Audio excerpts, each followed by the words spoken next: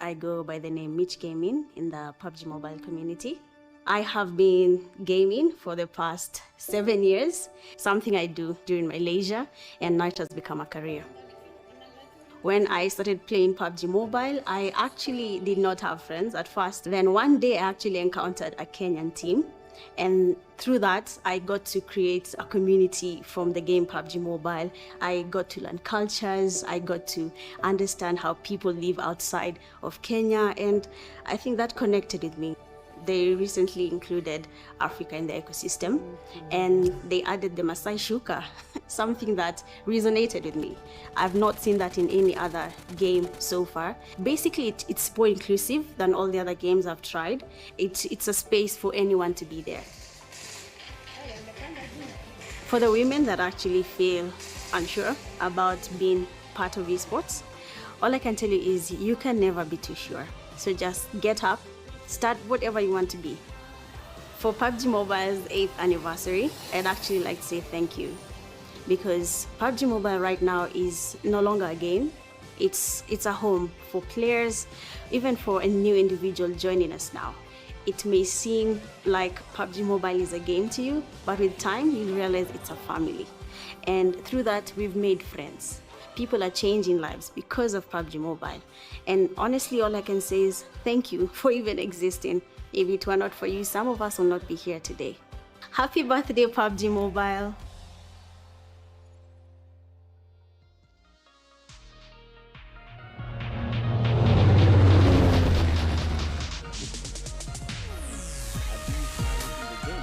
I don't know what happened to the DPX Ron, why he does not have any weapon. So we're going to keep an eye out for them. Right now, call me trade-off Immortal, getting on, charging a grenade onto his position. That's a beautiful launch, but he can't see around it. But Venom is going to go for that flush immediately, trades one off, and he will absent. GG's for Hakuna Matata. No worries. No. They have something to worry about. Vex and show everyone that they are the alpha. And a nade right now might prove to be the decisive step. Jelly Dex. Back to a 4-man. I think we did have one of the first half away there from Mateo with an open space there. Dynamo. Only one player, Hamito, from the CG3 that is surviving. And Vector Esports, they have to be careful. A 1v1 situation. The Raymond Tanda for the final player fighting against the Death Zones. Really able to snatch that big. And the Dodgers are pushing. Oh my word. They made the first strike. But the Death Zones, they are making play there for Death Zones, but they have to capitalize. They know it's not in their core. That goes the way as well. It's a 3 versus 2. Tezzy plays off the right-hand side, and a grenade is in space there. Switches immediately to the S12K. Tries to go for the 1v1. Another grenade and another angle. He switches through. 2 versus 1. William. He is trying to use the shotgun to his own advantage there, but the batsman can find a way through. Gets the first drop, and he does get the second. He already took down 2. Why aren't you there to prove to make that assist? And he goes for the 1v4. I wanted to get the Dean's position, and it just might be spotted, and he is trying to make the alpha base to get Hakuna Matata. They're trying to make the escape, and he gets the knock. Naruto, the nades are flying, barrage of nades. They're trying to set a base in the Hakuna Matata tree, but Espresso giving the goat something to drink about. Venom has to be careful, making a push at that. ADG is quite very. That might be a bye-bye for them. What? GG is loading. My goodness. Make sure that they keep their numbers even. They keep their numbers drop immediately. The moment he burns inside, he takes the first hit, and that is 1 second sparring. But take a look at that kiddo's actually pressing forward. He wants the alternative, and now that is what's very, very mesmerizing here. But Viper's already making a play for it. Another grenade launched just perfectly right on his UMP. This is too dangerous, too early, too expensive, and he will pay the price. He catch a little bit of an angle there. Naruto's grenade is good, and he does catch it. Trying to rise up the ranks at BPX on the other end. As you can see, they are quite hard for them to maintain this. They'll be a lot of teams. And as you can see, at the moment, the fight's already breaking loose. But Hawaii, all legends, they have 5 points, and they remember this. They are very, very angry. They want those points, and they want them right now. BPX off, but look at that clean strike from the B1. And speed, freezing up the 4-piece. And they go for the push, but Nemesis still striking the there, but Dynamo and Finisher and Mateo doing side. Finisher trying to go through and see that this is liking exactly this position that they're in right now. They're taking way too much damage, they're taking way too many hits. Turning Morgo as he goes back into the lobby. Oh my word, call me, it's Jamal, but the nades are flying. This is a one-man army. They get the goat, but they find the spot. Jamal has been double, and that is a clean strike with only one player remaining. A classic 1v1 Russian roulette. You have to be careful, Venom taking up a nade. IGL, you have to be careful that it will pay one. Get those eliminations on how they get the eliminations. 33k, he has the weapon. He needs to go. Corner there. Will they press forward now? Couple shots into the corner, but not this time around. I would think so as well, right? We have potential to get 4 players in. Grenade is launched into the corner. He takes the hit. That guy is not one to joke around with Jamal. S12k, but how did he not see the dose glitch? So if the CG3s make that push, draw those nades, they can be able to dominate against the Relentless. And the Relentless, they take the push, Rocky in the lobby. Equal ground of the numbers. It's not balanced enough, and you can see it immediately. They are losing out one after the other. Tried to do a little bit of a trade-off with Sato there, but it didn't work out the way he thought. He gets the angle. That happen. And the Flash Gods are in at the number 6, and these teams are walking straight to the Dark Nova, who does get a very, very good knock on Dina. So he's leading out. Dark Nova goes for the push, and oh my word, Job! And Dynamo will make that finish. The force aggressor into a very, very uncomfortable area. I'm really getting dropped. Chance to push in, and that is what we saw from the Alka base, and they made the push, and oh my word, a BPX Viper striking the Venom inside the 4PF side, and they don't believe. And what is that guy doing? All of the chaos he needs to put. Well, eyes are going to be on that one immediately as well. Take a look at that. To the number 6, otherwise he's going to be spelling a lot of trouble. And knock, who's there? Guess who? Alpha 15. Well, that is a way as he tries to get the dose glitch. He'll be going for the push, and this might be the end. He goes for the knock and glitching out, taken back to the lobby. Oh. And they are giving the dose to Sema. Sema says, and Sema almost. Indeed. And they are dominating every single part of this place. High-ridge areas. And once more, but I'm not even sure if these will work. But that is a good knock from the DPX, and Vaughn might be the only player remaining. And oh my word, oh my goodness, this might be a clutch for the IGL. Tomasito face to face with them are facing a very, very huge L. But the Relentless team deacons down, and they are facing defeat. If Relentless is not relentless enough, this might be the end. Hakuna Matata on the other end. This might be the moment of reckoning. And Hakuna Matata relentless. Oh! Shot explode. The time has come. Be the number 1 for Africa.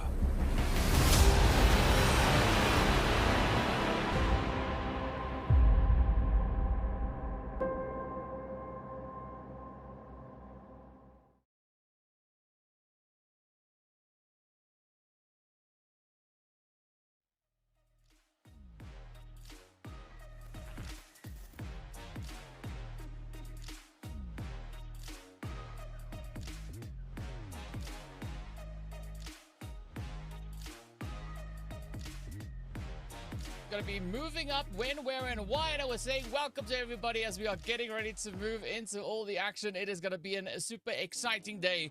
Of course, my name is DK. I am joined by none other than Mr. Priest. Priest, how are you doing today? I'm doing good. I'm doing great. It is showtime, and I'm super excited. Finals, you know, finals. We know how these finals are. The teams are going to show us something special, so I'm looking forward to seeing some special. Always looking forward to seeing something special. well, it is going to be quite a bit of that special coming through here as we have our group stage top teams making it up into this position here. The top 8 from either side are going to be getting themselves ready to step out onto the battlefield to see which teams will make it into the qualifying slots. As we know, only the top 4 from Kenya will make it up into that Africa Finals for the PMGO, right? That road to PMGO is going to start right here. So I'm expecting quite a bit of that sweatiness and a lot of action to come through. But of course, this is only day number 1, right? We have another day that is going to be coming in tomorrow. And of course, these teams are playing for share of the prize pool, playing for the honor of carrying the Kenyan name over into that Africa qualifier. So there's quite a bit on the line for these teams to show us what they've got. Now, I'm not going to ask you if there's any team that you are thinking that will be qualifying just yet, because we'll leave that for tomorrow. That's not a day 1 question, right? We'll make that a day 2 question. And fortunately for you, Priest, neither of us will be here tomorrow to ask that question, right? So we'll leave it up to Mitch and of course Youngblood to decide all of that, especially seeing that they're from the Kenya region, right? This is kind of their home turf. So excited to see how that is going to fare for them. But what are you in particularly looking forward to seeing here today? I want to see the teams that are going to perform under pressure. You know, the pressure, it really mounts today. It starts off today. The road to PMGO, realistically, it starts today. Those points will take you to PMGO. You're one step closer to another competition, to another prize pool, to another reward, and one step closer to the global stage. And again, it shows us how far these teams have come, DK. I mean, the qualifiers from the in-game, the top 32 teams from each region. You know, they've been battling it out all through, and now we're in the group stages, and now, you know, we saw the top 8 teams from each side bring us to the group finals. And now, you know, 6 games per day. Again, that is still another thing that some of these teams might not even be used to. Playing 6 games at a stretch, it is very, very tasking, and that is the pressure that the Pmnc will bring to you. And again, you know, let's not forget, it is all about the slots as well. South Africa, 4 teams have already stepped in to the PMGO. 3 teams now will be going through from Kenya this particular final, and then, you know, Nigeria 3 slots, and then the wild card, the wildest one, is going to be 5 slots for those teams. And then, you know, 1 slot for the champions of 2025 PMAC Team X-Force Rejects. I saw them lift the trophy in real time. It was an amazing experience for them, so that catapults them into PMGO. DK, the pressure is still going to be on them though.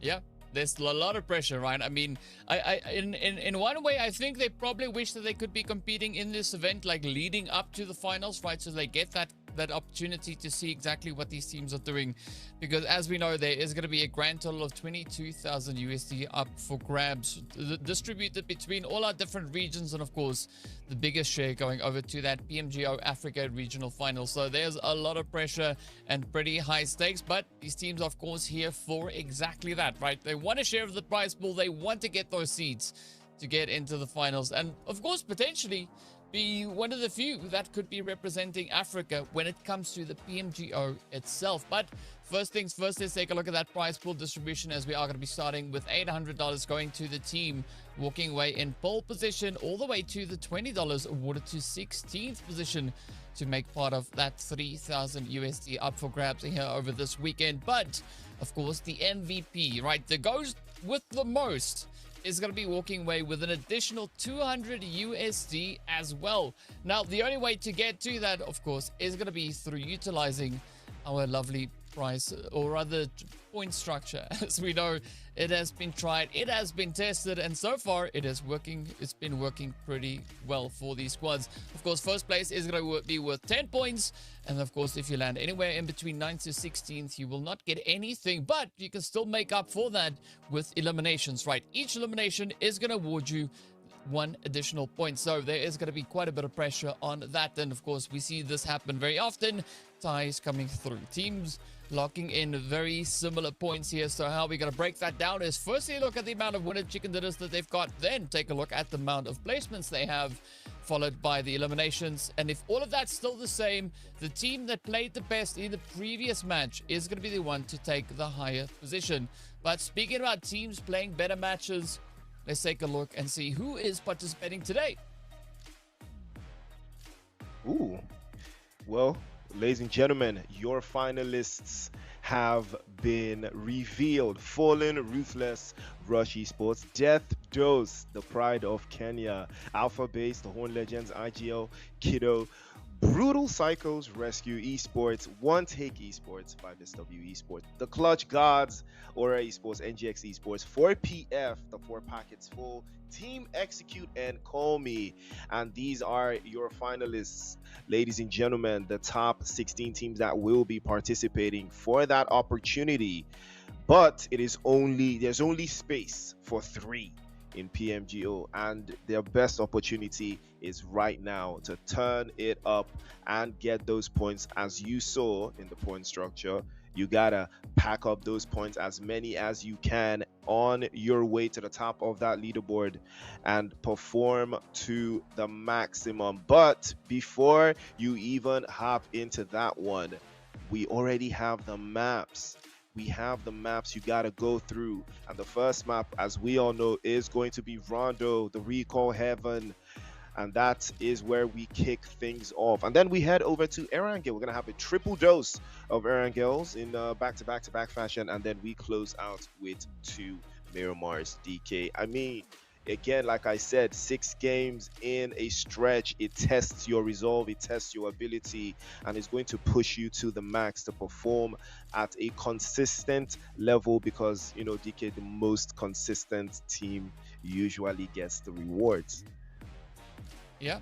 I mean, speaking about consistency, right, we've seen a lot of consistency coming through from each of those group stages. Of course, the one that's the freshest in my mind is from Group B for the Kenya side, right? That was, of course, Fallen, Ruthless, and Rush. They were the 2 super goats from that end, coming in with 108 as well as 90 points respectively, right? 2 and 3 winner chicken dinners. So I want to see how they're going to compare coming up against the side here of Group number A. How are these squads going to face off, and who's going to be the one to walk away with multiple winner chicken dinners? I wonder if that is going to be a thing that could be happening here. Of course, the stakes are pretty high. I surely kind of low-key hope that will be the thing. But of course, we are going to be starting off on Rondo, as you've mentioned, and I'm really looking forward to that, right? I'm curious to see how these teams are going to look to kind of go through that, right? Are they going to look to capitalize on a little bit of that recall to come through, keep those eliminations counts just stacking up? Of course, all will be revealed. If only there was a thing like a map feed that we could be looking at to see exactly where our teams are going to look to get themselves situated, where that zone is going to be going, what the flight path is going to be doing. Of course, we'll be hopping into the match very, very soon. But yeah, I think at this point it's difficult for us to make any concrete predictions as to what is going to be happening with that, right? Whether or not we're going to be seeing any one particular team dominating here. I think this is going to be a little bit of that litmus test for the teams to get a good assessment as to what to expect coming into today. But I think once Rondo's out of the way and we head over onto Erangel, Priest, I think that is where it's going to heat up. So I hope you've got your sunnies ready, right? The sunglasses will need to come on through, because it's just going to be some glaring pressure coming through from these teams. A whole lot of pressure, a whole lot of pressure.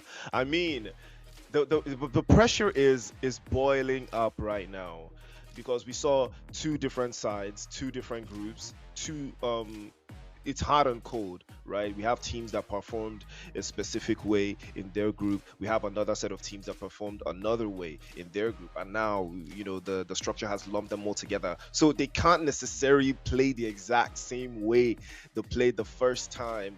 But that is what Rondo is for. It's the icebreaker. You know, we use it to get a little bit of a feel, like you said, it's a litmus test to get a little bit of a feel of what everybody's expecting to pull off. You know, the recall takes a little bit of pressure away. You can play a little bit quicker. You can take some more risks. You can be a little bit more daring, because you know that, you know, someone's hanging around the recall center to call you back if you take a little bit, if you move left instead of moving right and you get caught. Hey, you raise your hands in the air and you're like, oh, my bad, guys, just call me back, I'll make it right, you know. And that's just the beauty of starting off with Rondo. And again, another thing that Rondo does is, if you do exceptionally well, you have a really, really good shot of capitalizing on that start. You know, if you do like a 15 elimination chicken dinner, or even dropping a 20 bomb, because the rates of that happening is significantly higher in Rondo because of the recall. So I think some teams, they have to look out for that. They have to take that risk. And you know, like you always say, you got to risk it to get a biscuit, you know. Yeah, well, I mean, we'd be expecting to see that happen on a map like Rondo, right? But if you look at a team like Slime 4KT from yesterday, for instance, right? They didn't do that on Rondo, right? I believe they did that on Miramar, right? So it can happen on any map, so the teams can choose to go for violence at any point. And of course, we love to see that for them, right? We want to see the teams really pushing the envelope as far as they possibly can. So, well, speaking of which, though, I'm seeing that we have a few people in the chat as well. I'm curious as to what your thoughts are, right? Give us your predictions. You've now seen who are the 16 teams participating here today. Tell us, who do you think is going to be taking the victory on game number first, right? Who is going to be locking it in on Rondo? We'll keep our eyes on the chat to see what those predictions are as we are going to get closer and closer to hopping into it. I can hear the droning of engines off in the distance, and no, it's not the airplane right below us here. It is the one that is getting ready to take us up into Rondo. It is about to start. Kenya is about to show us what they can bring on through and who is going to be those teams to qualify and take the final slots to represent their region. I am super looking forward to this, but I want to see a little bit of a sweaty start here, if I'm honest, Priest. I want to see that double plane come through, and of course the teams being put to the absolute test. We'll find out in about 15 seconds exactly where that is going to go, so looking forward to that. Where would you like to see the zone to go?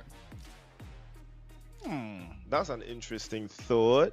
But I think I would like to see it cross play a little bit of the central positions. You know, I do love it when the zone just gives some teams a little bit more leeway than others. But if I were to pick somewhere, I would say maybe, just maybe, the test track, you know, a little bit of the factory, and you know, maybe Lin, you know. But unfortunately, I don't think I'm gonna be that lucky to you know, I don't usually get what I want, thanks to PUBG Mobile, because I've been looking for an M4 Glacier for like 5 years and I ain't got it right now, DK. I ain't got that. I've been spinning, DK, for 5 years. I ain't got nothing. Oh, well, I mean, if I had any influence, Priest, I would go and say, you know what, Priest, after trying so hard for so long, maybe keep spinning. No, I'm joking. I would then, you know, let you have it. But unfortunately, neither of us really have much of a say in that matter. What we do have a say in, though, is, well, what's cooking right here. A very interesting start to the matches. I mean, call me going for a nice setup there over towards the Tin Long Gardens. We've got Jaden City receiving a little bit of love there from the side of Aura. I'm curious whether or not they're going to be farming today, right? A little bit of Aura farming from Aura. That'd be epic. Let's see how that one is going to unfold. But in the meantime, it is going to be Neox Factory, our hot dropper. We have like half the lobby all dropping hot on each other here. Action is already on the way. Not a surprise, not a surprise. And I did mention this, you know, the factory, it is a hot spot. Everybody knows that the action is gonna kick off in this area. I mean, I can't even count the number of teams in here, DK. I can see Comey, I can see the Clutch Gods, I can see the guys from I believe One Take Esports as well, even Brutal Psychos, even Fallen Ruthless, DK. It is absolute madness. Even Death Dose are taking hits. Everybody's up for grabs at this stage, and this is what we talked about. This is what we wanted. We wanted everybody to put their best foot forward. 3 eliminations already for Calmy, for Pro Box as well. Potential for him to even get a 4-piece is even there. And Brutal Psychos have also secured 2 eliminations for themselves as well. I mean, DK, it's pandemonium out here. Take a look at the feed. It is so many teams. It's crazy, but that's what I love to see, right? These teams now just bringing in as much insanity as they can find here. And, I mean, looking at that map, right? Everybody is pretty much either centered up in the hot drop, or they've got a little bit of a split up towards the northern side. But unfortunately, as we've now just learned, we are going to be heading right back to the plane, right? because I think somebody hopped onto the plane and they weren't wearing their seatbelt. Now that's very important, right? Safety rules are there for a reason. You have to make sure you hear the click. If you don't hear the click, you're not buckled in. So now we're going to rerun through that drill, of course. Now a good start to get into the action, right? You asked for a centralized zone. That's exactly what we got, but I don't know if we are going to have that repeated once we hop into the match again. So, yep, it's unfortunate that we have it kind of cut short, but you know what, Priest, it has to happen at some point. Unfortunate. It's unfortunate. I mean, with the way things were looking, DK, you could see what was going to happen there, right? You could feel, I could feel it.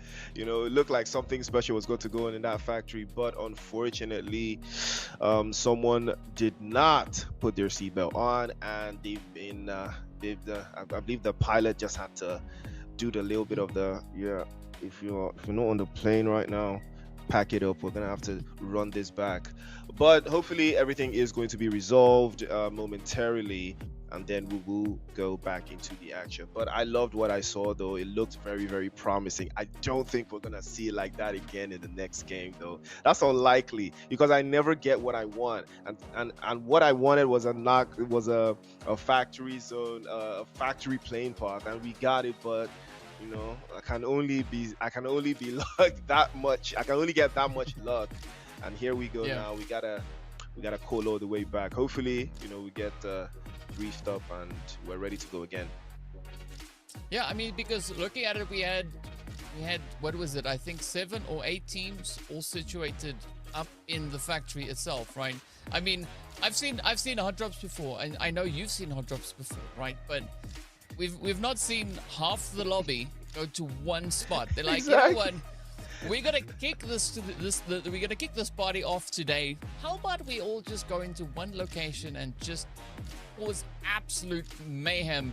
And that is exactly what we saw happening there. But we'll find out soon whether or not we'll have a potential repeat on that. I mean, of course, I'm expecting New York's factory to be hot again. I'm expecting a little bit of action to head over towards test track and potentially even the side of stadium, because that's exactly where we saw teams getting themselves situated.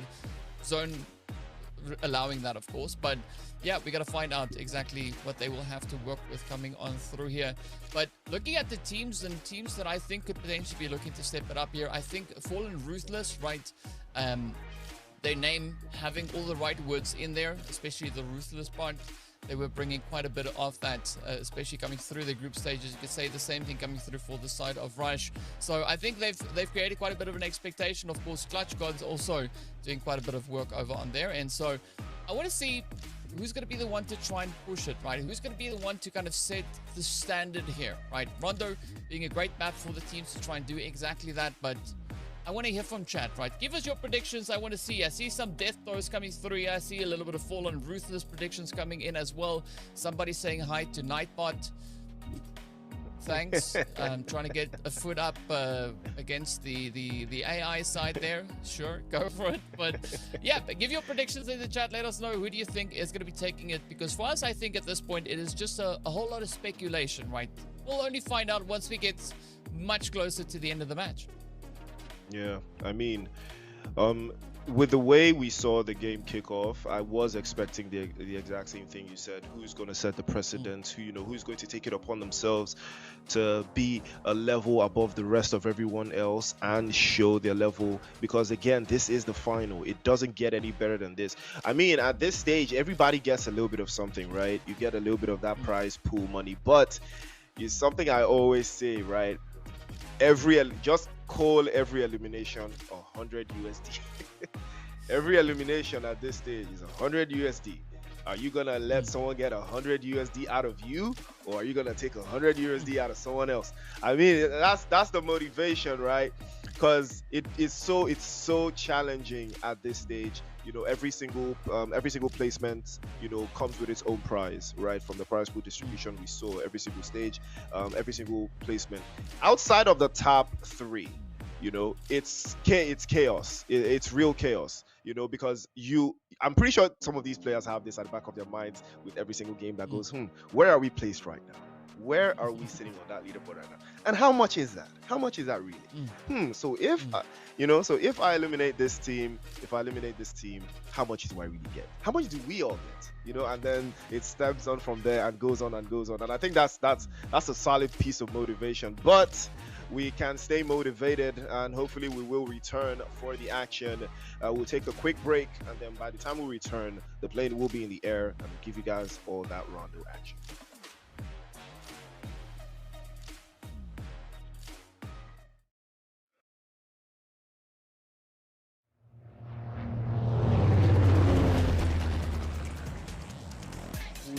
At these early in the game. I don't know what happened to the BPX drone, why he does not have any weapon.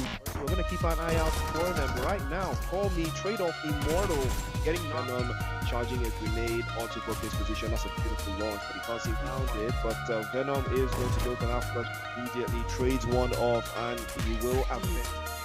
GG's for Hakuna Matata. No worries. No. They have something to worry about Vector and show everyone that they are the alpha.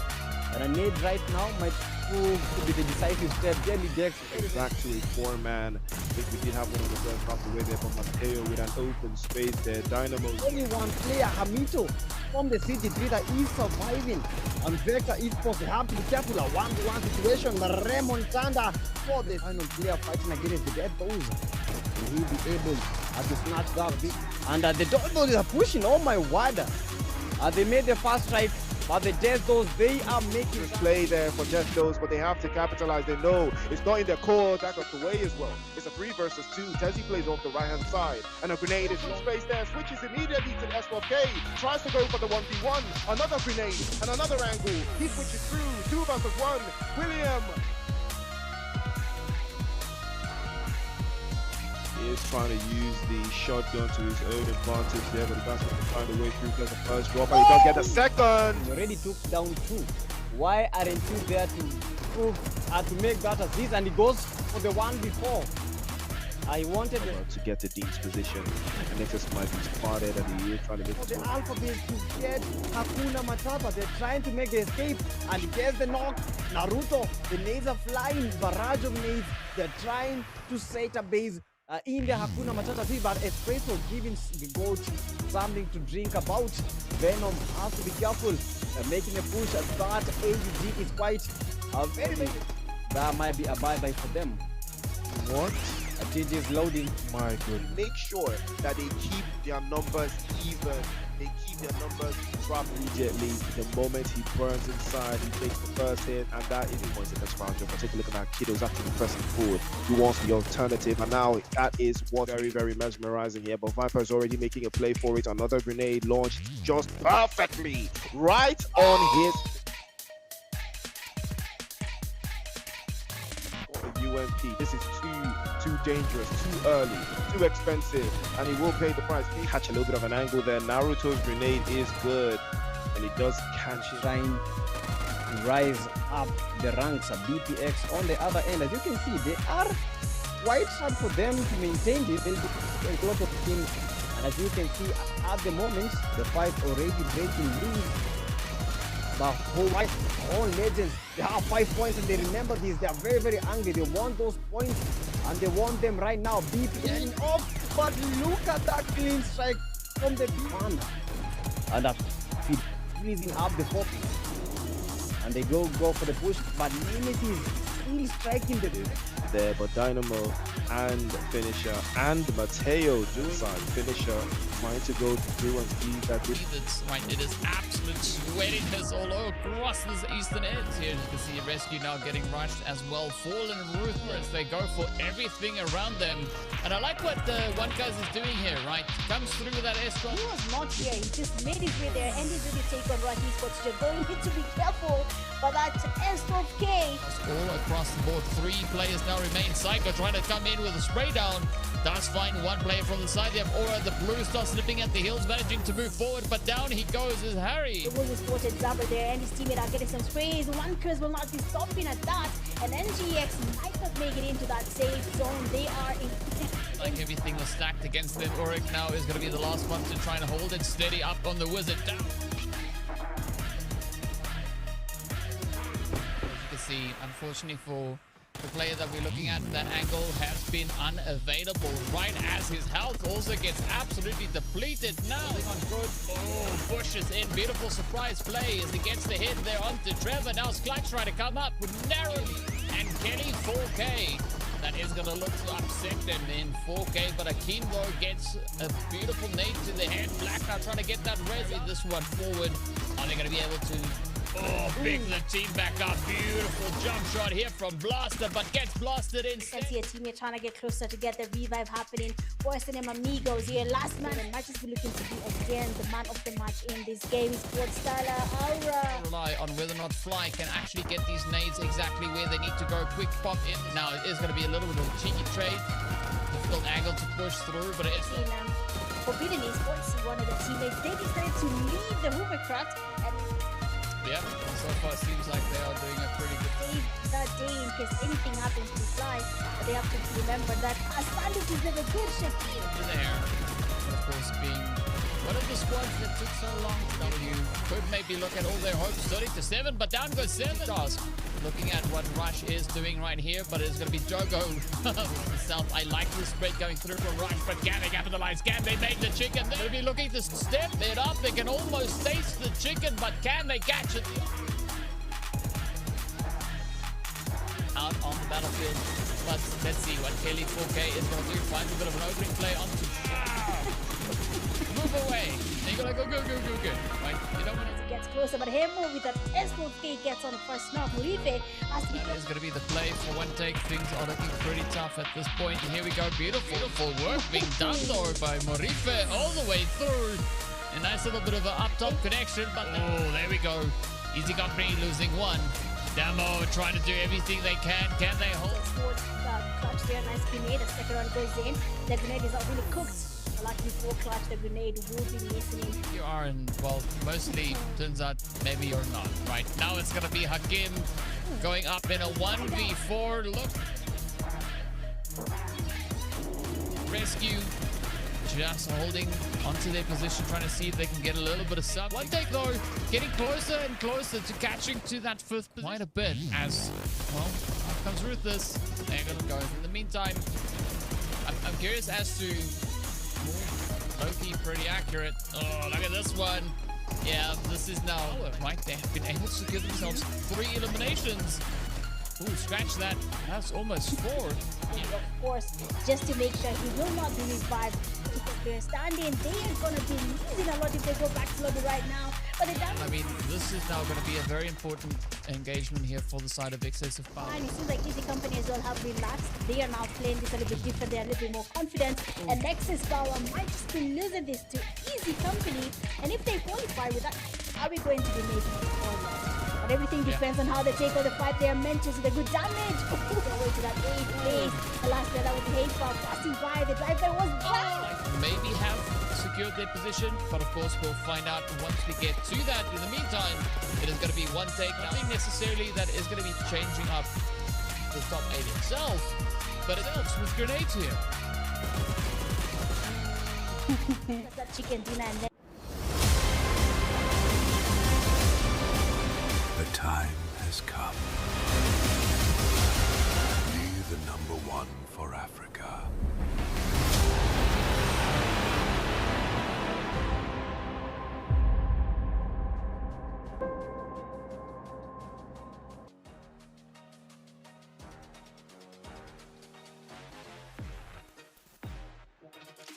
Here we go for take 2, as we've now ensured that all the seatbelts are properly buckled. I listened to all the clicks. I'm pretty sure that it's all there. All the trades have, of course, been returned to their upright positions. So everything is pretty much ready for takeoff, right? All we got to do is see these teams make their way on through and get into the actions. No more delays, and this is going to be pretty exciting. Of course, the plane is getting ready to take off, as we will see exactly where that is going just right about now.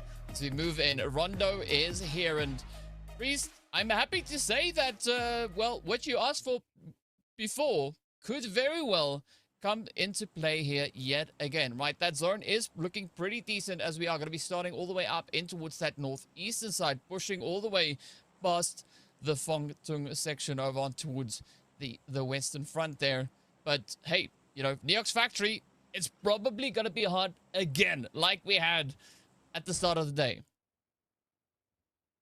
Well, we're going to see for ourselves if that will be the case. I mean, we were blessed to see something absolutely special in that first take. Are we going to see the exact same thing again? That is what I'm looking out for, because all of the teams were looking very confident in the way they did manage to hold on and take those engagements earlier off. But I think we're starting to see a little bit more of the same again. And I think I see the guys from Call Me Rescue Esports. One of the guys from Call Me, I'm not sure what he's doing. Is he going? Okay, I think he's going to the recall. I think he's going to the recall. Okay, that's what he's probably doing. Heading over to Functune. I mean, DK, you love to see it, right? Have 3 players go into the factory, pick up whatever you can, and have one of your guys, you know, just hanging around the recall center. I mean, you love to see it, don't you? I mean, this is crazy, right? Because essentially we've got 16 solos scattered throughout the map, right?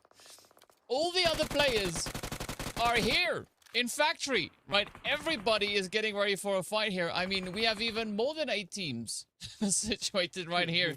Good luck counting all those different shades of colors that we have here, but it is absolute insanity. I mean, Priest, I have watched a lot of PUBG games. I have never in my whole entire career seen this, right?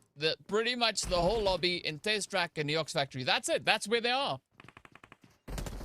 And it's pretty clear what the objective here is. The worst thing that could happen to you right now is that player that you have at the recall, someone just catches him off there. Looks like Glixie gets an angle and he trades one off, gets a first elimination for the guys from Death Dose. And they're looking very confident. Glitch did get knocked away, but I think he will be getting picked up. And again, like I said, the worst thing that could possibly happen to you is the player that you send on to get that recall is going to be discovered, you know, and loses his 1v1. And now you gotta think, oh, okay, guys, we gotta send someone else to another recall because I'm not sure what's going on. Aggressor is already getting pushed here by Death Dose. Glixie probably has a grenade in hand. Gonna launch it just in the right corner there, but unfortunately doesn't get the job done. He will swap through, tries to get. Oh my word! Well. Aggressor is really aggressor, DK. Yes, sir. I mean, to stay true to the name, right? Keeping that pressure pretty high. But, I mean, I think to go on with what you were saying is like pushing onto that solo, that could actually be a tactic, right? Go out solo hunting. And then, you know, whatever happens in factory, right? That is going to be so upsetting for the teams right there. I mean, a little bit of a toxic approach, right? Maybe a lot of a toxic approach, but hey, you know, if it gets you eliminations, it definitely does help you do exactly that. So let's see what is going to come through on the front line here. We did see a little bit of rush trying to poke and prod at everybody that they can see here. I mean, so many angles to take, but at the same time, so many angles to be super cautious of, right? You can't just rush out there and, you know, do what it is that you want to do. You have to play with a little bit more of finesse, right? You have to be very tactful as to how you approach this. And for the time being, it is going to be IGL Kiddo here now facing off against the side here of Rescue. Either side trying to get those eliminations over towards them. But I like what Rescue has here, right? They've got the 3 players versus the 2. But now they got to watch out as Shaki is going to come forward here. Sends out the nade, looks to get the elim, looks for the point, finds the first. So that is Zaki now out of the way as Shaki comes through very hard on the heels. But can Kiddo survive this push? Up comes the rush. Oh, gets the first hit. That is going to be no life down. 1 more to go. Jamal just waiting to get those reses in as well. So there could still be a little bit of continuance for the IGL Kiddo side. But so far, Kiddo doing a really good job just cleaning it up and taking care of business. Taking care of business indeed. Kiddo the businessman. Jogo. This was someone we saw do an absolute madness in the group stages. So the guys from Rush Esports, they heavily rely on him. He is their front man for that matter. We're starting to see why he is, because he's putting the pressure on. But again, this factory, there's still a lot of bodies in here, DK. Still a lot of teams to be dealt with. And I think Shakid has a little bit of a sideline there on Saint. One Take Esports could be in a little bit of a bind here if they can't find a way through it. And Shakid gets caught up by Urek. One Take Esports turning it around, and we saw that exchange there. But the guys from Rush Esports, they're trying to break into this little defensive hole that Kido has here. But I think they know he's here. They're trying to deal with him, trying to use the utilities and pack him up. But I think he loves the fact that he's riding around in that little compound or that little house. But do they want to commit? Do they want to take the 1v1s? You got to be wary of these solo players, because if the moment the bullet hits you, it's going to flash before your eyes, and it takes it. Oh, well, Molotov cocktail perfectly launched, and that will be bye-bye to him. And who else other than Jogo to get the final hit? Rush Esports capitalize on that position yet again. And now the guys from Fallen Ruthless, they are trying to take this entire place for themselves. You've got Probox still from Call Me Esports chilling, and Kido instantly the recall. You gotta love it, DK. The recall is so consistent. He's already back in the plane, ready to go for his own second take. We already had a first take. Yeah, well, there we go. The full team now back in swing. But, of course, we do see one team that is going to be holding on with just a solo. That, of course, being the players there from CM, right? I believe that is Call Me. So things looking pretty tough for them, as Probox is going to be the only one holding on for the squad. Not quite sure what happened there and where those reses went, but you know what? It is what it is. So we'll find out how this pans out. Now, One Take Esports are going to be holding up still within the warehouse here. They do, of course, still have that full entire squad up. But are we going to see that send coming through, or are they going to opt for a slightly different approach moving through the game? Team Execute, though, also one of those strong performers coming through from their group section, finding a bit of an angle. We do see Call Me being our first squad down and out 16th place with nothing to show for it. A very rough start for them. But now the remaining 15 teams can look forward to a little bit more of this gameplay, right? I mean, Neox Factory has quieted down quite a bit, as we did see the teams get those revives coming through, of course, now moving into their next rotation. But what is Rush going to do? They are still quite active up in Neox Factory. And of course, Clutch God, right? They have one of their solos in here. Up comes the rest of the team, rotating up over towards Stadium. Ooh, going from one hot drop to a potential next setup. And it looks like Fallen Ruthless have a plan of their own. They might be wanting to execute something special here, but doesn't look like Jogo has any time for that one. Immediately sends the M4 to Rusciano, and another one takes a hit. It's one his turn this time, and he will be saying goodbye to the rest of his teammates, as he will be sent back into the lobby. Hopefully he does get recalled, though. But we saw Call Me get knocked away with no recalls. I'm quite surprised to see something like that happen. I don't think that happens a lot, right? I think everyone knows the strategy. Hang around the recalls and see if you can get a couple things rolling. Because in the first take, we saw Probox. He already had 3 eliminations. So I'm pretty sure this one will probably sting a little bit more, seeing as they did start off better in the first game. Unfortunately, we had to recall everyone, but I'm pretty sure that one is going to sting. I mean, DK, if it was you, it would sting, right? You started really nicely in the first game. Everybody gets recalled, and unfortunately, those points you potentially gathered, nothing untoward for you. And again, we still see some of those teams that do love to play a little bit slow. You can see the guys from IGL Death Joes deep in the south. Not inside of the zone just yet. Central zone, though, just smack dab in the center of the entire map. I mean, DK, if it was you, will you be in the center by now, or will you still be, just gathering intel by the edges of the circle? Most likely probably go for center zone, right? I mean, I say that, but realistically, I'd probably be looting. I always loot, right?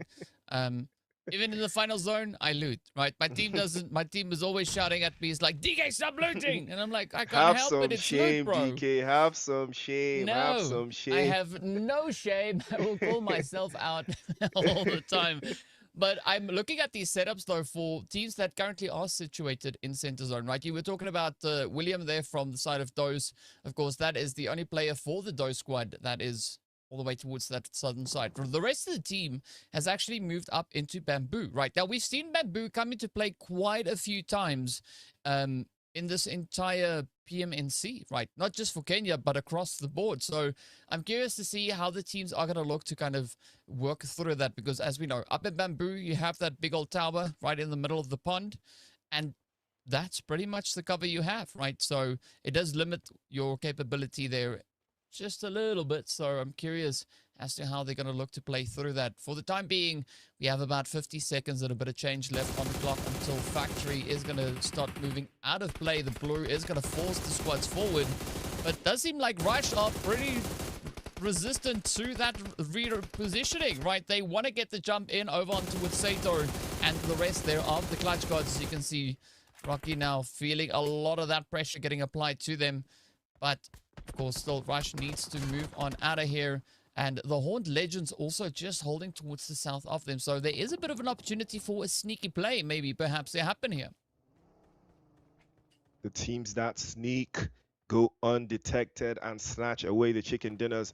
And now Rondo, is that going to be the case? Rush Esports, though, one of my favorite teams. I mean, I wouldn't say they're my favorite team, right? I would say Jogo is one of my favorite players, because the team, and I do love to watch teams that play around their strongest player. You know, Rush is one of those teams. And again, they do also play in transition, but I don't know why they're still in the blue zone at this stage, but you got to respect it. They're looking for the elimination. Horned Legends, though, this is a team that's very capable of holding the 4v4s. They're very solid, and you can already see Rush, they want to wrap this up. They cannot burn any more utilities on this. They need to make sure that this is done to sweet. Aggressor already, you know, he's already firing up, seeing as he did manage 1v2 earlier on, and now he's trying to make something happen special. Jogo gets caught off guard. They have no idea that Ethan was lurking in the background, and like I said, Horned Legends, they love these. They love the 4v4s. They know how to defend positions. They know how to, you know, hold off transition teams, and here they come. Clutch is playing off into the corner. They're trying to send a couple shots in. S12K, can he survive? No, he cannot, as he's going to get dropped away, but Ethan's turn is going to come up on the map, and he immediately goes for the clutch, and Tingleton trying to play off into that corner as well. Another shot from Clutch. Clutch player, 2 for 2 special, DK. He sends them packing. Yep, no surprise to see Clutch bring that in. Of course, we did see what Clutch did all the way back in group stages, so good to see that that wasn't just a one-time thing. In the meantime, we are looking at the players here from Rescue also pushing over into Bamboo, choosing violence as they move up and try to reclaim a little bit of territory here. But now what can they do, as they still have quite a bit of a long way to go. Quite a few teams actually surrounding them, but they are looking right into Bamboo itself. Right, there's that tower that I was talking about. And I think the troubling part about that tower is you don't really have a lot of maneuverability in there, right? Like, you've got that big central part that is kind of open in the middle. But right here, we do see Sema. You're going to have this narrow corridor to try and navigate through. Of course, the zone is going to look to apply even more pressure as we have the squads continuing to roll up here. But it does seem like we're going for a bit of a different approach, right? A lot of that edge play now coming into swing as well. Exactly, the edge of the circle, the big choices, the right. Well, we're going to find out if those are the right choices. As you can see, Wushan is sending a couple shots to, I believe, one of the vehicles for Death Dose. Again, would we refer to this as toxic, DK? Shooting up a vehicle, making sure your opponent can't move around when the next zone comes around. I mean, you know, is that really nice? Is that sportsmanship, DK? Do we love to see those? But I mean, Brutal Psychos, on the other hand, looking very confident. 4 eliminations to the good so far. But then again, inside of this same match, we've got a team that has 9. And let's not forget, Horned Legends have recalled everyone. They have recalled everyone back to base. So they are back to full strength and ready to go yet again. And that, DK, is why we love Rondo. It just gives you that little bit of something extra. And it looks like Brutal Cycles could be in a little bit of a bind here as well. But they're holding on quite nicely. They did manage to deal with, I believe that is, what team is that that's pulling up so confidently? Is that One Take Esports, or is that the Clutch Gods? Because I'm not too certain who's trying to get, is that IGL? I think it's IGL that are pulling up into that from that hillside position. They are trying to make something happen. But again, DK, do you think it's always wise? 30 seconds on the clock. Do you want to be fighting a team from inside the blue zone, though? No, you definitely don't want to, right? Because in addition to the damage coming through from the blue, the team also is going to be just hacking away at your health bar as well. So ideally, you'd be outside of the blue, firing towards the team inside of the right? That could be an interesting approach to take, but sometimes that is kind of just what they have to work with. Speaking about what they have to work with here, it is going to be Goat Naruto. Now, getting those flames, just looking to engulf him, the utility getting really, really close. And so far, things are looking pretty dang exciting here as Team Execute are going to be looking to lock down this compound. You see Gon, well, being gone, right? Alpha not going to look to waste too many players here as Naruto is going to get closed on up. So for Execute, this is looking pretty decent. 4 eliminations up already, and now they can look to try and take control of the edge of that zone. But in the meantime, you can see the rotation still continuing to come on through. Fallen Ruthless also yet to kick it up into high gear. Rush now for getting a few swings into Execute as well. Oh, NGX finding themselves in a bit of a tricky situation. Down to a solo. Also still having quite a bit of rotation to do. But I think if they head down towards that southern side, it actually wouldn't be the worst decision for them. Absolutely not. It would not be the worst decision in the world. I mean, if they can find a way around and wrap that position up for themselves, I think it could lead to something special for them going forward. But now Brutal Psychos, they have added an extra elimination as we saw earlier. They did have 4, but now they have 5. And it looks like they might be wanting a little bit more. NGX, as they will be getting rained upon there by Viper as they are trying to make their own rotation. They do find a little bit of a space inside the box for themselves. One car's unfortunately getting caught out in the open, and no life will take his life. Sends him back into the lobby. Rescue Esports, again, looking very confident here. They're adding more numbers, more eliminations across the board. Playzone is, you know, like you said, Bamboo, is going to be very interesting to see who maneuvers where and who makes the right calls. And Death Joes have been chilling in the center of this little,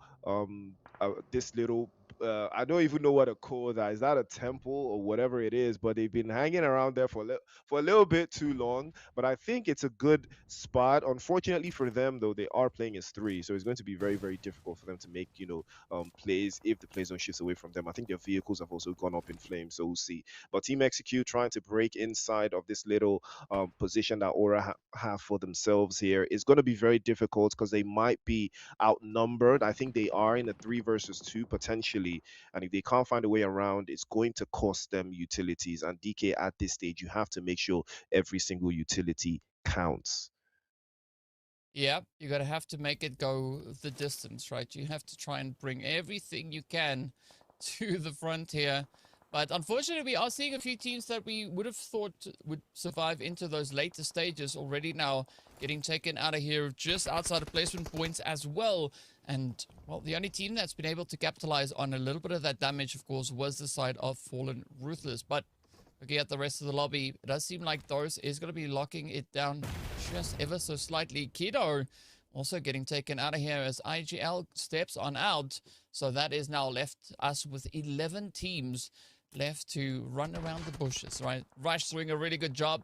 9 eliminations already up, but you got to give credit over to the side there of the Brutal Psychos, right? 8 eliminations, and they have a full squad, and the same can be said for Rescue. So I'm going to be looking at those 2 teams to see, can they dominate this lobby at least at the start of the day? So far, that is exactly what they're doing, as they're not going to be stopping anytime soon.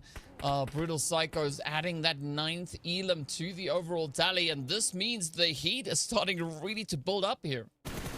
Absolutely. It's looking very, very, very, very hot for some of those teams that are trying to make their way into the play zone. They know for a fact that all eyes will be on them the moment they try to make that advance. And you can see the guys from 5SW, somehow, some way, they are playing as a duo, and they are already outnumbered. Very unfortunately low-key, and hopefully this might be the only game this happens to them, and they will be at full strength in the next one. But as it stands right now, they are trying to hold on, and here comes the Brutal Psychos. They want a little bit more action, and somehow Team Executes will be executed, and they will be sent back into the lobby in 11th place, followed by NGX Esports in one fell swoop. We've lost 2 teams, and that is how the pressure is mounting. We're losing one, we're losing the other, and the guys from Rescue Esports also just a little bit outside of the zone there. They might decide to make a little bit of a rotation from the northern side. Federal peeks out as well. He does get knocked away. Probably going to have to try to deal with the guys from Aura, and they are dealing with them toot sweet, but Harry almost getting dropped away there.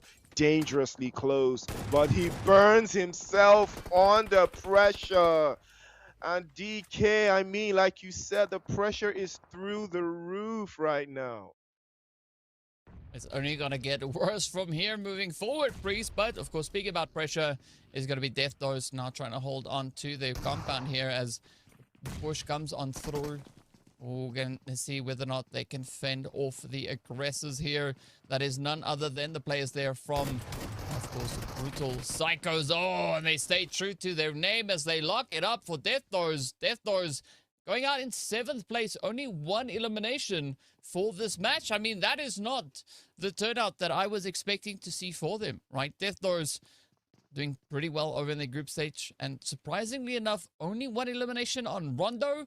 Not quite sure what their angle was or, you know, what they were trying to accomplish, but for now, it is what it is. So we'll see them back in the next match. The final 6 teams now left to show us what they can bring on through. Of course, the Horned Legends, aka the GOAT, right? Dynamo just holding it down here, looking for a little bit of a position. Nice southern angle that they've got, waiting for that zone pop to come on through. It is going to require them to just move a little bit further forward, but this opens up that play now for One Take, right? One Take has that lineup positioning over on towards that southwestern side to really just capitalize on the openness we see here in Bamboo. And there's a big chance, there's a very big chance for One Take to turn this around. They have a very good position, but it looks like they have been discovered instead by Viper. And he will be flinging some venom-riddled bullets in their direction. There could be a little bit of trouble for them. But fortunately for them, they do have a lot of angles to play around with. It's going to be very, very difficult for them, though. It's going to cost a lot of utilities to make something like that happen. Rescue Esports still playing it slow and steady, racking up positions, trying to play a little bit of an advantage and gather hillside momentum. That is what you want at this stage. You want geographical advantage over your opposition. That is the only way that you know for a fact you will have a little bit of leeway to play any way you want without suffering too many repercussions. Brutal Cycles understand this. That is why they went over to Death Dose and eliminated them, knowing that that position would be ideal. They're low key. High key discovered theirs and back it straight into the lobby. And the guys from Rescue Esports, they're balling right now. DK 12 eliminations, and it's not even lunchtime. Well, love to see that for them. They are definitely looking to cook up a storm, right? Prepping a big old dinner to come in here. But let's see what is going to be happening as we do have even more of those recalls now. Rather the emergency flares getting called into the action. A lot of Doritos dropping all over the place. I like the setup coming through for the side of Rescue, right? A good, nice, dominant position up towards the north. But the big question here is going to be whether or not they can assert any dominance, right? Can they hold on? Can they claim the territory for themselves? Because you can be sure of it that the Brutal Psychos are going to look to contest them as best they can. Both squads, of course, sitting with 4 players either side. One Touch also still holding on to all 4. So it is going to be a 12th player showdown. Speaking about 12, though, Rescue are currently sat on 12 eliminations, but the Psychos have 15 elims, and they have the probability leading quite in their favor here. I think it's all going to rely on what stage number 7 is going to hold for our squads. But I like the Psycho setup, utilizing those rocks, just looking to maybe even toy with the side here of Rescue Esports.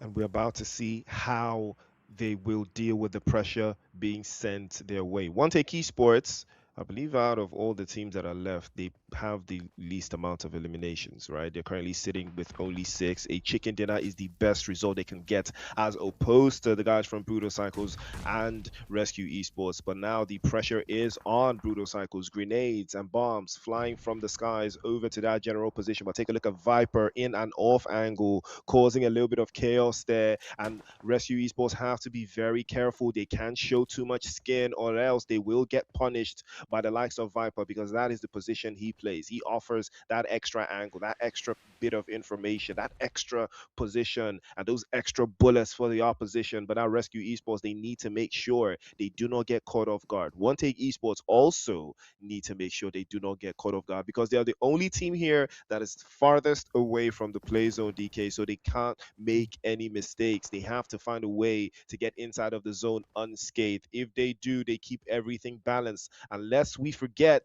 no one has numbers advantage right now. There's 4 players across the board for each team. But the only thing now is the play zone. Who comes out on top? Who makes the right choice, DK? Yep. That's going to be the question we'll look to have answered here. But looking at the positioning, though, that we have for our 3 teams, it is going to be quite challenging for One Take to get themselves situated into this next zone, right? You can see already the Brutal Psychos are looking to get themselves set up. They are still just hugging this rock, looking to make the most out of it. And, I mean, Rescue, even though the angle is a little bit more exposed up towards the northern side, it also gives them a great angle over on towards One Take. So, if you were One Take here, best of luck, because you are going to have a very tough time moving forward here. But that is exactly what they're opting for now, heading in the vehicles, trying to cause a little bit of that chaos. Ooh, but it is going to be Skoda that is going to be picked up first. Ulrich right there alongside him. And this is exactly what I've said now, coming into full swing, right? One Take, discovering just how challenging this push into the zone is here. Down to a 2-0 they are, but RC, DP, they are just locking it in. So much so that they're starting to go at each other. The Brutal Psycho's trying to defend, but it is going to be a Rescue now, just looking to find the angles. A little bit of a cheeky positioning coming through as they also find 2 players. So it is looking quite promising now for Rescue.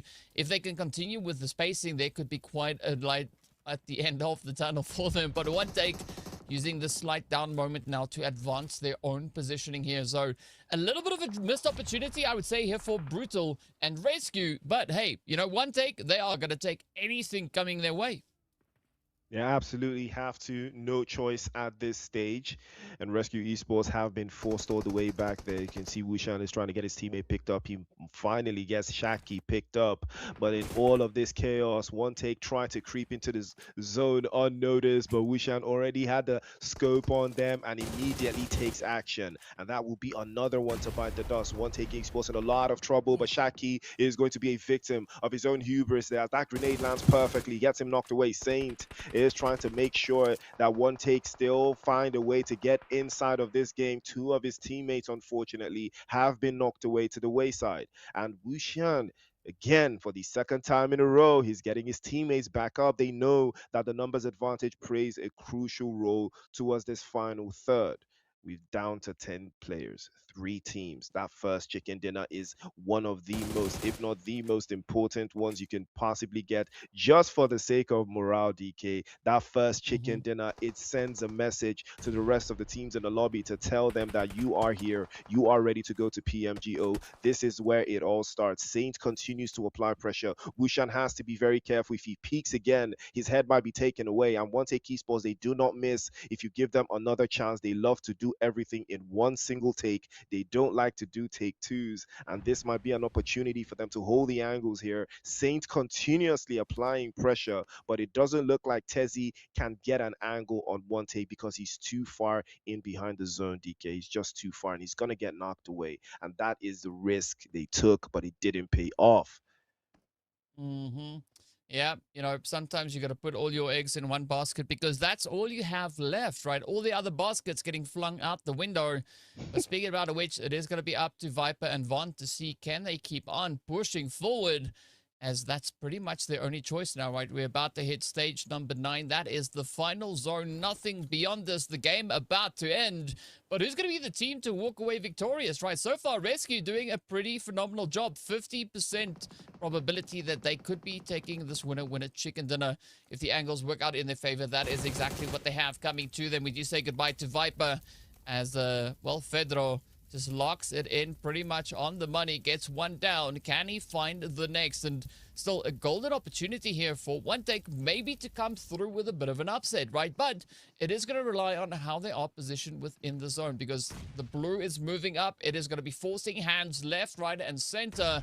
And now Von holding on to the high ground, going to try and play a serious game of hide and seek, but you can only hide so long from the big bad blue.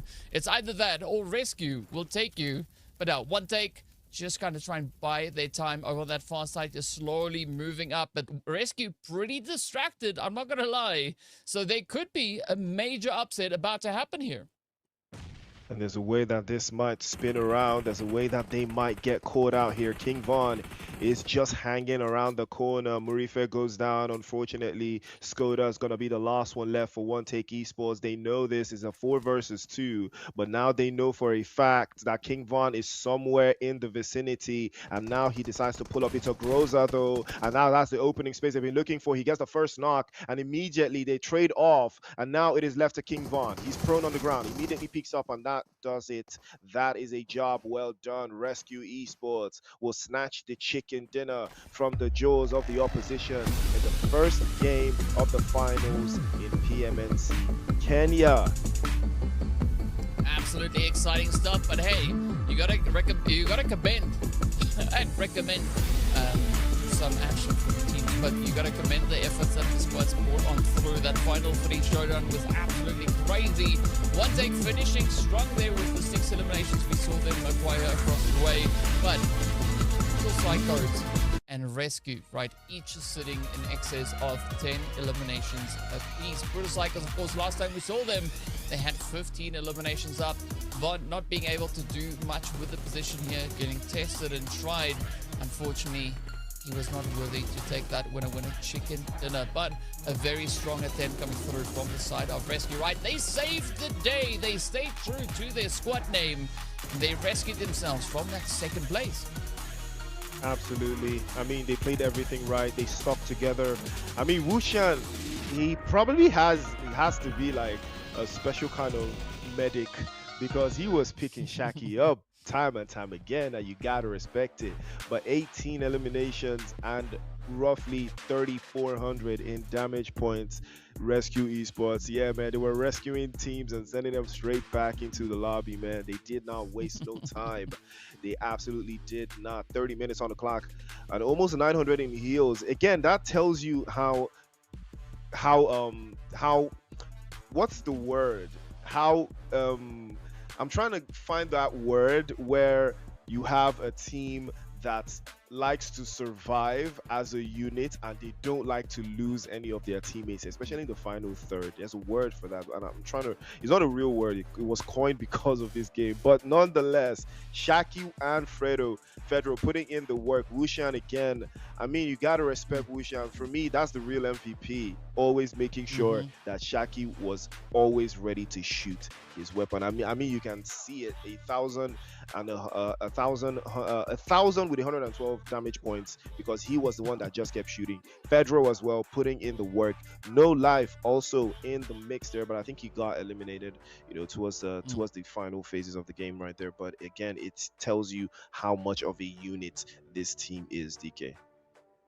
Yeah, absolutely phenomenal plays on their end. And of course, in total, we did see 83 eliminations. Now, that is quite a steep number, taking into consideration that there's only a grand total of, well, 60 eliminations available throughout the game, right? So 23 respawns has happened here, and all those players have been brought to their knees. As you can see, 85 knocks coming in as well. So a pretty hefty hand getting dealt. But one thing that I'm noticing is that the headshots are not as high as we've seen on prior Rondo maps. So an interesting change in the dynamic over there. But speaking about dynamic, we have our dynamic players right over here, with Terry coming through with the highest elimination count, or Tezi rather, picking up 9 eliminations, 3 of which came at the hand of Grenade. So a really good play on that front.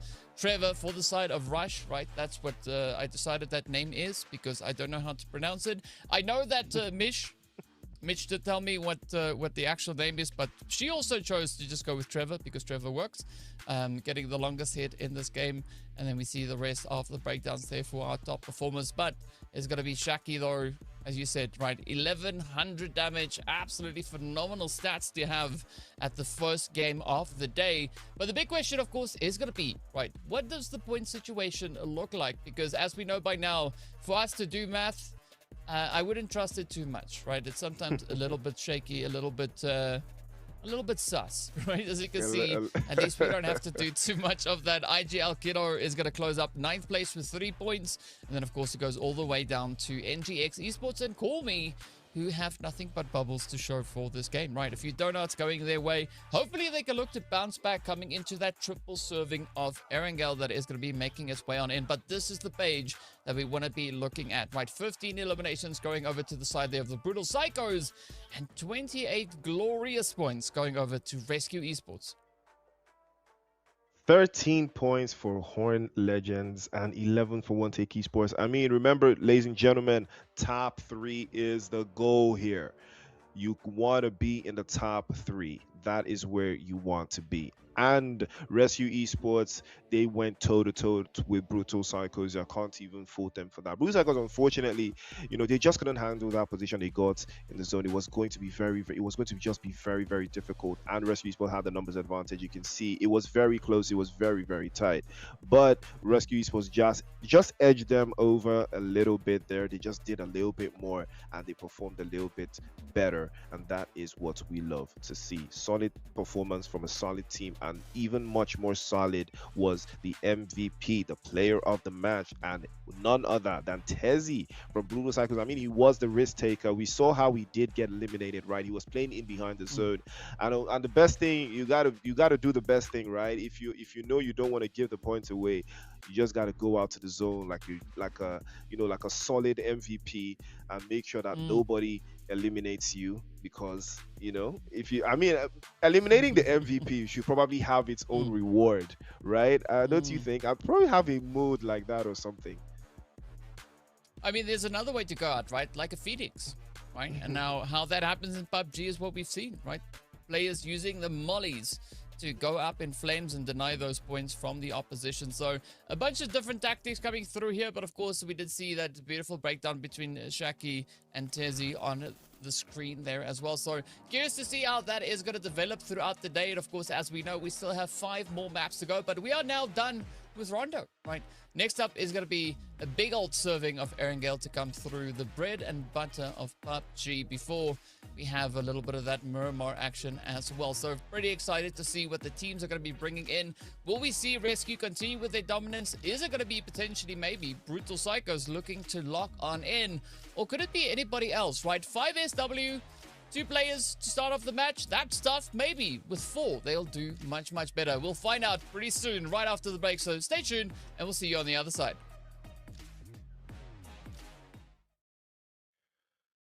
Woo!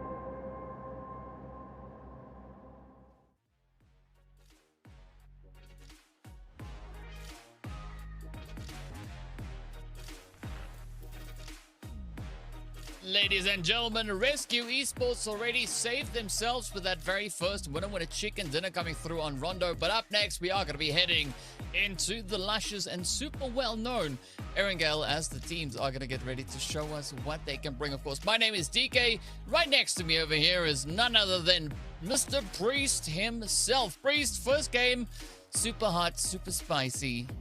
What do we pray is going to be happening in game number next, right? What will game 2 have for us?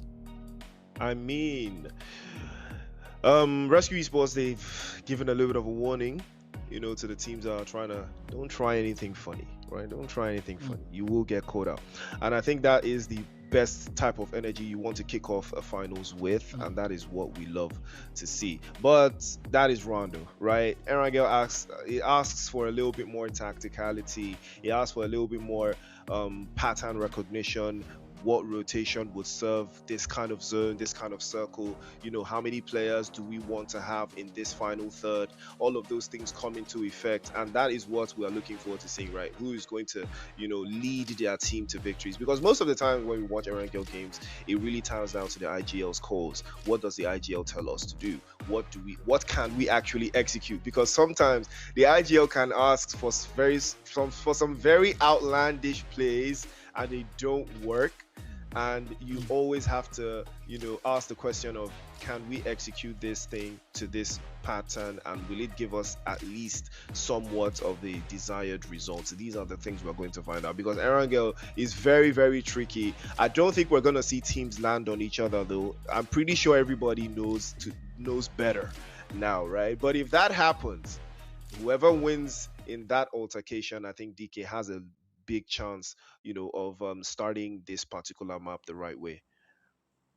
Yeah, it's essentially the equivalent of dropping in Neox Factory back on Rondo, right? So let's see what is going to be happening right here. No recalls. Whatever you do now, that is it. If you don't make it, unfortunately, it's the end of the road, at least for this game. So let's see where the zone is going to be taking us. The flight path is going to be leaning a little bit more towards the western side, and I'm curious as to how the teams are going to look to get themselves situated here, because already right out of the gate, right off the jump, we can see one take going for that Sosnovka setup here. We do have a little bit of remorse coming through from the side of Call Me. The rest of the lobby now just looking to kind of get themselves all distributed across the way. I'm hoping for, as you've said, right, the teams knowing better, not going for hard drops. So far, it seems like that could maybe be what we have to deal with here. We're going to see if that will be on the docket, right? Monte Esports, you can see them in the military base, uncontested, having the time of their lives. Nobody's bothering them. They're not bothering anybody. The plane path just cuts right through the middle there. Ferry Pier all the way down to Severny.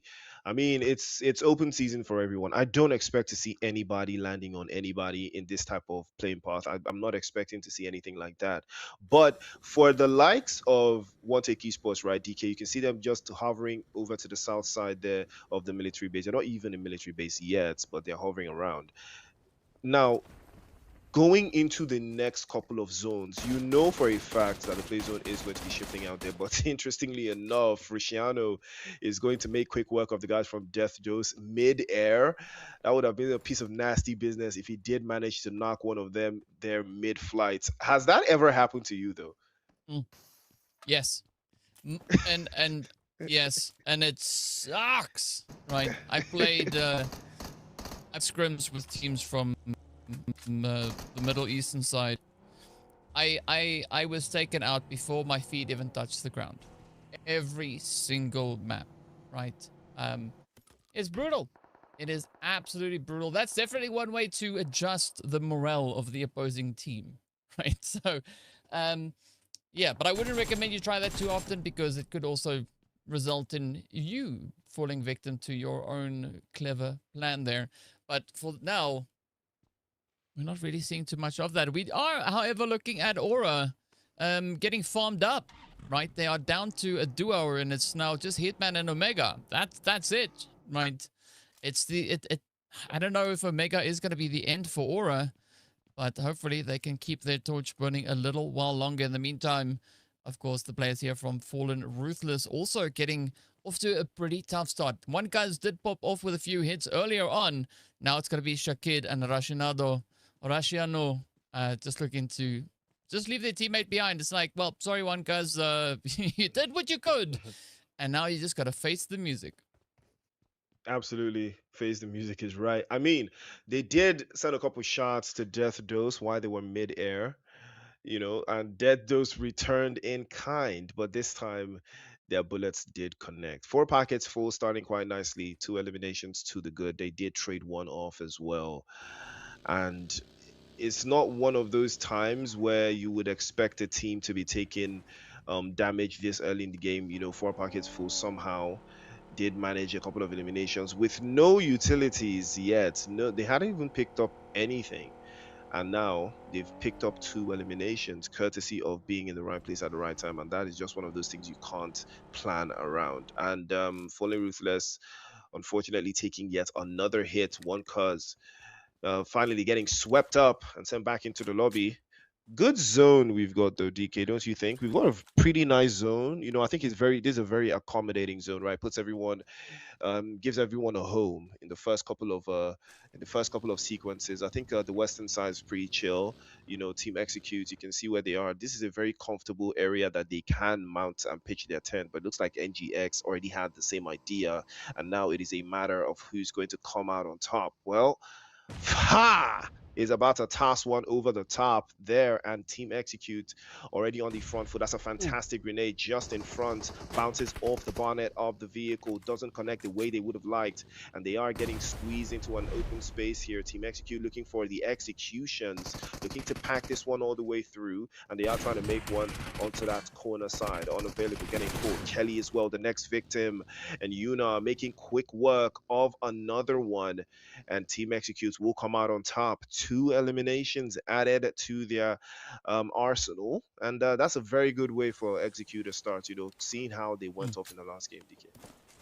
Yeah, I mean, definitely a good improvement here on their end. Unfortunately, not getting that full squad wipe just yet, right? The rest of the NGX team is just a little bit further up towards the north, not too far away from them. So maybe we'll see a bit of a continuation there pretty soon. But in the meantime, over in apartments, it is going to be the players here from Alpha looking to set up their base. But IGL is here with them as well. So I don't know if IGL Kiddo is IGL Kiddo the IGL Kiddo from IGL Kiddo, or is it the other way around. Either which way, we'll find out soon enough, as Kiddo has been taken on down. Very cheeky nade and a DBS to close the door there. Now, IGL, the rest of them, there's only one, right? It's a very tough angle to try and play off of here. Not quite sure if Zaki is going to survive the onslaught, but up comes Naruto and the rest of Alpha. They are eager, they are hungry, they want those points. They want to have a better standing than what they had all the way back in the previous game, of course. As we can see there, right, they only picked up 1 point. That's it, that's all they had so far.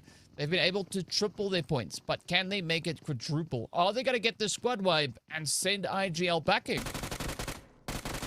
Ooh, well, it looks like that might be the case there.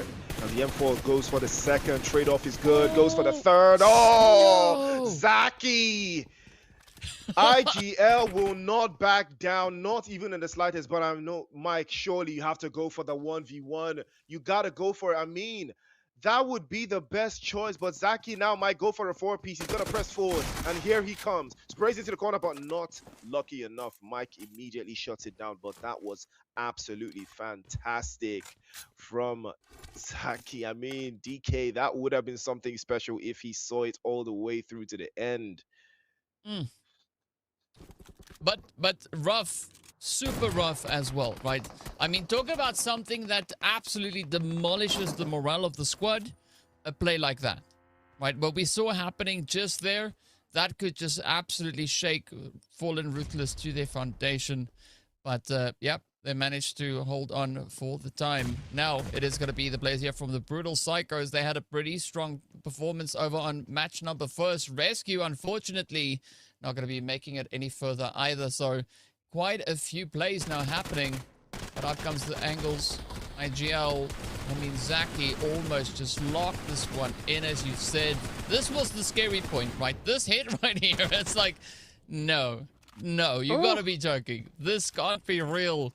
But as we saw, Mike at least managing to hold it up. Just one quick clap, and that was all they needed.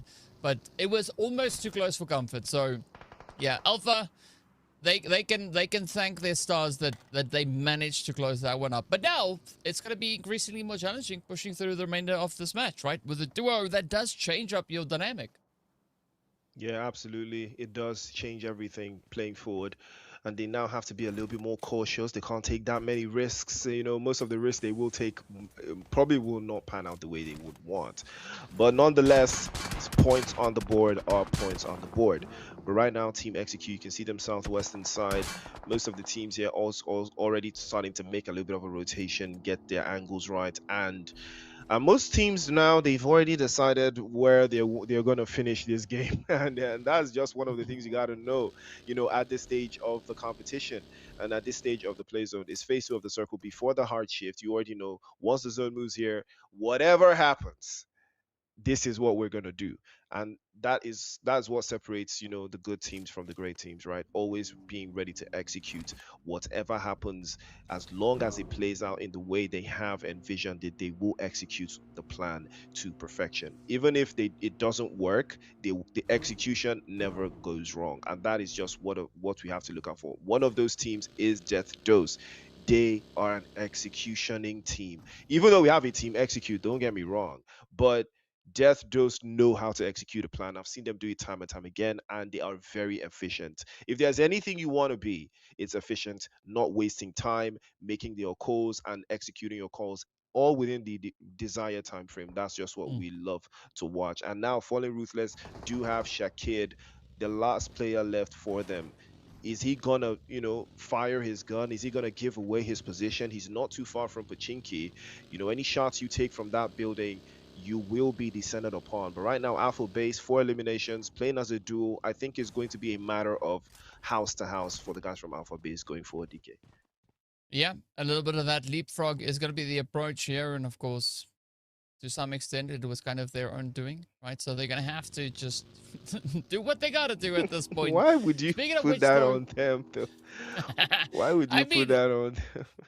Hey, you know, the only people that have control over what happens to them is kind of them to some extent, right? And so, you know, it's just the way it went for them, right? They chose violence at the start. They got dealt the hand they got dealt, and that's now what they have to work with. So it's going to be an exciting one, whichever way you look at it. But they're, of course, not the only team that finds himself in a bit of a predicament, right? We can see quite a few duos and solos all scattered throughout this map. But there are also, at the same time, a few squads left with their full numbers or a trio. So it is a bit of a back and forth, whichever way you look at it. One Take, though, starting to move up from that southern side. They only started this match with the trio, so that already puts them in a bit of a different situation. I've not yet seen anybody really push on that loot truck that we saw Skoda just rotating past, right? And it's super unfortunate because that's the quickest way for you to get all the upgrades that you need, right? That happens especially over in Asia, right? Where the Asian teams, when they see the truck, they kind of have actually worked out their drop locations and rotations based on the truck's movement. So if you want to get the best possible loot in this game, that truck right there, that's what you aim for. And you have to make sure that you do not blow it up close to you guys. I learned that one the hard way. It blows up. You don't get too close, you know. And it happened in such a way that, you know, I was trying to be the first one to get to the loot, and I shot it up and I blew it up only to get knocked. And the moment I got knocked, my teammates just looked at me and said, yeah, you're going to have to wait a while. Let's check what's inside here first. And they raided the entire truck and left me nothing. But at least they didn't let me go back to the lobby. So fair play to them. But I learned that day. I learned something. Do not blow the truck up and also be close enough to get knocked. And ladies and gentlemen, that is how I learned that one. Hopefully these teams know this as well. And I don't think you can get a P90 in that truck, though. If you can, I'm pretty sure nobody's... You can get a P90 in the truck? Oh Yeah, you my get crazy days. loot in that truck. And it's in I never got a esports, right? P90. Yeah, it's What? there. You just gotta, but it falls. So some of the loot is on the ground, right? And some of the other loot is, inside. And speaking about inside, that is where Aura is. They are inside the lobby. A very abrupt end to their play coming through on this one. Only one elimination. You know what? They tried to loot the truck and they got too close as well, right? Not really, but we'll just, we're just building on the conversation here as well. Great play, though, for Team Execute. But yeah, you get pretty good loot in that truck, right? So I'm surprised that more teams haven't actually adopted to rushing this truck as it's not just rotating through the map. We're going to see how that pans out. I mean, Whole Legends, do they want to commit to chasing the truck? Oh, no, it's NGX actually in the mix there. Hakeem with a little bit of a sideline. I think he has informed his teammates of the possibility of opposition lurking in the area, but I don't think they know that the guys from NGX are here. Do they know? I don't think they do. They haven't moved a muscle. Oh, yes, they do know. They absolutely know for sure. There's no way they don't know right now. Rook is already charging a grenade. He's going to launch one over to the other side there. Mateo is going to charge a grenade of his own. He launches that one. It bounces off the walls, does not connect. Aggressor pulls up immediately. Now that is the opening, and Rook is going to be the first victim. He gets knocked away. And what does Mateo do? He hightails it immediately and gets into a better spot. And again, this is what we talked about, right? Hakeem is getting put into the corner there. He tries to deal the 1v1 damage, but unfortunately switches to the shotgun, does not connect the way he wanted, and he misses out a couple of shots, and that would be GG's for him. But no, Mateo is going to be the unlucky one. He tries to deal damage until 1v2, but he fails. Horn Legends will come out on top. NGX will be clattering back into the lobby, and they will have to think again how they want to play going forward, DK. See, for Horned Agents, this was a good one, right? Because they still managed to keep all their players in the fight, right? So they didn't lose anybody, but again, it was a push on a solo in a confined space, and we saw how it turned out earlier. So this is where I want to see the teams maybe work on that a bit more, right? Because these solos can be absolutely menacing if you find them in the right location, especially if their name is Zaki, right? Zaki comes in quite attacky, and then bing, bang, boom, your numbers fall quite far. So let's see how that is going to hold up for the rest of the lobby here.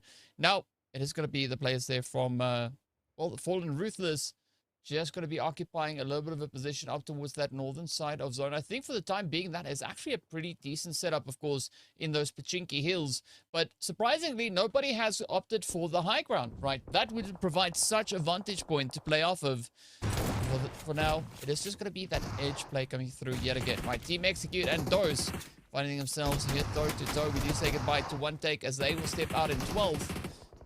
Now, what is going to be cooking over here, though? Oh, fuck. Coming through with a beautiful hit. Oh, but can't take it too far as a Team Execute now gets a little bit of that Control-Alt-Delete heading in their direction. Not the way they were looking to start the match, but that is where they will find themselves.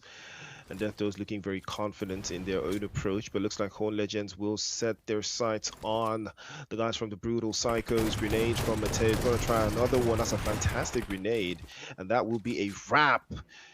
And an early Christmas present delivered courtesy of the Horn Legends, as they will send another team back into the lobby. This time around, it is Brutal Psychos.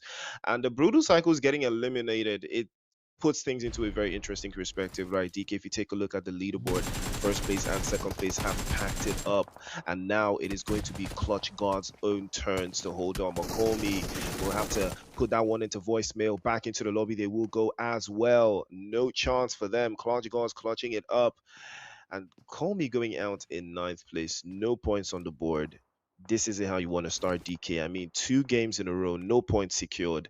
Surely, you know, the morale, is that the way to start?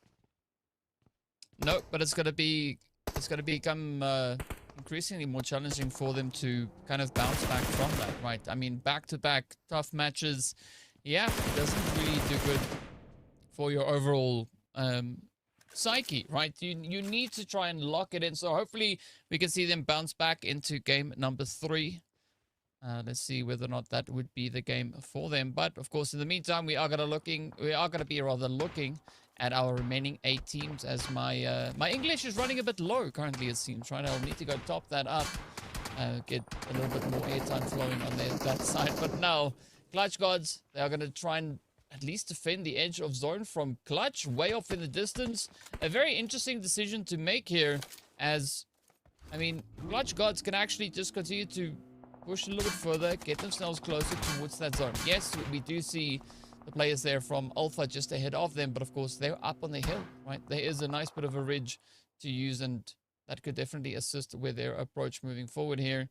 But as we did see there, Alpha is just staring at them, waiting for one of them to step out and dare head over in their direction.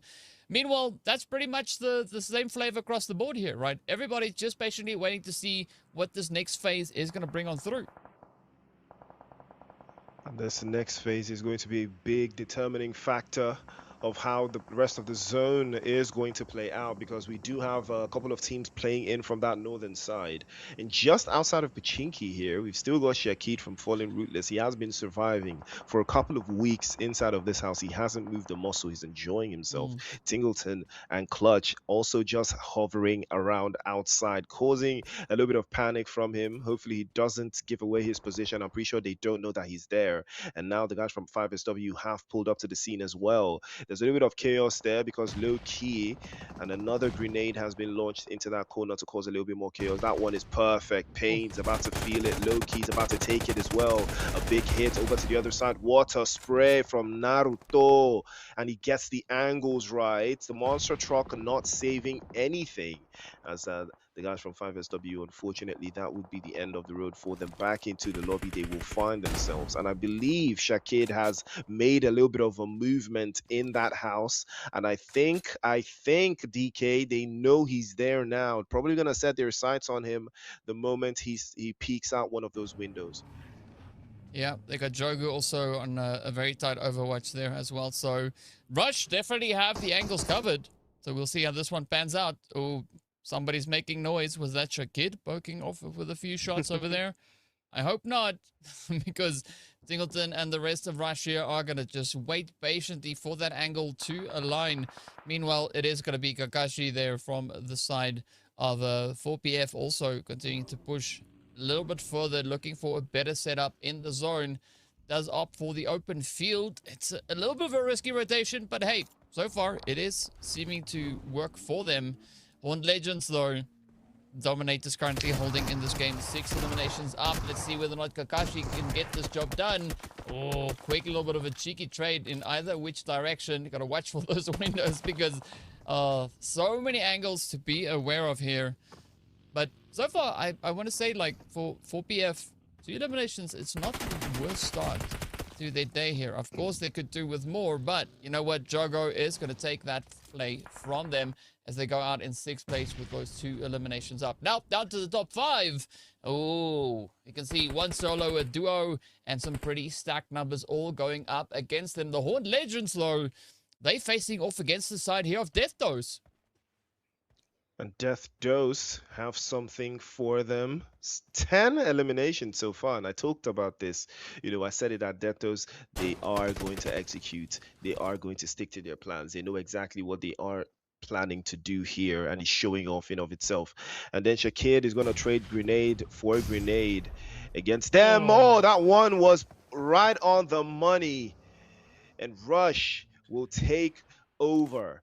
And that is a beautiful grenade sent over. Shakid he absolutely stood no chance. Naruto and Mike from Alpha Base trying to apply a little bit of pressure there to repel the guys from Death Dose. Probably they are trying to get more intel to know how many players from Alpha Base are situated in that house. The moment they find out that it's 2, I'm pretty sure they will pull up and take that position away from them, or force them into a very, very uncomfortable little bit of a pinch as well, because Tingleton is pulling in from the rear end for Rush. So he might decide to take this upon himself as well. Mike has to make a little bit of a quick dash into that open space to gather more intel. You can see Clutch with a sideline over to the hillside. He might decide he wants to take a little bit of action towards the guys from Death Dose. They're circling around, they're swarming about like sharks that smell blood. You can tell that Death Dose, the way they're moving, the way they're controlling the zone, they're very confident, and it shows. 10 eliminations, and they know that the last game they didn't do as they should have, but now they're about to make up for that, because Lohorn Legends on the other side trying to make a rotation for themselves, get themselves to a better spot, but unfortunately Death Dose have the zone by the scruff of the neck, DK. Yeah, but they are also going to get caught by the scruff of the neck on this one, right? It is going to be Death Dose looking to just tighten their grip here as they continue to apply the aggression. 10 eliminations is still what they have under their belt. They do have some pretty strong probability numbers leaning in their favor here. You can't say the exact same coming through for the Horned Legends, but they are going to look to kind of bounce back. Can they reclaim that territory? Dynamo is down. It's up to Mateo and Aggressor to see, can they maybe find the angles required here to pose necessary threats onto the side here of those. The utilities now starting to rain on in. Aggressor getting aggressed upon, and down he goes. This next nade could close it all up here for the Horned Legends. An absolute bombardment as Dynamo has just been brought up, and back down he goes. Now this is all a big old chase coming through onto Mateo, as Dose is going to look to serve up as much aggression. Ooh. Beautiful nade onto Glitch. 1 down, 3 more to go. So Mateo not going to be backing out of this fight, but can he survive? The answer is no. Death Dose steps it up, and the Horned Legends go out in 4th place. 6 eliminations to show, though. Big numbers, big eliminations that you can already tell. And here comes the guys from Rush coming to pick up and reap where they did not. So that is the beauty of the third party. It is coming through. Jogo with a sight line over to the other side there, sending a couple of shots to Glixie as he is still knocked away there. William and Glitch trying their absolute best to keep their teammate from falling away, and here they come again. Glitch tosses one all the way back. Clutch will be getting knocked away. Trouble for Rush right now. They might be getting rushed back into the zone here. They might get a dose of death. If Glitch has his way with them, he gets them into an awful position. They're getting pinched on each side, and Jogo knows what's better. He sprays over to the right hand side. Sema tries to get the angles right. Rush will not back down from this one. They know that they can turn this around, and that's a big spray. Beautiful spray from Sema, and he gets Jogo knocked away. Jogo tried to go for the play, but it didn't work, and they will make the risk, but unfortunately it will not go the way they wanted. Death Dose immediately capitalizing on that mistake, and Rush will capitulate under the pressure. Tingleton is all left to him now, stuck between a rock and a burning sensation in the back line there. He tosses and turns, and he tries his absolute best to escape the danger, makes it out of way, and turns the fight from him to Alpha Base. And now it is Alpha Base's turn to feel the heat from Death Dose, as Glitch will be getting knocked away. Mike will feel the brunt as well. Naruto plays in from the right hand side, doesn't give away his position, but it's a potential 1v1 between him and Tingleton. I mean, Alpha Rush, both teams now getting reduced down to solo, so everything down to the wire here. But Dose, I like the aggression that they've been bringing to the foreground here, and up goes the push now as Alpha goes on down, out in 3rd. Very strong effort being brought in by them, but of course that duo can only do so much. Now it is between Death Dose and Rush, but Rush, you see that adrenaline now starting to just stack on up. Out they go. That is a beautiful victory coming through for the side of Death Dose. It took them a little while, but hey, you know what? They got that momentum going. They kept the flow. And with that, of course, they secured themselves the victory. An absolutely phenomenal one, right? All the way back in stage number 5, they had 10 eliminations. And they just get those double digits strong, just applying themselves as best they can all across this battlefield. That is how you get it done. And you know, we talked about them midway through the game. Death Dose, they understand the plans, right? They understand the IGL's calls. If this happens, this is what we're going to do. You know, he had a better chance of surviving that grenade if he didn't move from the box. I'm pretty sure that grenade would not have dealt that damage. The moment he turned around and opened up his body, I think that is where he got caught. But you know, it's always in hindsight. You never really know. But I'm pretty sure if he didn't move, he may have just survived with a slither of HP. But I think because he was standing out in the open and he had nothing else to save him from that grenade, I think it cost him a little bit there. But nonetheless, death dose, I mean, 18 eliminations, basically the exact same performance that Rescue Esports pulled off in Rondo yesterday. And like you said, it doesn't matter the map. For a team that knows what they want to do, they will do it anywhere it takes. And Death Dose have done it in the first Erangel of the day. I mean, that's a beautiful step up, right? Coming from the 2 points that they had back in the first game now to 18 eliminations in this second game. Absolutely phenomenal work being done here by them. But of course, this is how they got to that. You can see the eliminations just stacking up over there, of course, culminating in a beautiful 18 elimination game, 7 of which glitchy. Yes, glitter. I don't know. I'm running for the team there. 7 eliminations. Glitch, though, as I just glitched out, got 4 eliminations as well alongside Sema. And then William closing it up with the final 3. So a very consistent performance coming through there. Of course, that's exactly the kind of pacing we need to see. Absolutely. You gotta love it. 55 eliminations, so 6,500 in heals. Significantly not as high as I would have expected. Interestingly enough, I've seen a game where, you know, we had Rondo then Erangel, and Erangel had more eliminations than Rondo. Interestingly enough, I've seen that happen once. And I just couldn't wrap my head around it, you know. But then there was not enough recalls in that game, so I'm guessing that's just what that stemmed from. But we did have a bunch of revives in this game as well, and again that pales in comparison to what we had in the previous game. But the bunch of throws we did have shows that a lot of utilities were used. And we do have Glixie here as the MVP, I believe. 7 eliminations and doing the highest amount of possible damage, just 8 points shy of doing 1,000. And it could have been a big game for him if he did hit that 1,000 mark. Remember, ladies and gentlemen, this is the finals. There is a little bit of an extra reward there for the MVP, DK.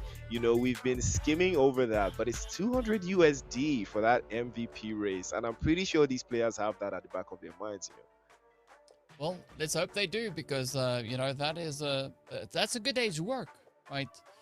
200 USD coming through for being the GOAT. I mean, easy work for a lot of these players. But yeah, Glixie definitely locking it in. Good showing there on their side. But here we go, hopping into the points. Unfortunately for 4 of our squads, it is not going to be as hopeful, right? Call Me, as we saw, being pretty consistent, but I think consistent in the wrong way, right? We want to see them secure those points and come onto the overall rankings, because holding where they are right now, that is not the kind of pacing that you want to continue throughout the entirety of today's games. Aura also just narrowly being able to secure themselves that elimination 5 SW. Yeah, we want to see a little bit more coming on their end. Fallen Ruthless, though, 3 points. Again, I want to see the same Fallen Ruthless from group stage. Where are they? Come on in. Speaking of which, though, look at this. Death Dose, 18 eliminations for a grand total of 28 points. I mean, you said it, right? Very similar to what we saw. Pretty much exactly the kind of performance from what we saw back over on Rondo. But that wasn't Death Dose. Of course, that was the side of Rescue, as you rightly said. Rescue, though, not seeing them make it up into this top 8 positioning. So just shows you how topsy-turvy everything is. And that gives you a little bit of a clear-cut idea, right, of how competitive this final is. 18 eliminations as opposed to 8 from Rush. I mean, we saw these two teams go head-to-head against each other, but Death Dose blew them out of the water. Even having to deal with third parties, you know, and extended moments of taking action again and again and again, that tells you how strong Death Dose as a unit is. And again, you have to always be on point, right? Rush Esports still very confident, still very solid in their performance, but compared to what we saw from Death Dose, they will need to step it up a little bit more and do a little bit better, coming into the next couple of games. But nonetheless, Death Dose standing on business, 18 eliminations in an Erangel game where there's no recalls. That is to tell you that these guys are something special. Glixie,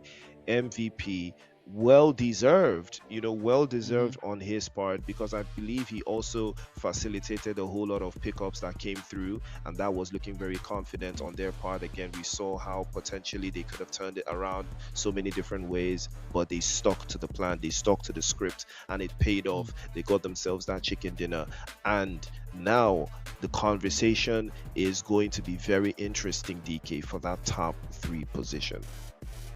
Yeah, it definitely will be. But before we get there, we need to take a quick bit of a comparison look here between Sema and Glixie. As we can see, both very big with the contributions here to their squad. But yeah, the bigger question that we are going to be looking to have answered is, of course, where do the teams find themselves with regards to these overall rankings, right? Those rather, I would say, definitely setting the standard for Erangel, what we could look to hopefully see coming in the next 2 upcoming matches here. But as we said, right, it is going to be that race for MVP positioning. So far, Glixie holding on quite steadily to that. Tezzy hard on the heels, and quite a few other contenders all looking to just kind of up the ante here. But I like this, a competition within the competition, right? It's nothing has been set in stone just yet, and over the next few days of play, there could be quite a bit of a setup still coming through, as these tallies will just continue to skyrocket. But yeah, the big question that we want to look at is, of course, going to be what is that overall situation, right? Because, I mean, as we know, those with 28 points, that could definitely look to change things up here for them. And of course, knowing that Rescue weren't able to secure any points in the past game could mean a few interesting things here. Absolutely. There's so many ways this could go. And now it goes on into the final couple of games, right? Because the pressure is only going up from here. These teams, they've started, and these players with these teams, they've started off the journey, right? For who will be crowned MVP, who will be crowned champion, who will be #1. But the leaderboard post this match is going to give us a little bit of an inkling as to the math, right? Because once the leaderboard drops right now, it's gonna be a math thing. It's going to be, how many points do we need? How many points can we use to do this? How many points is going to get us over the line? And if you take a quick look, you can already see Call Me and NGX, like you said, consistent at the bottom. Aura, on the other hand, 3 points from 2 games could be so much better. Are you averaging 1.5 points per match? What are you really doing, right? IGO Kiddo, they started really positively, right? In Rondo, it looked like something special, but unfortunately, looks like they might have just fallen off a cliff. 4PF also started quite nicely in this previous game. In this Erangel game, I think they got 1 or 2 eliminations off the rip, but didn't really mature into anything. And now take a look at that, DK. 30 points from Death Dose. 1 game changes everything. 1 chicken dinner turns everything around. Rescue Esports 28 points. Builder Cycles with 27. Rush and Horn Legends 25-23. 2 points between you and PMGO. That is what the leaderboard is telling Rush. 4 points between you and PMGO. That is what it's telling Horn Legends. Alpha Base, One Take Esports, and Falling Ruthless. I mean, it's up to them now. They need to put themselves in a conversation, because right now the battle is just between these 5 teams. Yeah. I mean, Alpha Base, though, at least they climbed 7 slots, right? It sounds impressive, but if you look at the point situation, there wasn't too much coming through in this past game. And of course, for Alpha, 10 of the 11 points they had was thanks to this last game. So if they continue pushing, we could definitely see them advancing further and further up the standings. But Death throws that it was a glorious 12th slot jump all the way to the top of the overall ranking. So quite a bit of work being done here by them. But there we have it, right? We are going to be looking to see what else will be coming our way as the teams are going to be stepping over onto Erangel yet again.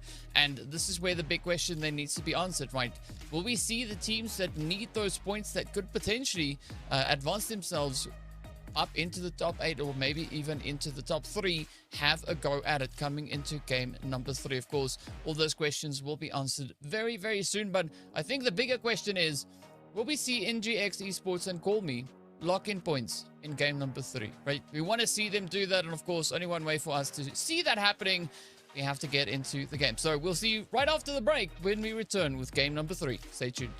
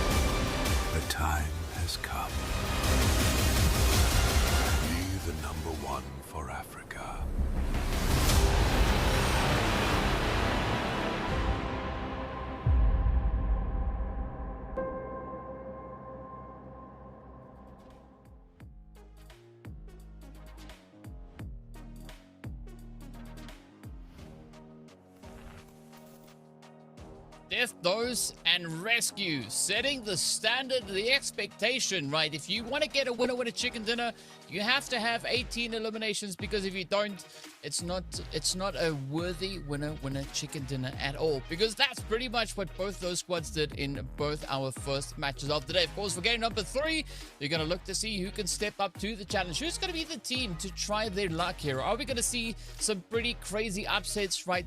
Solos absolutely obliterating squads squads as they push forward in compounds, or is it going to go the other way? Squads getting the jump on other teams. Of course, only one way for us to know what exactly this game will hold. We need to hop onto the plane to see where the teams are going to be going, and of course, what that flight path will be bringing on through.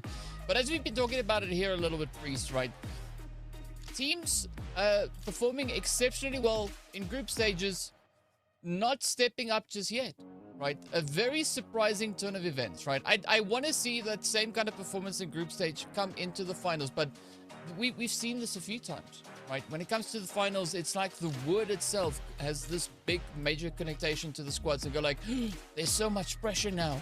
We don't know if we can execute our strategy. You can. You just got to do it. Exactly. You just have to do it the same way you've been doing it this entire time. You can't let the pressure get to you. I mean, easier said than done, though. Easier said than done. Playing high stakes competitions like this with crazy prize pools, a shot at the stars, a shot at the global stages. I mean, there was a time Africa didn't have a clear path to the global stage, but now 2 years back to back, we have seen clear growth. We've seen a pathway, and the pressure is on now because it is something we've been asking for for a long time, and now it's finally here, and now we have the players and they are trying their absolute best to show it. But with great power comes great responsibility. I know probably heard that before, but it's really true, right? With great power comes great responsibility, and so does the pressure that follows that as well. So most of these teams, there's not that much pressure when you have to play in a group stage qualifier where the top 8 teams out of 16 qualify, as opposed to playing in a final where it's only 3. And we were talking about Nigeria's qualifier yesterday, right? Nigeria had their group stage done yesterday, and we saw the performance of some of these teams. We saw how violent some of them were. 20 bombs here and there, 100 points here and there. We can already see, right, that nobody in this lobby today is getting 100 points from 6 games. Nobody's gonna do that today. It's with the math, we are 2 games down, 30 points. If you're gonna do 100 points, by now you can already tell where it's gonna happen, right? And that's to tell you that it's always going to be very difficult, because the risks are good. You can take some risks, but if they don't pay off, they will hurt you in the long run. Yeah, they could definitely turn out to cost you dearly. But I mean, there's one way for teams to kind of try and get to that point, and that is by being very tactful with their approaches here, right? I mean, yes, group stages is quite different to the finals, because there you usually see 1 or 2 teams dominating. When it comes to the finals, right, all those good teams from group stages are now in the same lobby. They are all competing for the same prize, for the same opportunity. So yeah, it is a lot more balanced and proving to be quite challenging. So curious to see exactly how that is going to pan out for our teams here. But I mean, the only thing essentially that we can say for these teams is just try and kind of dig deep back into what you were doing in group stage, right? Because essentially on a mental plane, you can say that there's no difference between group stage and finals, right? There is obviously a difference, but if you tell yourself that there's no difference, right, you kind of remove some of that pressure from the situation, and that could actually help you align your goal, right? Help you kind of achieve what it is that you are chasing. So I want to see how they're going to look to bounce back here. And of course, if you have any thoughts on that, be sure to let us know in chat or anywhere on social media where you see this video panning out. But we are going to be getting into the action momentarily. That is going to be game number 3, which will, at the end, mark the halfway point for day number 1. So, yeah, some pretty high expectations. We want to see everybody sit with points on the board, at least after this game, because I think if they don't just yet, it's looking quite troubling, and it's unfortunate, right? We want to see everybody at least have a good opportunity or a fair chance to get those points locked in. Exactly. Absolutely right. Couldn't have said it better myself. 3 games down, or rather 2 games down, and we are in the 3rd one, the halfway point of the competition. And now the pressure is going to triple in game number 3, especially for those teams that haven't found their footing just yet. But again, DK, it's something we've seen, in competitions. Some Mm, teams, they might have a horrible first day, but that second day, after they've understood everyone's, shenanigans, everyone's patterns, after mm. understanding it, they tend to turn the heat up.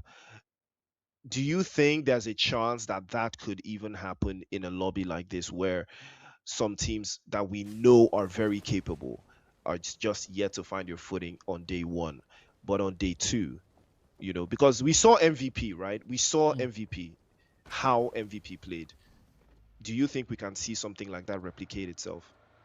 Yeah, I think the key to that would be to not forget your shovels, right? And what I'm referring to there is you have to dig deep, right?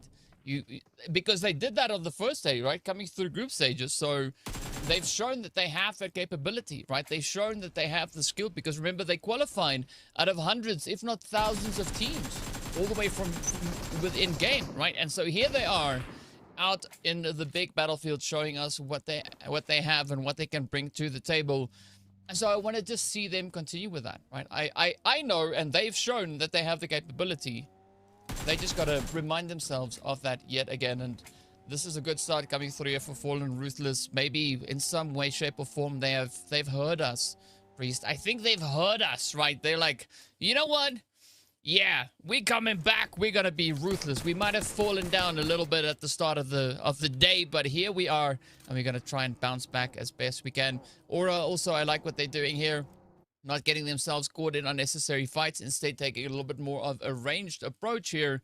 But we can't necessarily say the same when we look over into the shipyard here, right?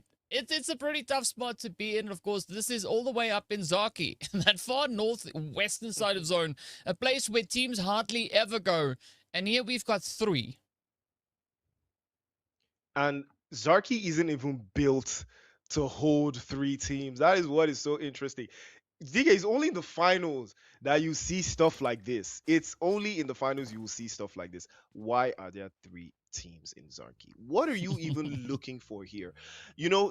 And funny enough, when I used to play, like, when I used to rank PUBG Mobile a couple of years back, when I used to rank Conqueror, this was where I used to land, right? Didn't matter wherever the playing path was going.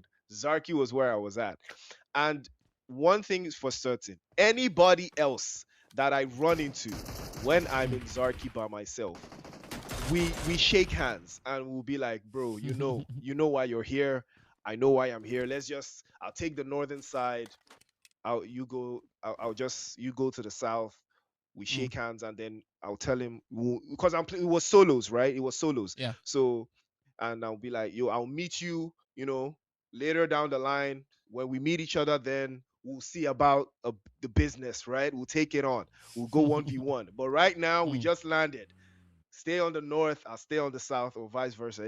Either way it goes. Because I know Zarki is not that big. The fact that I'm seeing three teams in there, and the fact that it's even inside of the zone, is also mm. very questionable. Because Giorgio, I believe in zones like this, Giorgio is just the place to be. You know. Yeah, yeah. I mean, we could also very well see Everest come into play, as well, as it is essentially right in the center of zone. So, yeah, Zaki is one of those anomalies, right? It's it's very confusing as to how three teams ended up over here. It does seem like IGL is opting to leave, as their final player in the region is just moving a little bit more towards that eastern side. But 5SW, this is their opportunity to at least come through with a bit of a response, right? I mean, they are contesting against the side here of Clutch Gods, but at the end of the day, I think this is probably the best call that they could make, right? Disengage and look to find a better position, because even the loot in Zarki is not that great. You can't really support a full team with what you get there. You can, though, get a few shots over into the side of Kiddo and maybe make that vehicle go up in flames, as, well, IGL Kiddo is one player less now. Well, it doesn't look like it was the plan, but they might decide to take it upon themselves there. It's a 33K, sends a couple of shots across there. Can he do it all by himself? And it looks like he might just be able to. That's another body court there, but unfortunately he got a little bit too confident and almost gets sprayed away. Surely a couple of shots will line through from low key, but no, his bullets do not connect. And that vehicle has gone up in flames, fortunately for him. But Jamal was in the angle, and teamwork will always make the dream work. IGL turning up the heat. 5SW sent back into the lobby yet again. Pressure I'm is mounting on these teams. I'm just so confused. I'm just I don't even know what to say, DK. I don't know. We're out in the middle of Zarki, right? We're yes. literally just out in the middle of Zarki. Look at what is going on. You can tell that they're so confused. They're trying to make sense of why is there someone in Zarki? Why is there a full squad in Zarki with us? Because you can tell that they did not expect that to happen. You can tell they were Yeah. not expecting to run into any opposition, so they were not even prepared to take anyone on. And but then you gotta be ready. And speaking of Ooh. ready, Omega was not ready for that one. Aura could be in a little bit of trouble there. Execute have them within their sightlines, and they might decide to take it upon themselves to close this out. And now Mm. it is going to be Harry's turn to trade off. And again with a beautiful shot, UMP against UMP, but his own is much more superior. Almost went for a quick scope and a 360 turnaround, but you only see those in the movies, as he will be getting knocked away clean off, and that will give him a little bit of a warning. Aura Esports, no farming here. One elimination so far, and courtesy of Musty. Hitman probably going to have to try again and reposition themselves into a better spot. Doesn't look like they can do much. It is a 4 versus 2 DK. They are outnumbered, possibly outgunned as well. I would be very impressed if Mm. Aura can find a way to, scam something out of this 2 versus 4. Yeah, but again, it's one of those instances where this is not an ideal location to fight in, right? I mean, what I ideally would have liked to have seen here from Aura was just for them to try and alleviate a little bit of pressure so that they can disengage, right? Get their hands on a vehicle. Because now all they have is themselves sitting almost 2 kilometers away from that next zone and no clear pathway out of this, right? It is going to be Team Execute who are now just kind of trying to keep on with business here. They need to push forward. They need to find a way to get themselves also in a little bit of a stronger angle. Speaking about stronger, though, we are hopping straight over onto the players here from Fallen Ruthless on the side of Rush. 2 competitors coming through from their respective group stage. Now, it does seem like Rush is leading quite heavily into the side here of the Fallen Ruthless squad. Nice little bit of a pickup coming through. Jogo. I learned Jogo means rooster, right? So is he going to be the one to sound the alarm? Is he with the one to wake up the squad as they look to find the ways and the means to acquire all the points available to them? For Ruthless, though, it's a pretty bumpy start. 1 player left, only 2 eliminations up. This is not the Ruthless that we saw on group stage, right? Where are they? Bring them back. Maybe they need some chicken, right? Jogo is right there. See if you can get the jump on Jogo. It's not the kind of chicken you need, but hey, it might work for the time being. And we're about to see if that will work the way they planned it. Fallen Ruthless might be getting ambush here. Fly about to be sent up into space. MG3 in hand from Jogo. And that will be the end of the road for Fallen Ruthless. They will fall again. Not the best start they have had so far. 12 points from 3 games. Fallen Ruthless, we know what you're capable of, and this ain't it. You can do so much better. We know this. This is stuff that we know. What is going on inside the camp? Conversations must be had. But as the time breeds on, the play zone is going to be shifting and giving them a little bit of a concession on who wants to make what rotations. Rush in that southeastern side. They are coming through Pmnc. Probably have to try something special here. I mean, take a look at those teams that do love to play a little bit more central. Transition teams, Rescue Esports, the guys from Brutal Cycles. You can see they have the exact same idea. NGX, I don't think they have the facilities to play there where they are, unless the play zone shifts away towards that eastern side in the 3rd shift, which is, I think, is very unlikely. But NGX is going to take a lot for them to play from that position, seeing as Death Dose and the guys from Horn Legends might be running into each other. That is going to be a big one. If it happens the exact same way, because they're in a 2-2 split, there's a chance Wait, is he in the middle of the road? Mm-mm. DK, At least not. is this is he on the bridge? Is this the plan? Are they waiting for any team that crosses the bridge Yeah. to light them up? I mean, I gotta respect it if it works. If it doesn't work, that is Yeah. where we would have some uncomfortable conversations, right? If it doesn't work. But it looks like Aggressor will be getting a shot on William. And I don't think William will be getting picked up there, but it looks like Death does have to do something about this. To have one of their teammates getting knocked away, Glitch has to take in a 1v1 scenario. Is getting overwhelmed, and Death does in serious trouble here. Mateo trades off, and one of the major parts of Death Dose has been sent to the lobby. 2 players in one fell swoop, and that is just why it is always good to be a transition team that doesn't get caught out on rotation. That is just a big risk that Death Dose took here, trying to play in late in the circle, and unfortunately DK, they've paid the price. Mm-hmm. Yeah, I mean, it's a good tactic to stay mobile, right? I mean, if you're not locked into any specific location, it is going to become increasingly more challenging for anybody really to get a good hold of you. So we were talking about NG also holding on to that bridge camp. For the time being, it's a good idea. It's maybe not just going to work out as they hoped in this game, but I think if HL, right, the Horned Legends, move in that direction, which it does seem like they're doing, that NG persistence could look to pay off. So I'll be keeping a very close eye on the map to see if that is indeed going to pan out for them. We do see Team Execute, though. They are losing their players left, right, and center. The blue zone busy kicking their butts over here. Meanwhile, it's going to be Rush also trying to pick up a few quick cheeky trades as, well, they've spotted Team Execute now just laying around, losing health, and offering themselves up as tributes. But here we go. Rush all the way up onto 5 eliminations. Interesting shift that we've gotten in here with the zone kind of just centering up over towards that eastern side of the Everest area. Ruins also now going to be quite in play here, but already Rescue looking to get themselves situated up into the compound's position that they are calling home, at least for the time being. It's going to be a pretty decent angle to fight out from. But for Rescue, I'd love to see them kind of just keeping a bit of a close eye on that that hill towards their south, right? Because they're up on the hill. They need to be able to get information as to who's pushing up from behind, as well as the north and the east and the west, right? So a very difficult position really to be in. But let's see, can they put it all together? Up comes the side here for Execute. Very tough play. Solo going up against the entirety of the lobby, and I'm not quite sure if Execute can pull off this maneuver.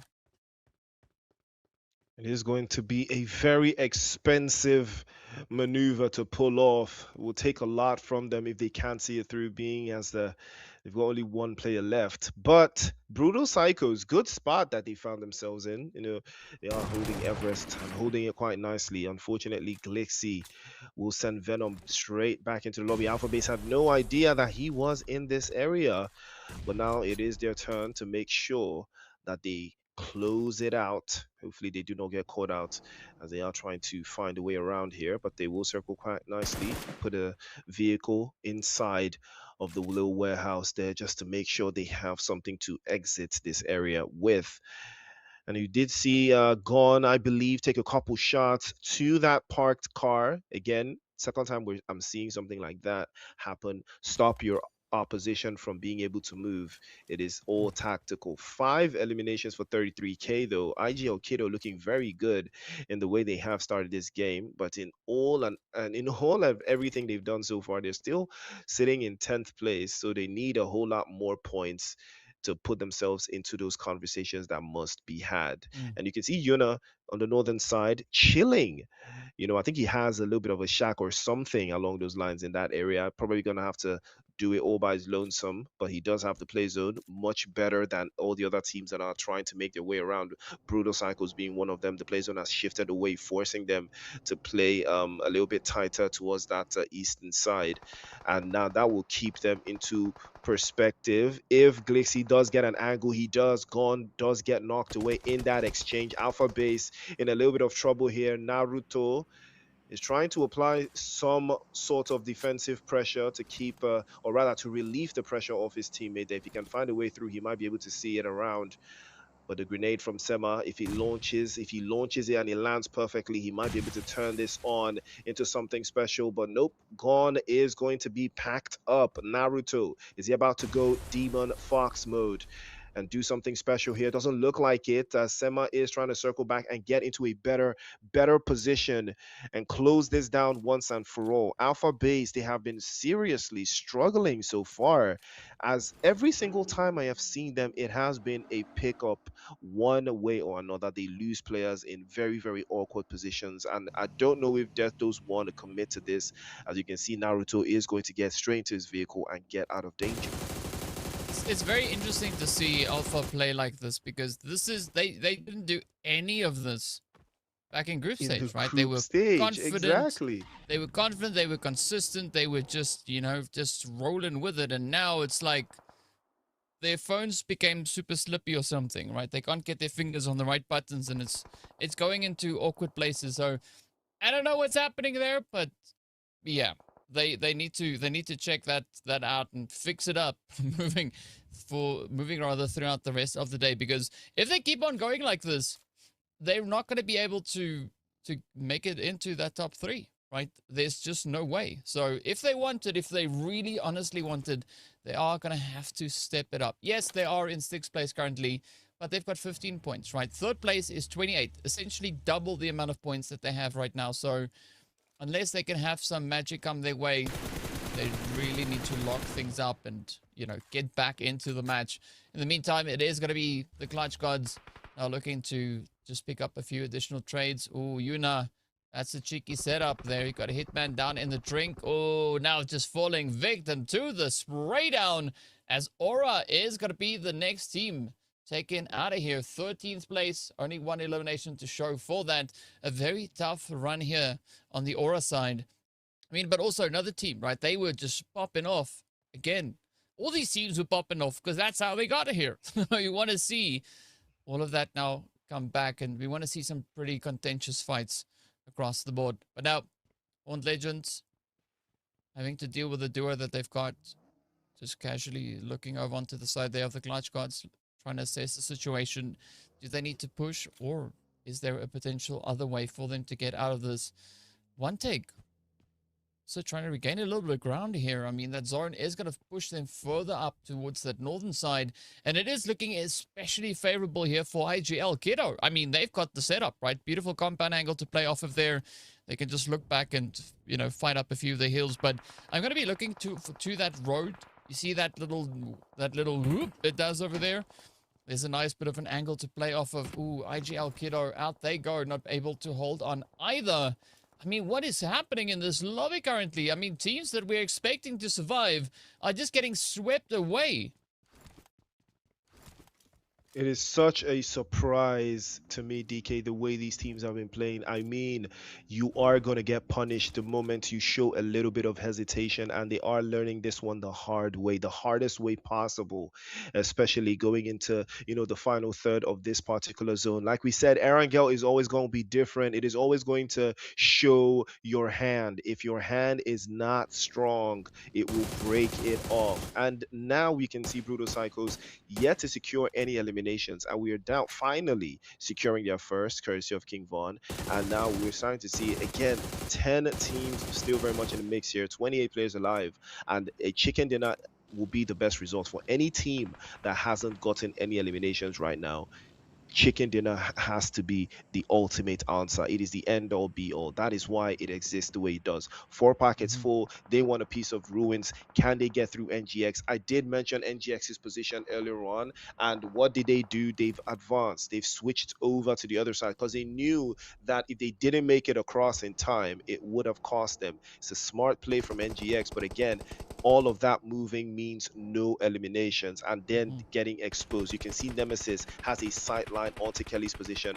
Does he want to commit? It looks like he wanted to, but immediately Rook had him dialed in, knocks him clean out of his vehicle, and that will serve as a deterrent to the rest of the 4 packets full. Their cups might be getting full. If they're not careful, Nemesis might be getting knocked away there. Rescue Esports do have a player up onto the hill. It's no life with a sideline looking down on that corner, but Rook still applying pressure, still doing the exact thing he should be doing. You know, this is a team now you can start to see that they have a plan.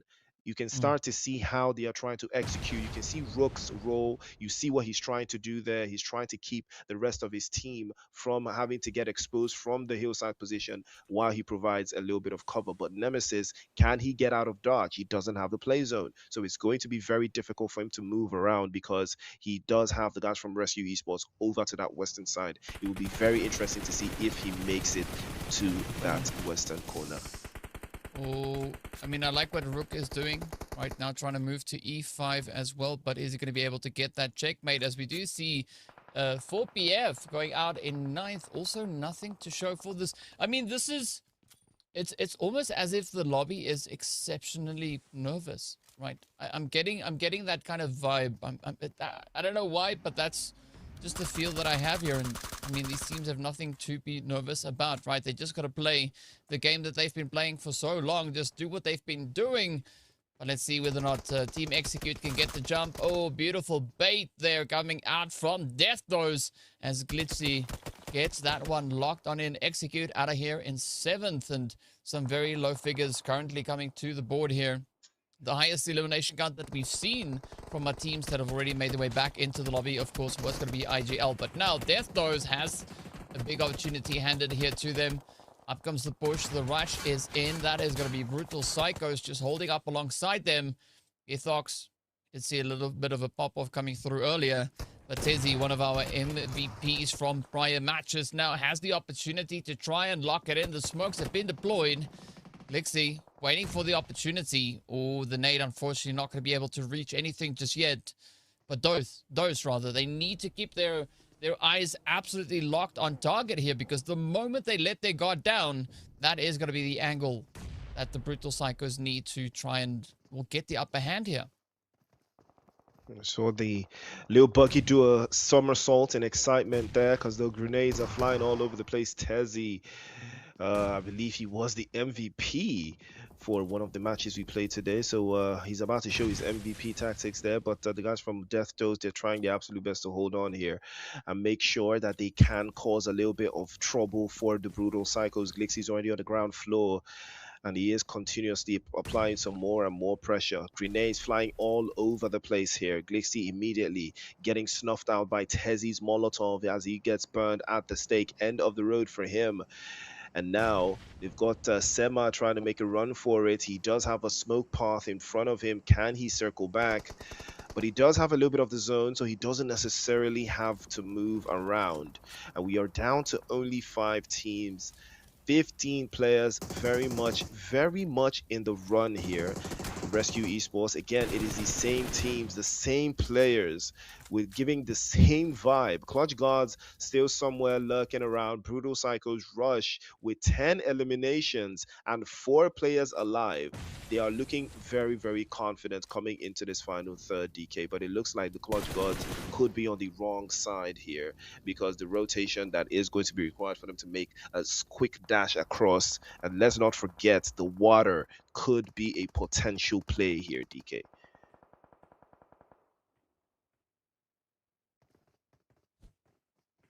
At least now, for now, it is going to be up to the teams to see just how far they can look to push it, right? Deaththrows, Seema, the last one, trying to keep the Dose torch aligned here, is going to try and defend in all different angles. But I like what Brutal Psychos are doing here, right? Trying to keep that aggressive push flowing as much as they can. Nice nade, but unfortunately going a little bit too far away. I'm surprised that Clutch Guards haven't actually got involved in this engagement here, right? They have a beautiful angle over on towards Seema. But it does seem that, well, they don't want to risk it all just yet. The nade comes through. Beautiful damage. Oh, the molly does close it up. And that is going to be Deaththrows out. 5th place, 4 elims up. Brutal now have a bit of an opportunity. Quick reset has to come on through. Clutch moving forward. Has an MG3, but it does seem like MS is going to try and stop any usage of that weapon to happen here.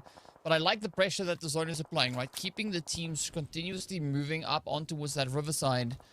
But there's so much of an opportunity here, especially for the southern edge, right? You can see Rush now looking to play from that position.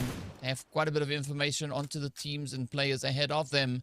But can Clutch defend against Clutch? As Clutch will try to clutch against Clutch to get Clutch to clutch out. Couldn't have said it better myself. It is a battle of the clutches, and whose clutch is going to out-clutch the other person's clutch. We're about to find out. And Rush already making a play for it here. Aqua probably has a plan of his own. If that grenade is spot on, it's about to cause a lot of chaos for the Brutal Cycles, but this grenade is not water.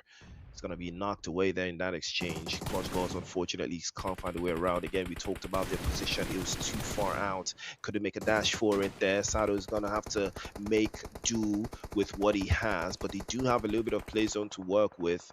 If they can make a rotation, maybe play over to that western side. It's going to be very difficult as we still have about 4 teams inside of the box here, and now the rotations might have to come through. MS is going to take it upon himself to play a little bit closer to his teammates over to that front side of the trees, and they are making a play for it. Aqua still very much knocked away. Viper, as we all know, he loves those angles, he loves the corners, and he's found one. Rush also making a play for it. Jogo, I believe, did get knocked away in that exchange, but he will be getting picked up for the second time, almost getting swept away by another grenade, and another grenade from Shaki, but Shaki bites off a little bit more than he can chew, goes down immediately to the play zone, succumbs, and he goes out swinging, but that will be the end of the road for him. Now there were 11 players alive, and Sato might decide to take it upon himself to deal with the Brutal Psychos, but Tezzy might have him locked in and dialed off into that open space. MS, no luck for him, as Tezzy immediately sends some shots his way, gets him knocked away. Clutch Gods now, it is all open for them. They peeked out a little bit too much though. Tezzy had to be very careful hanging around in the open like that because Clutch had him in his sights, and he did send a couple of shots over to that other side. Unfortunately, no dice for him. King Von playing in behind. Viper also looking for that off angle. Viper, I believe, is the only player that can be a threat to the guys from Rush. I mean, I tend to have to agree with you on that one. So let's see if Viper can follow through on that play. Now we do see a few sprays continue to come in. Viper is going to be locking even more chaos down. And oh, there we have it. It is going to be Clutch Gods out in 3rd place. Now it is going to be that final showdown. The last rumble to have it all be settled. The 3v4 play. And both these teams already showing that they understand what needs to happen here, right? You need to go for a slightly more aggressive play. Oh, and here we go. Clutch trying to get the job done. Finds a beautiful trade-off, but instead gets knocked on down. 2 remaining hopefuls now. It's all down to Dingleton. Oh, but that nade, though, on the money. Trevor just absolutely locking it in. Viper, the last hope now for the side of the Brutal Psychos. And this could be that turning point where Rush just takes over and takes charge. But it is going to require some pretty accurate shooting here from the side of Trevor. That vehicle, for the time being, pretty good coverage here. As you can see, Viper now bringing the team back on their feet, holding on to the 2-piece. 7 eliminations versus 13. This could be Rush's game to win. But can they accomplish it? Can they lock through? Can they deal with the threats coming through here from the Brutal Psychos? So far, both squads pretty good at just keeping themselves out of harm's way. But we are in stage 9, so they have very limited time before the blue will do it for them. The nade now sending, right into the side here of Viper. Down he goes. Brutal Cycles having to settle for 2nd place as Rush just keeps the adrenaline pumping, locking in the winner with a chicken dinner and doing exactly what they needed to do to ensure victory. And do it they did. Perfectly executed. They had everything going for them going into that final phase of play. I mean, they look very, very confident. They look very, very, very solid. MVP.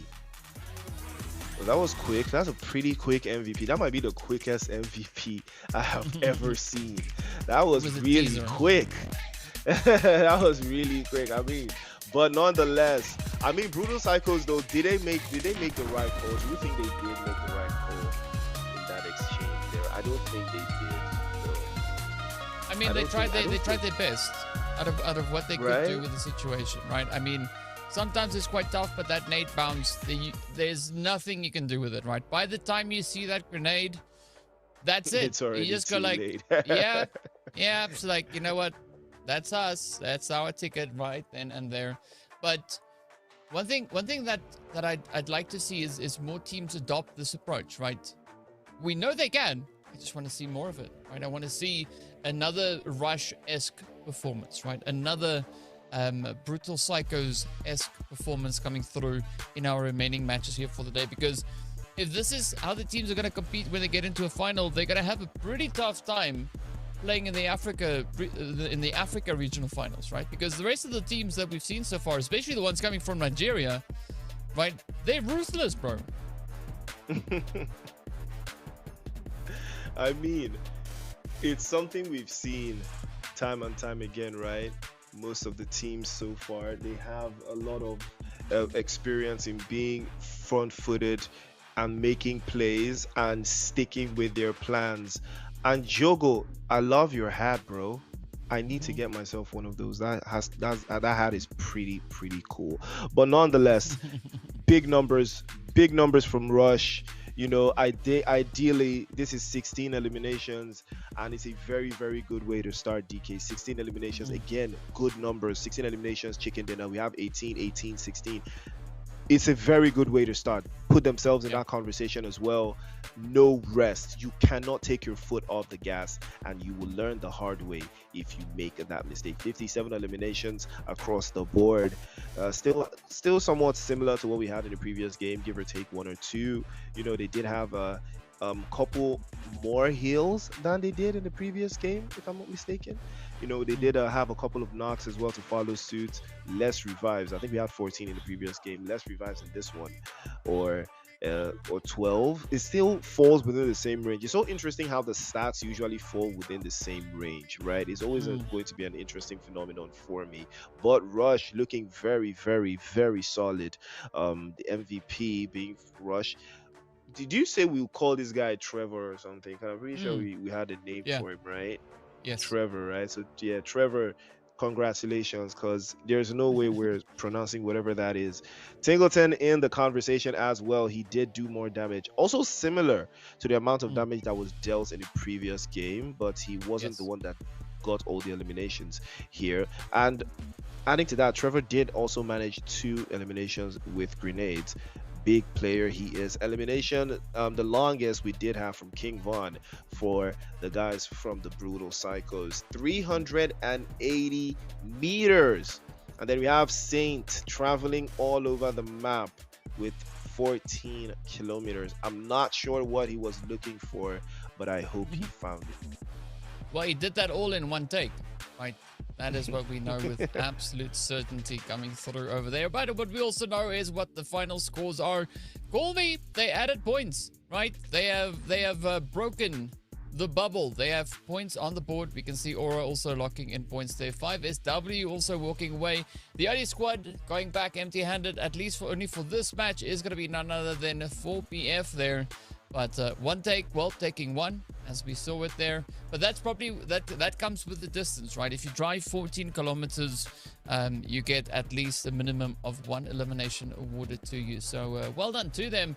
But now we got to take a look and see what that top of the board looks like. And there we have it, 26 total points going over to the side of Rush Brutal Psychos, picking up 13 total points. So a decent day at the office here for them. I like what NGX is also doing, right? 4 eliminations or 4 total points rather. Not going to be the craziest tally overall, but it is helping them pick up a bit of that upward momentum. And I mean, based on what we've seen so far, right, the first few teams to hit that upward momentum are going to be the ones smiling come end of day, because as we know, there's money at stake here, right? You're playing for a share of the prize pool, and I think sometimes teams forget that. And I think this is where what you said earlier could be a very good approach to take.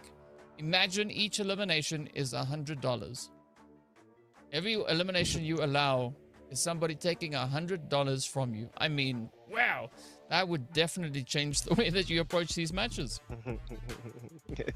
I mean, absolutely. It's all in the mindset. It is all in the way you think about the competition. 16 eliminations for Rush Esports as opposed to 7 from Brutal Psychos. I mean, Brutal Psychos, a chicken dinner would have been very, very, very ideal for them. Seeing the way they found themselves, you know, in that final third, they looked very confident seeing it through, but unfortunately was just a little bit shy for them. But it is not over just yet. MVP Trevor, confident and solid, 7 eliminations, 832 damage points on the board, and he did all of this in 29 minutes. What a player he has turned out to be for the guys from Rush. I mean, he's outperforming Jogo, and I personally believe Jogo was their #1 man, but it looks like you know, that crown is about to be taken away. Did manage 6 knocks as well, but halfway through, 3 games down, halfway through the competition. And now we're going to take a look to see what the leaderboard is going to tell us so far, what it looks like, what is again, the math, right? It's all about the math. It's all about the math going forward. But I mean, IGL did have a solid performance as well, 33k. Interestingly enough, right, 5 eliminations for him, and I believe they got 6 eliminations in total as a whole team. 5 coming from one single player. So is this an IGL? Is this like an MVP run? Is that what 33k is trying to do? Because I've seen this before. Well, either which way, it's going to be interesting to see if they can maybe keep it up. All right, that is going to be the big question. Speaking about keeping it up, of course, here are our runners for the MVP award come end of day tomorrow. But for the time being, it is going to be Glixie still holding on there with 11 eliminations and 1800 damage. Pretty good survival time there as well. The lowest out of the other players in the top 5 here. But we do see Jogo and the rest of Rush also now making their presence known. But yeah, I mean, Trevor, I'd love to be able to read the Korean, because I simply just can't, so I don't know what that name means. And the other player that we also just saw on screen, I'll call that one Bob, because again, I am not that well versed in my Mandarin, right? I can obviously understand what the name means, but I can't say it out loud, right? I can't give it away for free just yet, right? That is a very tactful way of saying I don't really know. Either which way, looking at the overall scores, we do see IGL Kiddo going in here with a beautiful upward trend. They've climbed 2 slots from where we saw them last time. NG also making a nice upward move, securing themselves 4 total points. But as we know, we need to take a look and see what page number first is going to be looking like. Of course, One Take, they've been moved down 3 positions all the way into that 9th place. Right now sitting with 12 points to their name. But what is happening over on the top side of the board? Team Execute is going to be the one to occupy that 8th position. At least they are going to be the gatekeepers in that regard for the time being. Clutch Guns, though, 4 points or 4 slots is what they've been able to pull off here. But the big play coming through for Rush, 51 total points, 3 slot jump all the way up into pole position. Upwards trends looking absolutely amazing, but we are seeing a little bit of a barrier being set here, right? Between 3rd and 4th place, 3 points difference, 7 points then moving over into 5th, and then we start really dropping off with the points. So if anybody is going to try and potentially contest for that top 3 slot, you will have to get considerably closer, right? You need to kind of remove Rescue Esports from their current positioning, but that means you will have to get a winner chicken dinner. And that is the best possible chance. That is everything going the exact way you want it to go. 3 points between Rescue Esports and PMGO, and that is where it currently sits. Horn Legends, they cannot allow the game to get away from them. 10 points between them and Death Dose. That is not the way they want to see themselves right now. Clutch Gods as well. All of these teams, they need to find something they need to get a hold of the game. They cannot allow the game to slip from their fingers, because this is how it starts. 3 points turns to 5, 5 turns to 7, 7 turns to 10, and before you know it, you're 20 points behind the top 3 teams, and you cannot find yourself there. Right now, Rescue Esports, they still have a hand in their future and their destiny. They have a chance, they have an opportunity, to turn this around. They're not too far away. It has not gotten away from them yet, but the likes of Horn Legends, they need a whole lot more. They need to win. They need a chicken dinner to put themselves in that conversation. But hopefully we will see that chicken dinner in the next game. Ladies and gentlemen, that is all it has been so far. We've had 2 Erangels, and the last one is coming up. But before we head there, we'll take a quick break, and we'll be right back with more PMNC Finals action.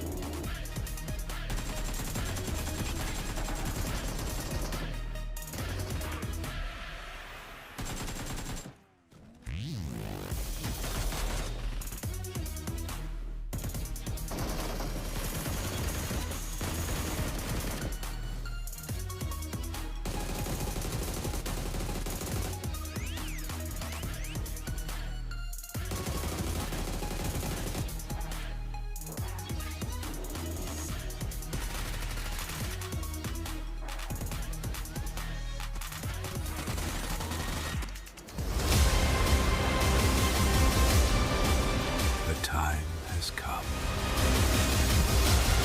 Be the number one for Africa.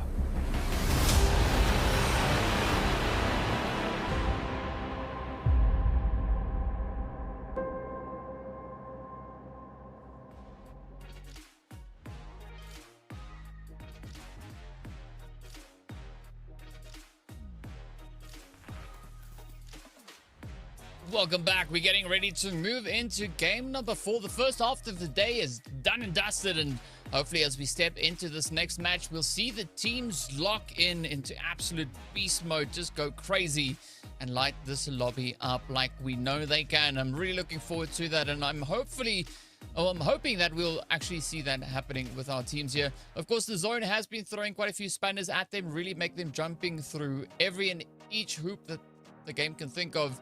But, of course, as we know, that is all part of the process, right? To get those top squads, to get into the top 3, to see who will be representing the Kenya region over in the Africa Finals. But, yeah, only time will tell whether or not our squads can look to accomplish that. And this last Erangel of the day is going to be the big, shining opportunity for the teams.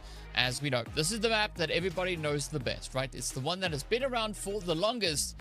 And Priest, this is what it comes down to, right? They just got to go, just have some extra tea, have an extra cup of coffee, something, you know, just like put the phone on charge yet again, maybe, and just run for it. It doesn't get any more straightforward than that, right? Take it in your hands. It's all yours. Your destiny is in your hands at this stage, and you cannot, I keep saying, you just cannot let the game get away from you, because it takes a toll, you know, psychologically at this stage of a competition, especially in a final, knowing that there is still a chance for you. The moment it gets away from you, things start to, you know, go off on the wayside. So hopefully, you know, one of those teams that hasn't picked up any sort of meaningful point so far, this might be their last chance, because like you said, it is the oldest map. We know it back to front. We have crafted a lot of strategies around these maps, so we know for a certain what we can expect and what we can do when it comes to Erangel, and this is going to be the last one of the night. So most of these teams, this might be their last chance to pull off something special. If they can find their way around, if they can find a way through, this is the only chance that they have today to do something in Erangel, before we even talk about tomorrow's games, right? But today you have to finish strongly. You don't necessarily have to win, but you have to at least finish strong enough, you know, to turn things around. Yeah, and I mean, just to put things into perspective, right? That last match that we saw coming through from the side of Rush, right? They got themselves that winner chicken dinner. Now, if we were to end the event right here, they just gained $550 in the one chicken dinner. Right? That was a $550 jump. That single match was $550 worth, right? It's crazy. And so it's like, there's actual real money on the line here. So the teams have the opportunity to bag even more money. I mean, Clutch Gods, they ended the match, the overall standings sat all the way in 6th position, right? That's $140, right? They climbed up 4 slots, meaning that they sat in 10th place, which was 60, so they just gained $80. If the event was about to end, that's $80 in the bag, right? Just bringing it in, securing themselves 3 eliminations and finishing in 3rd place. So I don't think the teams always take that into consideration. This is your opportunity to ensure your bank, right? You get a share of the prize pool.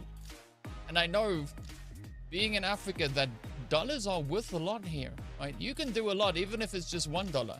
Now, imagine getting 800. That is a lot. That could change quite a few things for a lot of players. So I want to see them kind of get that eagerness, right? Show us that you want that lion's share of the prize pool, because there's only one way to get it.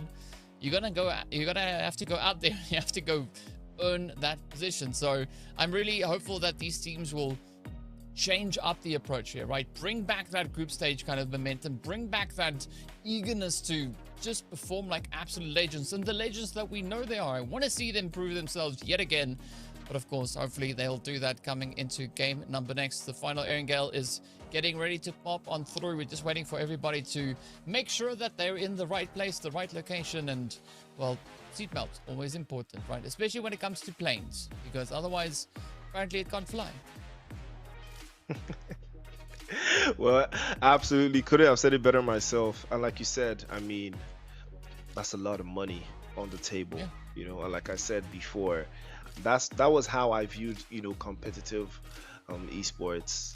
Every time you eliminate someone, you add a little bit of money, and every time someone eliminates you, you lose a little bit of money. So, you know, it does the the motivation doesn't get any better than that. That's what we love to see. The pressure is on right now, and Erangel is going to be very, very interesting to see how, you know, we spin around and get these teams on board. But it has been a very, very solid ride so far, DK. We've seen a lot of amazing teams. We've seen a lot of amazing strategies, but can they keep it up? Remember, it is all about consistency. It is the ultimate key. It's not about just how well you do, it is how well you often do, you know. So you gotta always be on the right track every single time. And those top 3 teams, they've started really, really well. I would be very, very surprised to see if someone is going to break into that top 3 by the end of match 6. That is something I am now looking forward to seeing if that will be the case, because whoever that team is, they will have a lot of momentum, right, going into tomorrow's matches. And then we have a whole new type of competition, you know, on our hands tomorrow. So that's something to look out for as well. Yeah, I mean, and I'd love to see 5SW do that, or I'd love to see Fallen Ruthless do that, or even One Take, right? Because all these teams, that's what they did in the group stage, right? They were the dominators. They were strong performing teams. They kept that consistency, and we want to see that come through. And I mean, you said consistency is key, but I think we need to just define it a little bit more. Positive consistency is what's going to be key here, because if you're the first team to go out first in every single match, that is also considered as consistent, but the wrong kind of consistency. So I want to see the teams now really up the ante as we head into the second half of the day. Match number 4 about to make its way on through. A nice little bit of a twirly flight path coming in there, going straight from south to north. This is exactly what the teams need to get themselves situated, irrespective of where that zone goes. This is the chance to go for gold, right? To get that winner chicken dinner, to lock it in, to walk away with it and have the feast all to yourself. Well, we're about to see if that will be the case. The playing path is quite interesting, though, from the south all the way to the north, a straight line on a straight line. And we're about to see if these teams are going to capitalize on every single rotation potentially going forward. But I mean, those teams that do love to play on the far western side of the zone, though, how would they feel about this type of playing path, though? Is it not a little bit more hectic for them, having to play all the way like somewhere in Gatka? Imagine being a team that loves to land in Primorsk, you know, and you don't want to do a secondary drop, because a secondary drop for you might be a primary drop for another team, and then you have a lot of trouble, you know, having to deal with that as well. So it's something to keep an eye on. But nonetheless, this could be a very interesting turn of events, because take a look at that entire western side unoccupied. Now, if you were in the lobby, DK, do you think you would just make a quick dash for it and just head over to that western side and take a position straight off rip? Yeah, that's a play that makes the most sense, right? I mean, you don't have to sit here and fight with everybody else. You know exactly where that zone is going, and yeah, that's the approach that I think would most probably work best here. And I think there is an opportunity for quite a few of the teams still to get themselves situated up into Georgiapol, up into Gatko, even all the way into Quarry. I mean, Primorsk, even though it's not in zone, it's really close. So you can go and try and get your hand on some of that loot over there. But for the meantime, it is going to be Alpha.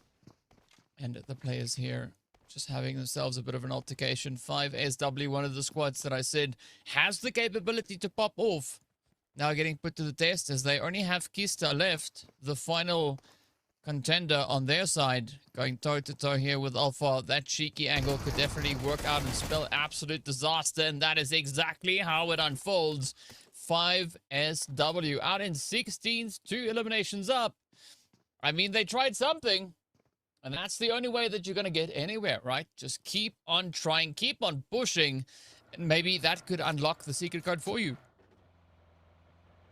Well, that is the only way to find out, right? You got to keep on going. You do not stop. But right now, Execute starting quite nicely. 5SW unfortunately being on the receiving end of all that chaos. And Team Execute looking very, very solid as well. Alpha Base also good start from them, sacrificing 2 teammates for the sake of 4 eliminations. I mean, we've seen that happen time and time again, so it's not the first time we're going to see that. On the other side, Call Me have pulled up to the scene with 3 players, a man short. And they might be in trouble here. Onto the guys from IGL. Kiddo immediately. 33k continues his onslaught from what we saw in the previous game. He's not going to stop. And he is prioritizing that one. Legal almost getting swept away as well. Will reposition. But doesn't look like Sparky will be getting picked up. It's going to be very difficult if the guys from IGL want to commit to this push that they've already got in sync here. But Call Me, can they hold on? Can Sparky get picked up? Can they reposition themselves and get up back to full strength? This is the best chance they've possibly got. There's a little bit of a downtime for IGL. Maybe they might decide that this is the chance they'll be looking for. If they can get an angle, they might be able to turn this around.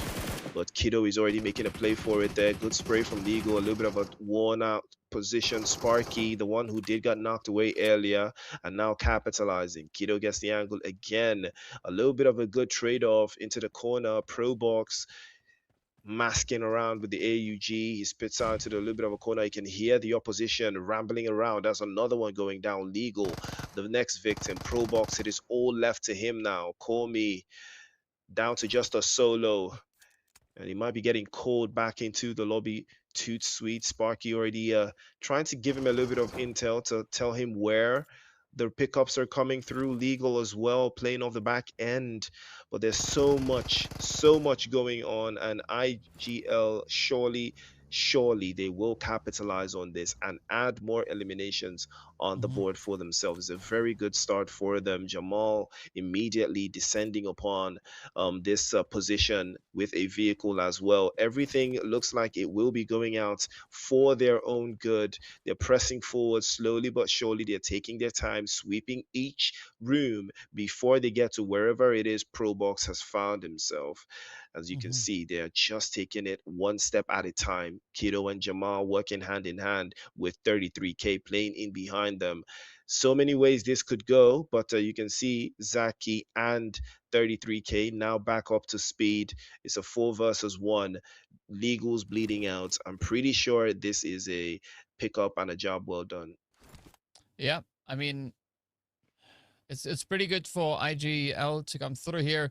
And I think for Call Me, fortunate that they weren't able to try and, come in with a bit of a surprise push onto Zaki, because we did see what Zaki did before. But going from 2 squads, we might have a third now looking to pull up, as well as 4PF Jade is moving on to that northern positioning. Just up on the hill, could come in with a little bit of that overwatch, and there could be quite a bit of a surprise about to roll down onto IGL. But they first need to clean it up, and that has Called Me, the next squad out of here, 15th position. Yeah, a very tough day, but now 4PF looking to see if they can also capitalize on a little bit of that sneaky, cheeky trade-ups, as they have a bit of an angle here, and this could be quite a phenomenal start for them here. They just got to push it, right? That's the only thing they got to find. You got to get the angle, and of course, at the same time, watch out for Zaki. Zaki has a thought he might be wanting to see through, as he have dispatched the guys from Call Me. We'll have to find a way to make something happen going forward to get more and more eliminations across the board for themselves. But 4 pockets full. Again, they lose Gardner a little bit earlier than they would have liked, but that is where they have found themselves, and that is the case so far. But Jade is going to be spinning around, probably going to run into the guys from the Brutal Psychos. Do they want to stop here? I don't think they would. I think they will have to prefer going into the play zone. They are deep in the south though, and they are going to be chasing down IGL.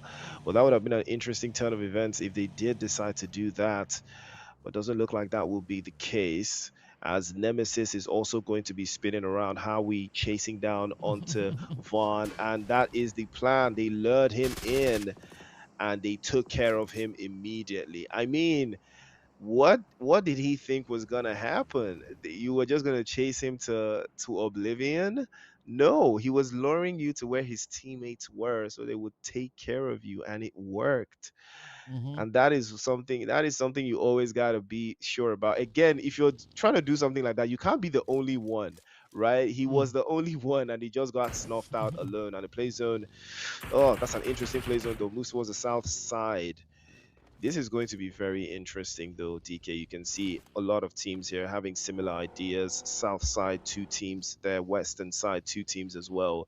Fallen Ruthless are going to have some neighbors very, very soon. Even the eastern side, Death Dose, Rescue Esports, and One Take. It could be anybody's game.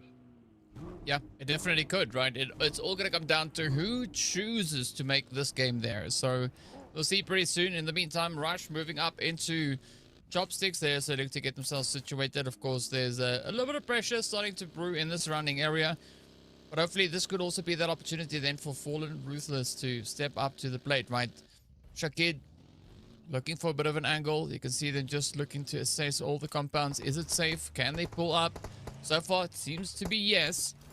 But let's see what they can make with this whole angle. Now, One Take, they have a different approach here, right? They are going to try and gatekeep a few of the teams here to rotate up alongside them, as neither them nor any of the teams along for the ride rather, has anywhere concrete, I would say, to fight from. But that is going to be William picking up that first elimination at the expense of One Take. Now, Death Those, yeah, they look just so confident rolling up here, right? It's like they know, right? We're coming. Nobody's going to try and stop us. I hope somebody proves me wrong. But for the time being, Death Those, they just rolling up quite comfortably into the zone. Rescue right there alongside them, but it doesn't look like Death Those is necessarily going to look to overcommit, as everybody is just rolling in, looking for that next position to take occupancy of. And so far, nobody opting into Pmnc. I mean, it also doesn't make too much sense to roll into Pmnc, especially when it's on the edge of that zone. But knowing PUBG, there's a high chance that Pmnc could maybe be the next location we move to, right? Either that or Chopsticks. That would be interesting, though, right? Going into phase 3 in that nasty shift that we all know is going to come any moment from now. I mean, that would be very interesting, though, if that will be the case. But we are going to keep our eyes peeled nonetheless. Solid play zone for those teams that have already found themselves in the central position. We've got a lot of bodies in there, DK. We've got 14 teams with similar ideas, with similar ideals, and majority of them are 4 players. That is where it's going to get interesting, because they are not giving it a thought. They want a piece of the zone. They've started to pick up on the fact that they cannot hang around the edge of the zone too long, because it requires a lot of utilities. It requires a lot of focus and perseverance if you are trying to play, like the guys from Horn Legends are doing right now, and the likes of Clutch Girls. But take a look at that play zone shifts. And again, you talked about this. Pmnc is still in the conversation here over to that eastern side. It could be a major play. Take a look. Death Dose sitting quite nicely as well, uncontested. One Take Esports, Fallen Ruthless, the guys from Brutal Psychos, Rescue Esports, even Rush. Similar names, similar thoughts, right? South and the western side. But Rush have a mountain to climb, because they have a lot of teams coming through from that general education. But take a look at that. The guys from Brutal Psychos making it a quick dose, and Death Dose want to somehow third party all the way from the hillside, and they will snatch one away. King Von, the latest in a plethora of casualties, as he is going to be knocked away. There's going to have to think twice about how he sees that final third position. There's so much chaos brewing, and that might be the opening they have been looking for there, but they can't seem to find a way around it. And Fallen Ruthless take a look at Fallen Ruthless. They are all over the place, DK. I mean, but that's what we want to see, right? We want to see Ruthless just, well, doing as their name suggests, right? Become the Ruthless squad in this lobby. So I think this is a good way to kind of light that fire under them yet again. And I'm looking forward to seeing the continuation of that. But you got to give it up to Death Those. Good setup that they have up onto the Pmnc Hills there. It is going to provide them with quite a bit of a vantage point, especially looking at how the zone is currently structured. But we do see Team Execute also starting with a bit of a push. Heading onto the southern side here. They've just pulled up into the garage there. Don't know if Dose actually had any eyeballs on that. It does seem like William is trying to do something, doing some due diligence here, just to make sure they don't get surprised as they start rotating up. But this could be that mobilization from the side of Dose as they just await anything to come for that stage number 4. But still, quite a few teams on the outskirts of the zone. IGL, Rescue, still having to commit to that next rotation. But over on the western front, that's where I think things are going to get pretty hot and heated, at least for now, because we've got quite a few rotations coming in on that front. As you can see, the feed is starting to light up. Rush being one of the squads rolling on up here.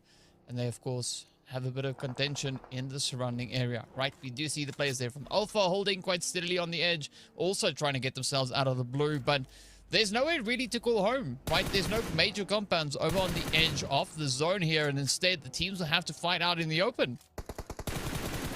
And being in the open, though, it is going to be high risk, high reward, as NGX yet again capitulate under the pressure. Hakeem being the final victim at the end of an ICIC M416. He will find his way back into the lobby, and the door is shut on NGX for the 4th time in a row. And Fallen Ruthless, Rusciano will be getting picked up there, fortunately for him. And the guys from Rush, I believe they hear a lot of commotion in this area. Tingleton with a sight line of his own. But he has to be careful because Fallen Ruthless are in the mix here. And he might be getting dropped away if that player in the shack, I believe Rusciano, decides to send a couple shots in his way, and I was expecting that to be the case, but it didn't pan out that way. But that would have been a very smart play coming through from Fallen Ruthless, but it didn't materialize in that particular fashion. Aura in trouble and Aura out of the lobby as well, and we are down to 11 teams now, 33 players. All of them are looking for a way to close down and see the final third here. Things are looking very interesting, though. We're about to see who's going to come out on top in the final third. Again, Shakid, we know how capable he is, but I believe this could go either way, because now IGL will be eliminated as well, but not without taking 5 eliminations on the way with them as they find their way out of the lobby as well. But now Rush Esports currently sitting at the top of the food chain, and take a look at how they play. So compact. They have a lot of intel. They've already made a move of where they want to rotate from. They are probably gonna have to play maybe from the southwestern side, maybe rotate around Fallen Ruthless, because that is a team that could cause them some problems, you know, going forward. But Fallen Ruthless have not been able to find their way around either way, and Horn Legends now under siege from Brutal Psychos. Again, this is a team that started, you know, inside of the top 4 at some point, but now they've dropped all the way down to 5th. DK, I think the pressure is really starting to get to a lot of these teams. Yeah, it definitely is, and of course, as we know, only the stubborn in this instance will prevail, right? If you're stubborn enough to decide that you're not going down without a fight, that could be exactly what is required to get you to the top of that board, or at least in a very comfortable position come end of day. Speaking of which, though, we are going to be hopping over into Pmnc as Team Execute and Rush now find themselves in a somewhat uncomfortable angle. Pmnc comes into play. Nobody really committing to this at the start of the match, but here we go. It has now become the place to be, as Tingleton needs to quickly fall back into cover as the sprays from the hillside, right, just locking in on top of them. Oh, but Rush, they gotta watch out for Dose. We did see that angle being utilized. Dose not backing off of the hill just yet, But I like what Rush is doing, trying to play throughout the entirety of Pmnc that is currently available within the zone. They've been able to lock in quite a bit of damage onto the side here of Execute. As you can see, they are now following through. Ooh, absolutely brutal play. Singleton and the rest of Rush now need only one more player to get that full squad wipe, and that will put them quite comfortably all the way up onto, I believe, at least 5 or 6 eliminations. So Execute can almost see everything just running out in front of them, as Unavailable is now the sole survivor. And of course, here comes that loot truck, and nobody's even attempting to get the loot out of the vehicle. I mean, I was expecting someone to take a little risk, but in phase 5 of the circle, is it even a real risk? Does it even have any real rewards at this phase? I don't think so. But Pachinki has been drafted out of the zone though, and we have a little bit of an open sesame zone, right? There's not a lot of cover. It's all about terrain now, and those teams that do love to play more terrain, the likes of Rush, they are going to love this zone more than anyone else. But Rescue Esports also love zones like this. The only difference is there are only 2 players up, and it is going to be very hard for them to navigate this. 4 packets full, also down to 2. No points on the board for them so far, but there's a chance that they might get some placement points added to their inventory. Rush, on the other hand, having to navigate their way out of Pachinki, and they might be able to circumvent a little position that they can get, but it's going to be very, very difficult because Team Execute do have Unavailable chasing them down. But the play zone is not going to be favorable for anyone getting caught out outside at this stage. It is going to be very hard if you don't have a place that you can call home, because there's not a lot of buildings in the next zone, right? There's only like one makeshift something in the zone, but you know, Rush Esports, they did lose Trevor earlier on, so I think that is going to put a little bit of a handbrake as to whatever, you know, aggressive plays they might decide they want to make. Well, there's only going to be one way for us to see how this is going to pan out for our squad zone. If anybody's going to look to push that opportunity, Brutal now getting pushed here, as you can see. It is going to be Fallen Ruthless just demanding some results as they come running down with the utilities, looking for any opportunity, any angle. The mollies could be the one to seal the fate here, but so far Fly not being able to get any damage coming through from the utility just yet. And I mean, this is now going to be a race for the compound, which currently is already being occupied. So the other option is going to be to hold on to this hillside. Fallen Ruthless, this is the opportunity if they've ever seen one. And that loot truck, of course, just taunting everyone, right? Like, if you want to upgrade, if you want some pretty OP weapons, come at me. But it doesn't seem like anybody is going to take it up on its offer, as we do say goodbye to Team Execute. Those 6 eliminations, not a bad run. Let's see if it will be enough to keep them in contention here. Fallen Ruthless, though, I can already see a bit of a change up coming through in the way that they're moving around, right? They look a lot more eager than they were in those previous 3 games. Maybe that was a tactic to kind of just try and fool the opposition. It's like, oh no, we don't know how. And then bang, come match number 4. They're like, haha, we just psyched you out, right? Here we are. And now we are going to steal your socks. I mean, that is that is visually very interesting if you picture all that in your head, but it looks like the Brutal Cycles will not be needing picturing, as the bullets are coming live and in HD, and they will be hurt in the process. We are down to the barest minimum teams here. We're down to 8 so far. Brutal Cycles onto the front foot, but it is going to be Fallen Ruthless receiving some chaos there. Viper trying to take the 1v2. Unfortunately, we will not be successful. A little bit of a use of the utilities getting launched over the top side there. Viper has to make something happen. He launches yet another one as he bounces off the walls into the corner, and he's exposed. A couple of shots there, but no dice, as Fly finally making quick work of the position. Fallen Ruthless starting to gain some momentum, starting to gain some strength, but Death Dose are lurking in behind, and they might decide they want a piece of the guys from Fallen Ruthless. They want to send them back into the lobby. They want to make sure that they do not get any more points going forward.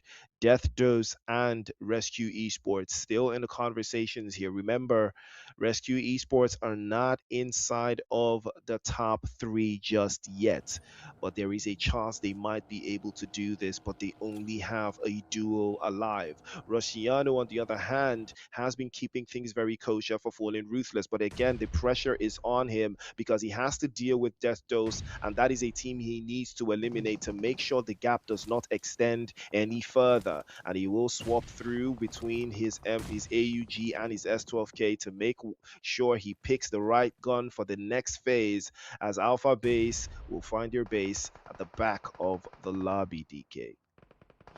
Yeah, it's unfortunate, but let's see what the rest of the teams will do here. As Drogo has been spotted out, trying to play a little bit of chicken, but unfortunately cannot make it through as MS closes the door for him. But Clutchcard's doing a pretty good job here, right? Only starting the match off with 3 players, they still have everybody in the fight, and they have an opportunity to maybe sneak up this hillside. I think a tactic here for the side of the Clutchcards would be to kind of wait for the teams already situated on the hill to really let those numbers start to fall. Meanwhile, we do say goodbye to Rush as they are the next team out of here. 5 eliminations to show for it. And this is where everything now keeps going, right? This is what it all comes down to. Who's going to be the next team to rise on up? Of course, a few of the teams that have been doing quite a bit of that rising already still holding on into the last few phases of this match. Phase 7 about to hit. Oh, Fallen now getting hit as well. Quick knock coming through onto Fly. No confirmation just yet, but as we say that, Rusciano going down as well. One Cuz needs to be careful because the entire hope of the team's performance now resting solely on his shoulders. Those, though, they are going to try and clean it up, try and get those confirmations, make sure that they get the points, as they already have 8 eliminations in their bag. Can they find more? So far, it is looking pretty good as they hit 10. Or One Cuz just trying to avoid that potential quick trip back into the lobby.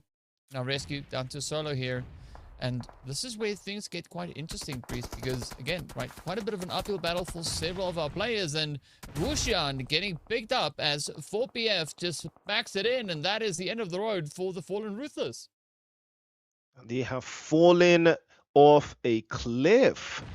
I was quite surprised that they lasted that long with the amount of bodies in the area and utilities they had, but fair play to them. They managed to make it into the top 5, but they will not make it any further. Clutch Gods, on the other hand, again, another performance where Clutch Gods have found themselves in the final third. We saw that in the previous game, and I think they're one of those teams that started to understand what they need to do, how they need to play, but now they need the eliminations. That is the only part they are lacking in.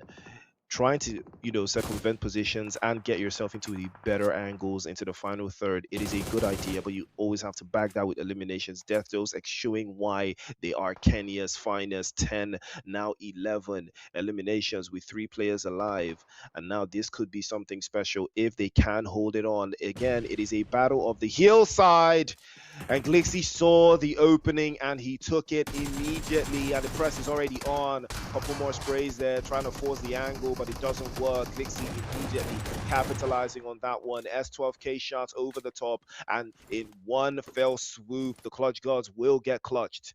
End of the road for them, down to 3. And it's only 6 players alive. It could be anyone's game, but take a look at that. 4 pockets full have pulled up into the scene. And now they do have a lot of the play zone actually to work out of. You can see the battlefield riddled with airdrops left, right, and center. And now it's a matter of who has the right utilities to see this through to the end. But 4PF only have a duo. It is going to be very interesting to see how they manage Death Dose coming in from that hillside, and they manage the last player, No Life, from Rescue Esports. I don't think he's going to move a muscle just yet. He's waiting to get the opening that he needs, and William peeks out immediately, getting dropped by Jade, and will be getting flushed in the same breath. No chance for him to get picked up, not even in the slightest. And take a look at that. 4PF have reduced the firepower of Death Dose by a deficit of 25%. It's a big change. It changes things right now, as the guys from Rescue Esports are relying behind and they are rallying behind their last player, No Life. If he can turn the tide around here, if he can deal damage to Death Dose, he might to be able to turn this around for his team, or he might be waiting for that third party. He might be chilling in the corner, allowing for PF and Death Dose to lock horns so that he can swoop in and do what Rescue Esports do best and rescue themselves a chicken dinner, DK. Yeah, well, first they might have to wrestle that chicken, right? Because it's not going to be an easy one to rescue by any measure. But let's see whether or not Deathos can maybe get a little bit of something happening over here. They have a 39.63% probability of getting their hands on that winner chicken dinner. It is so close they can almost taste it. And the same can be said here for 4PF. I mean, this is so far proving to be probably the best performance today that we've seen coming through from the 4PF squad, right? And I'm very, very pleased to be able to say that. But let's see, can they go for gold? Can they get their hands on that victory? No Life is still just very committed to keeping himself out of harm's way. Not going to look to overextend any plays. Wants to try and ride it out as best they can. Trying to make every last moment count. But there could be a golden opportunity. But again, right, No Life needs to be quite cautious as to how he takes this approach, because if he opens fire onto either Nemesis or Jade, the player that is not getting shot at is going to be quick on the response, and that could potentially spell disaster for No Life as we now move into stage number 9. No more zones after this. It is now disclosure about to come on through. You can see Deathdos already trying to get down, trying to creep their way into contention here as they want to get their hands on that victory. But the same can be said for Rescue. So far, No Life had a pretty good spot to work out of, but the blue is going to force his hand. He'll have to move on up. And this is where everything now is going to be put to the test, right? Jade, Nemesis, both holding, and I like the movement coming in from their side, right? They're really looking to assess every possible angle, but there we go. Jade is going to be spotting Rescue first, and out they go. So unfortunate turn of events coming through for the side of Rescue. At least 5 eliminations going their way there. But now it's the final showdown, right? The 2 from Dose versus the 2 from 4PF. So who's going to have their pockets full? It's going to be one of these. So far, Dose, though, they have 14 eliminations. And 4PF only have 2. So there is quite a bit of a contrast with regards to these points. But if there's a team that needs this victory, it is going to be the side here of 4PF. So let's see, can they get the job done? Can they lock in and steal the show on our final Erangel available here today? The nade is on the money though. Nemesis is down. It now turns to Jade, who needs to try and piece this whole puzzle back together. Up comes Sema, full setting it, trying to lock it in. Oh, Glixie, the MVP so far, right? The player with the most damage, the most chaos, the most carnage is going to descend down upon Jade, and down they go. Valiant effort being brought forward there by 4PF. Second place finish, but unfortunately for them, it is going to be Death Dose to come in with the victory, to lock in that winner chicken dinner, trying to run away with the show. That, of course, being their second victory for the day.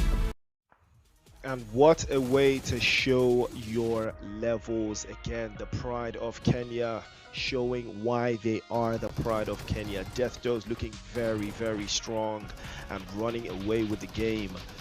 Trying to secure that bag, secure that money, potentially secure the MVP race as well. I mean, what a performance. Once again, I believe 16 eliminations and a chicken dinner. It doesn't get any better. What a game they have had so far. What a day one they have had so far. 16 eliminations, 2,400 in the damage points, 12 knocks, not even up to 600 heals, and all done within 30 minutes. Even as a duo, DK, they are still deadly.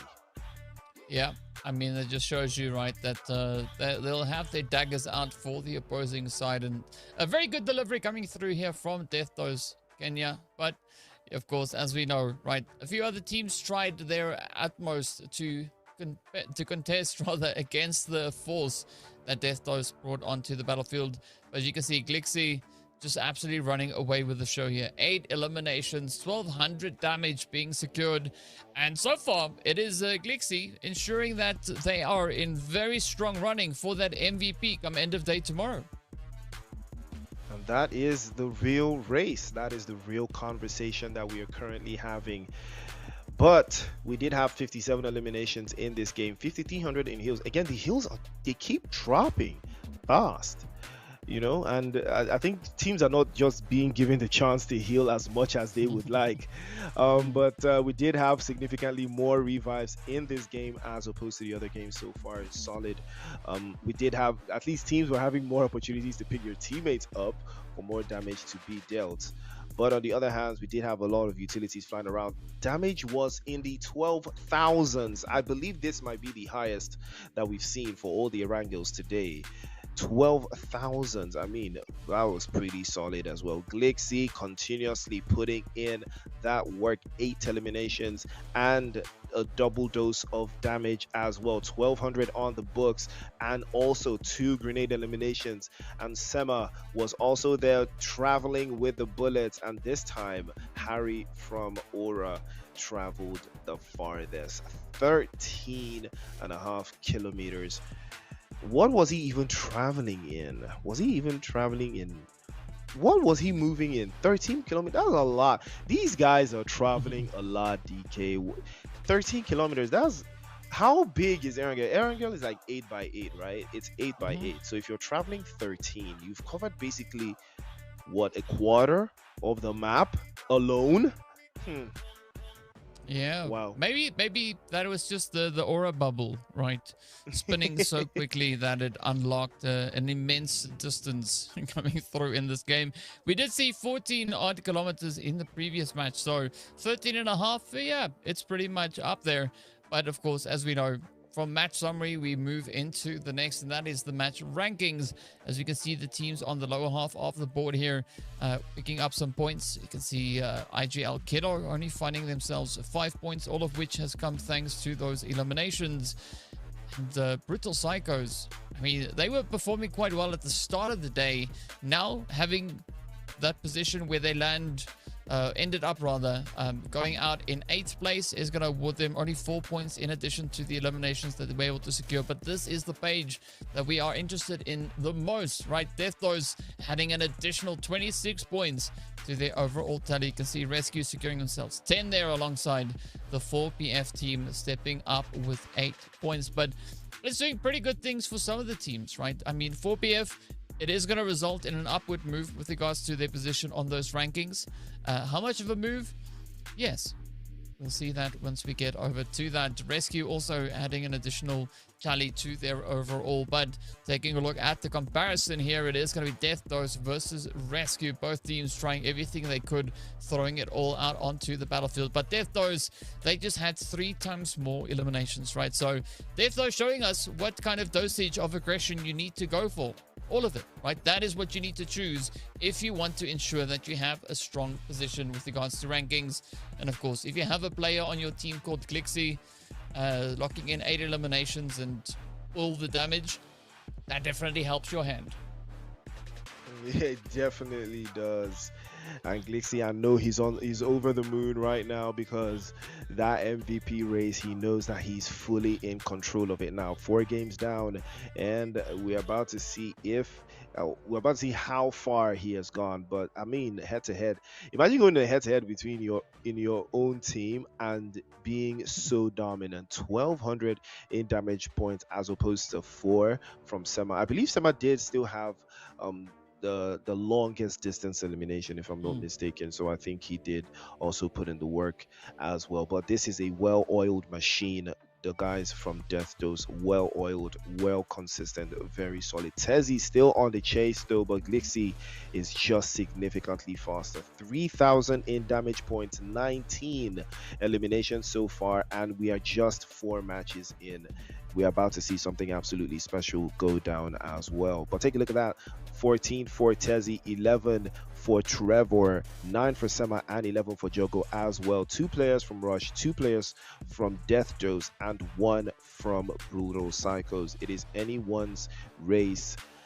You would think it's anyone's race at this stage, but you never know, right? You never know. I think Tezzy still has something to fight for here. You know, if I was Tezzy, I would not give up. I would just tell all of my teammates to funnel all the eliminations to me. you know, and that's where you can say sharing is caring. But of course, we also care about the points. So here we go, taking a look at the board. We are looking at some beautiful upward movements here. Fallen Ruthless now moving one slot up into 9th place. IGL moving one up into 10th. 4PF though, they've jumped up 2 slots all the way into that 11th place. So things are looking better and better as we continue to go through.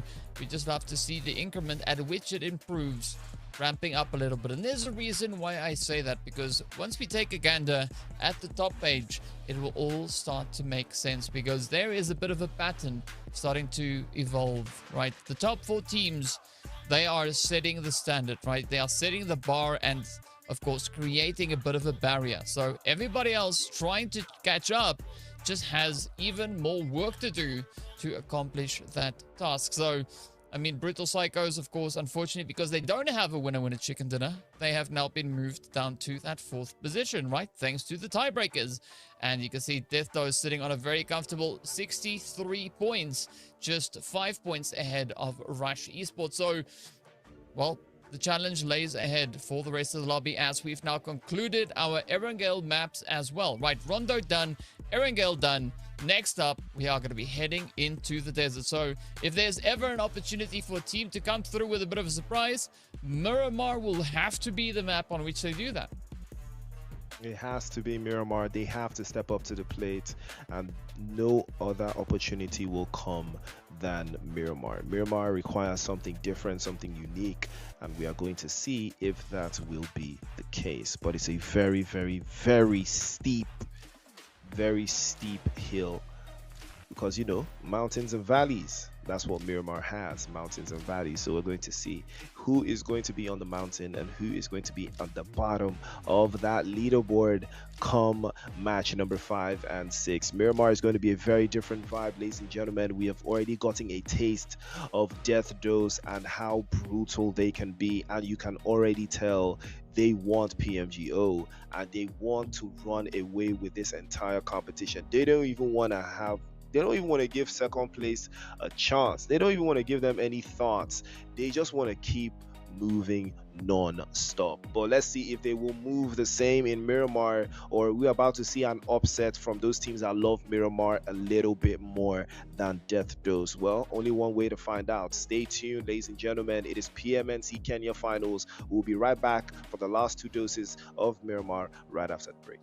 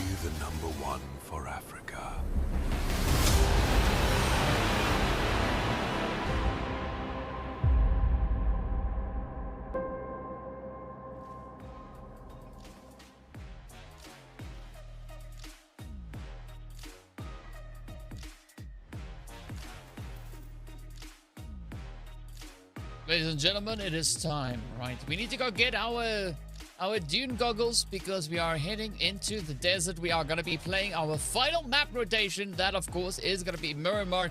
And this is the big opportunity, right? For teams that maybe prefer this map over Erangel to really step up to the plate now, to start popping off and to start adding some points onto the overall board, because the top four are starting to run away, right? They are looking to widen the gap and making sure that they can at least just compete within themselves as opposed to the rest of the lobby. But they have also set the standard, right? Showing the competition that, you know, if you want to catch, you will rather have to get aggressive, right? You will have to try and contest. You will have to try and lock in those sprays, lock in those angles, and try and secure as many eliminations as you can here. So it's going to be curious to see whether or not the teams can actually pull that move off. And of course, there are quite a few that could, I would say, really benefit from doing that.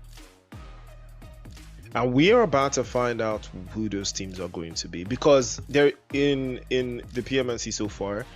In Miramar, we always see something different. We always see a team, the teams that understand Miramar a little bit more, it tends to show, right? We see it. It shows. They get confident off rip. It's not like the confidence gets built over the time. You know, you see it straight up that these guys love Miramar just a little bit more than everybody else, and that's what we're looking forward to seeing. Maybe Death Dose will get a taste of their own medicine the way they've been dishing it about. Maybe the guys from Rush and Rescue Esports will also feel the pain that they have caused these other teams. Maybe this might be that opportunity for, you know, the Dune Warriors to rise up. So, you know, let's look for our little Lisan Al Gaib and see who's going to come out on top. Ladies and gentlemen, it is PMNC Kenya Finals. It is day one. It is Priest and DK bringing the action live, and what a roller coaster it has been. Final map rotation of the night. It's Miramar action, and I know I want to believe that our analysis is right, and someone is going to take it upon themselves to show that Miramar is their map, and they will own it in the presence of whatever adversity comes up at this stage. I mean, if there's one team that could definitely look to do that, I would say Horned Legends would be a good call on that one, right? I mean, they're just holding outside the top four, so bring in that surprise, because I like what they've been doing so far today. They had a few matches where they were pretty much on point, right? They were just like hitting those shots, and they were really posing quite a bit of a threat to that top four. So I want to see a bit of that continuation come in here. But of course, teams that we know can bring in the heat. This is now time to open the oven and let's get cooking, as we are going to get ready to hop on through. We are starting over towards that southern side of the map. You can see the lovely Los Leones off in the distance. So a very eastern flight path coming through here for the squads. Again, pretty similar to what we saw in the last game, right? This particular playing path, right? We saw it in the last game. So south to north, just across, cutting through. You know, teams are getting much more consistent with having to navigate these positions. It's a little bit much more difficult for them though, but we've seen how they manage it across the board. But I could expect a whole lot more from them though. And now with this playing path that cuts across into that central position, I think it's going to be very difficult for some teams that are yet to understand what is at stake here. But I would love to see, you know, some teams take a little bit of a more scenic route when they are making their rotations, because this type of playing path, you can see what is in front of you, right? We've got a little bit of Los Leones in there, we've got La Bendita in there, we've got maybe Impala if you're feeling generous, you know, we've got Dead Does already heading to Puerto Paraíso, we've got I believe Hacienda del Patron, we've got San Martin in there. You know, there's the options are limitless. But in all of this, I am pretty sure two teams are going to land in the same spot. Yeah, I have to agree with you on that. I wouldn't be surprised, right? I wouldn't be surprised. But interesting shift going through with regards to that zone. I mean, of course, that means we are going to be ending up either in Minas Generales, La Bendita, Impala, maybe over onto the side of the northeastern edge of Los Leones, right? Anywhere roundabout in that middle areas where I think we might be heading towards, because that's generally where the zone goes, right? Generally pulls up into there, but we've also seen it go all the way down south. So either which way, it is going to be quite the challenge for these squads to get themselves well positioned. Speaking about teams hot dropping, though, we do see Aura and, of course, the players coming from the side there of Team Execute. Now, trying to dispute a little bit of a zone control angle all the way up on that far northern side. Meanwhile, Rush, they've got nothing to worry about, right? They've got truck stop to themselves. They can sit back, relax, kick out the lawn chairs, have a sip, get a tan. There's so much they can do, right? They don't have to worry. And, of course, loot up at the same time. That's the most important part. But Aura and the players here from Execute can't say the same. You can see already, Yuna knows that there is opposition here. Doesn't want to get spotted out just yet. But instead is going to try and find a sneaky angle to try and strike from. And that angle could be a big deciding factor of how this game plays out for, for them. But right now, Team Execute and a bunch of other teams that are still yet to find their footing, I mean, this would be the perfect opportunity for them, because if we look at leaderboards, like you said, Horn Legends, we're going to be keeping our eye on them because the game hasn't run away from them just yet. But this is the game where it will run away from them if they do not win, or if maybe Rush or Rescue Esports or even Brutal Cycles, they cannot allow any of these teams to have a great game. That's just what it is. They can't allow that to happen. Death Does, they've done well enough for day one, but I'm pretty sure they would want to finish on a high. But the likes of Rush and the guys from Rescue Esports, even Brutal Cycles, they have a job to do and not allow Death Dose run away with it. And then on the other side of things, Horn Legends, Cloud Guards, Alpha Base, even Team Execute, they have a job to do as well to not allow Rescue Esports run away with it as well. So it's a job for everyone. Everyone has a job to do here. So it's either, they find a way to make sure that they do not get caught out and they then make the right decisions going forward, because it's very, very, it turns around, it turns on you very, very quickly at this stage of the competition. They cannot make any mistakes. Any mistakes at this stage is going to be very detrimental. The stakes are way too high and Miramar is way too big to get caught early slipping, DK. Yep, you don't want to get caught with your hands in the cookie jar, right? You want to instead be the one taking that cookie jar and running away with it, because, I like me some ginger biscuits. Oh, anyway, I'm going to get hungry if I keep talking about food. But either which way, let's see whether or not NG is going to look to maybe surprise us with a bit of a play here.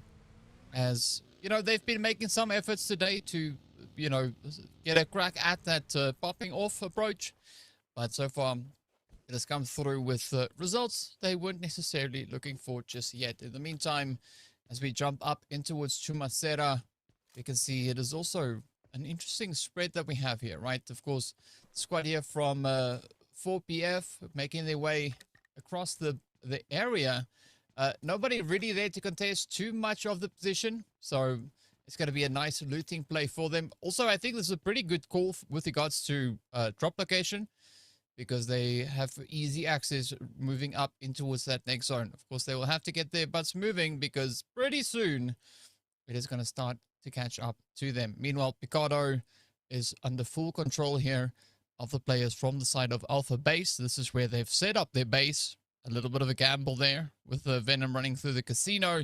But for the time being, other than that, there's nothing really for them to be too phased about. I like what is going to be happening here on the edge with Aura. They still look to make a little bit of something happen up in Tierra Bronca, right? Ideally, they would get a little bit closer to zone, because they are still a kilometer away. And I think that's kind of the thing up on Miramar, right? If you forget how vast this map is, it is very easy for that blue zone to get the better of you. Exactly. It's very easy to get lost in the source. And I did mention that earlier, because of how big Miramar is. there's a whole lot of traveling that's gonna go down in this map, that's for sure. Compared to Erangel that we want and what we've seen so far, but there's a whole lot of traveling that we will witness in this game. And fingers crossed for some of those teams that do not manage to get vehicles in time, they will feel the heat, and hopefully they will adjust in time. But Rescue Esports currently on the front foot. I believe that was the 5SW making a little bit of a play for it. Ooh, risky play there, risky maneuver. Having one knocked over to the other side there. Seven gets caught out again. He trades off. That's a good shot. That's a very good shot. But the rest of the guys from Rescue Esports immediately pulling up to the scene there. And here comes Fedro, spins around, gets the drop, and that will be a job well done. Rescue Esports having themselves rescued. And that will be a job well done. 4 eliminations. Again, running away with it. They are running away from brutal cycles right now, DK. I mean, but for 5SW, that wasn't actually a bad outcome. Yes, they didn't get any eliminations from that, but I like the just how they were handling the situation, right? Definitely trying to be a lot more aggressive, and so I can respect that. Right, I can respect that, and I want to see more. I like the direction that's heading in, so we'll see how that will pan out for them in the final match of the day. But in the meantime, we are going to be taking a look over onto the players here from One Take Esports, so we can see they are currently occupying that 12th place. So, I mean, only 9 points, right? If they can get 9 points in this match, it'll already move them up quite comfortably into the top 8, right? So, just one strong game can change up quite a bit here for them, and it's very well within their capability. So let's see who is going to look to pull it out of the hat here, as the teams now are going to be putting closer and closer to Los Leones. I think we might either have a city finish, or we are going to be finishing on the outskirts of Los Leones somewhere, right? And I think in anticipation of that shift, the Brutal Psychos, they went for a pretty decent angle, right? The hills that they find themselves on, that's going to be a pretty tough angle to beat. Yeah, it's a good angle. It's a very good angle. Call me. Might be getting dialed in. It might be getting called back into the lobby by Horn Legends. This is an elimination that Horn Legends really need at this stage. Any eliminations they can get their hands on would be very useful right now. But Sparky has other plans. And why is Aggressor alone in the blue at this stage of the game? These are the things we talk about, right? I mean, I can understand he has a vehicle parked outside, but when the opposition comes knocking, what do? He was the one who gave away his position first. He shot first. They didn't know he was there. He shot first, and then they looked and they're like, oh, it's one guy. Okay, then pack it up.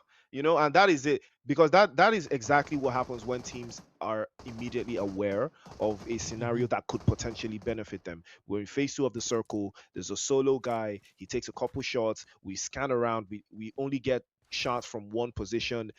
Surely that's a solo player. It's only one person, and we are already in transition. We're on the move into the zone. You're in the blue by yourself.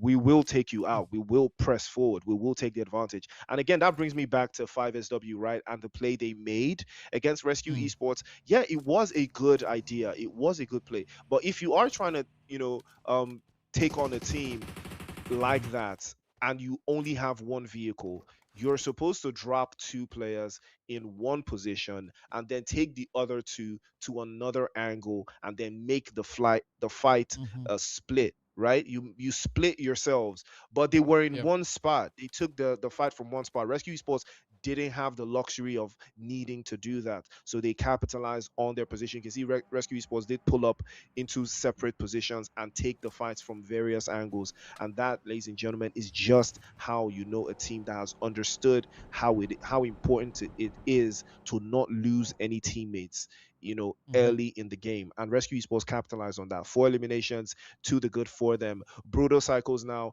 pressure is on them again. They have been pushed back, and now they need to find a way, to make something happen. Well, let's see if they can do exactly that. It is the constriction of phase 2 coming through. Zone 3 about to hit. Ooh, yep. We're going onto the high ground, right? We're going into the hills. And this is where we can see now Rescue looking to maybe find an approach. Of course, quite a few hills for them to try and take occupancy of here. but Rush also getting right down to business as they firstly need to get into the zone. Still a little bit of territory that they need to cross on through, but they are going to be waiting patiently now for the side here of the Horned Legends to show their hand so they can figure out what is going to be the play. Those, in the meantime, are going to be just, well, coming through with a big dose of aggression as they just pick off at everything and anything in the surrounding area moving. But can they continue with this, though? I mean, pretty decent setup. 3 eliminations is what they have to show for all their efforts so far. But we've only lost 1 team. Right, we still have 15 teams left to try and cram into this stage number 3. So this is where things get quite a bit interesting, as the teams won't have so much space currently separating them once they all move in.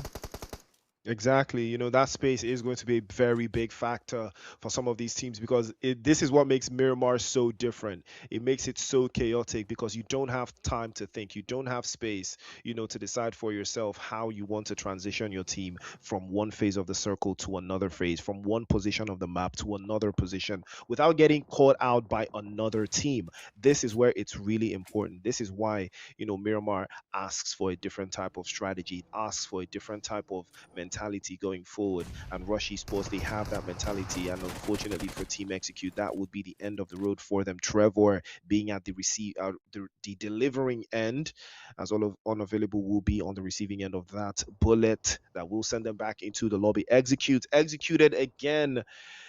And now it's looking like we are going to have a very interesting finish. And you were right. You know, there's a chance that the Playzone will close out just outside of Los Leones.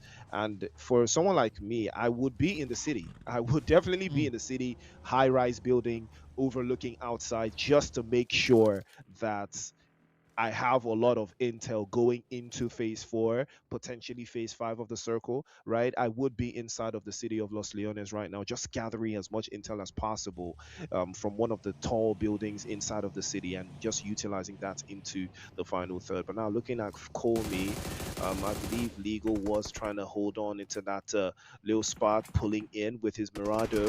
Unfortunately for him, take a look at Rush. They are probably going to find an angle. You can see Jogo already making that play, playing off the right-hand side to get a shot on Legal's position, and he already has it. And then the rest of his teammates will swoop in and squeeze him into a parked position, and he will be sent back into the lobby. Again, this is what you call teamwork. You can see the way they transition every single time, trying to force teams into very uncomfortable areas where they can't cause too much damage. And that is why, you know, you have to be very careful when you want to take a fight. Even when you have the play zone a little bit, you still have to make sure that your decision making at this level is top notch, DK. You just can't make any mistakes. Yeah, that's what you need to keep your eyes on, right? Need to be vigilant and diligent all at the same time, right? All the gents, just be gent, right? Pick a gent and go for the gent. But either which way, we'll see what Aura is going to do alongside Rush here, as Rush is starting to encircle them. They are looking very, very aggressive. I like this tactic from Rush, right? Coming in with pretty good coverage, making it quite challenging for Aura to even respond to them. But let's see how they are going to look to kind of fight their way through this, as one cheeky nade in either window could end this run quite abruptly. Now Aura getting sent as the grenades come bouncing on in. Harry needs to hurry because up comes the push, the play, and up comes the lobby. Out they go. Rush making it look easy, right? A very effortless play on their end. Aura at least picking up those 4 points, but that's kind of the name of the game, right? If you are sitting in a position for a little bit too long, somebody is going to come and take you away from that. One Take also now experiencing that firsthand as they too run into a little bit of a problem there. But yeah, the teams just keep on dialing up the pressure, and Brutal Cycles now have a bit of an opportunity to see if they can bounce back, right? They have experienced knocks, but not something too crazy yet, right? 3 eliminations is what they have. And so far, they've been proving today that they can be pretty consistent. So I'm not too worried about that. Meanwhile, it is not necessarily the same thing that we can say down on towards the southeastern side, right? IGL are going to try and lock it in. NGX goes out next. And a very tough day here, as the lovely dusty dunes are proving to be quite challenging. But Howie Is he going to get met with that nade? No, managing to just narrowly escape Alpha's push there. Well, well, well. That is a very, very interesting way to kick things off. They have been very proactive in all of their plans. But then Alpha Base, though, I would again, DK, we talked about how night and day their performance has been, from the group stage to now in the finals. It has been literally night and day. We've not even had unrealistic expectations of them, just based off of the eye test and what we've seen so far. It has been very interesting to see how they've managed, to fold under the pressure. But right now it is going to be King Von with a shot and a half over to the other side there from the Brutal Cycles. They capitalize on that mistake from the guys from IGL, and they will have to think twice now about the next phase of play they want to take for themselves. Clutch Gods are not backing away, not even in the slightest. They are trying to deal with Rush one after the other, but they hung around a little bit too much there, and that grenade is perfectly launched. And that would have been a special one landing on Sato's position. But take a look at that Rush immediately on the pressure. Rocky goes down. Sato takes a couple shots as well, wants a piece of the action, but unfortunately does get caught out. And a shot right underneath the monster truck will wrap this up if he can make his way through. A couple more shots again with the DBS. Can't seem to find a way around it, but that will be the job well done. And that will be the end of the road of the Clutch Gods. It will be sent back into the lobby courtesy of Rush. We are down to 9 teams now, 30 players. Again, for the size of this zone, this is still a lot of players, owing to the fact that majority of them have not decided to start moving inside of the play zone yet, DK. Yeah, I don't know what the insistence is on being outside of the zone, right? Outside because of the zone, that's just right? a lot of stress. It's just so much stress. It's like, no, bro, get in the zone, lock down a position, defend it, and get creative with how you are gonna look to try and acquire those points. I mean, one team that I like what they're doing so far here is gonna be 4PF, right? I mean, they came back quite surprisingly in the previous Erangel, and now looking at how they're making their way through Miramar, I like where this is going, right? There's something is starting to happen on there, and I'm curious to see what that will evolve into. But yeah, I like that. I want to see more of that across the board. For the time being, though, we are going to be chilling here with Alpha Base, a very based position that they have in zone. You can see Gon and teammate just, enjoying the sights, looking through very narrow slits in the walls. Don't want to get jumped just yet. But could this be the start here for the players from Fallen Ruthless? Is this their opportunity? They got that first hit over onto Clutch. Come on, please tell me this is something. Oh, all right. We say goodbye to Call Me. Out they go. 9th place finish. Also, nice improvement there on their end. 1 point, unfortunately, is what they will have to show for it. But yeah, it is going to be Shakid going in for the finishing hits here.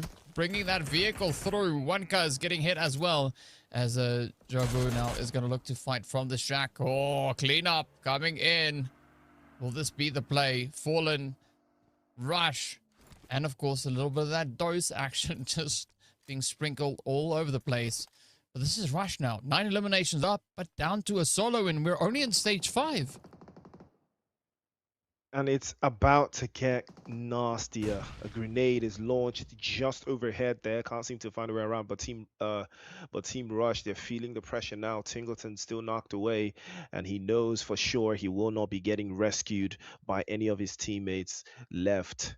Or rather, Jogo, his last teammate left. Jogo is still in the corner there, and he might be peeking a little bit more than he would like because he's up against DMRs. You are not gonna win in a mid to long range battle against a DMR, that is for sure.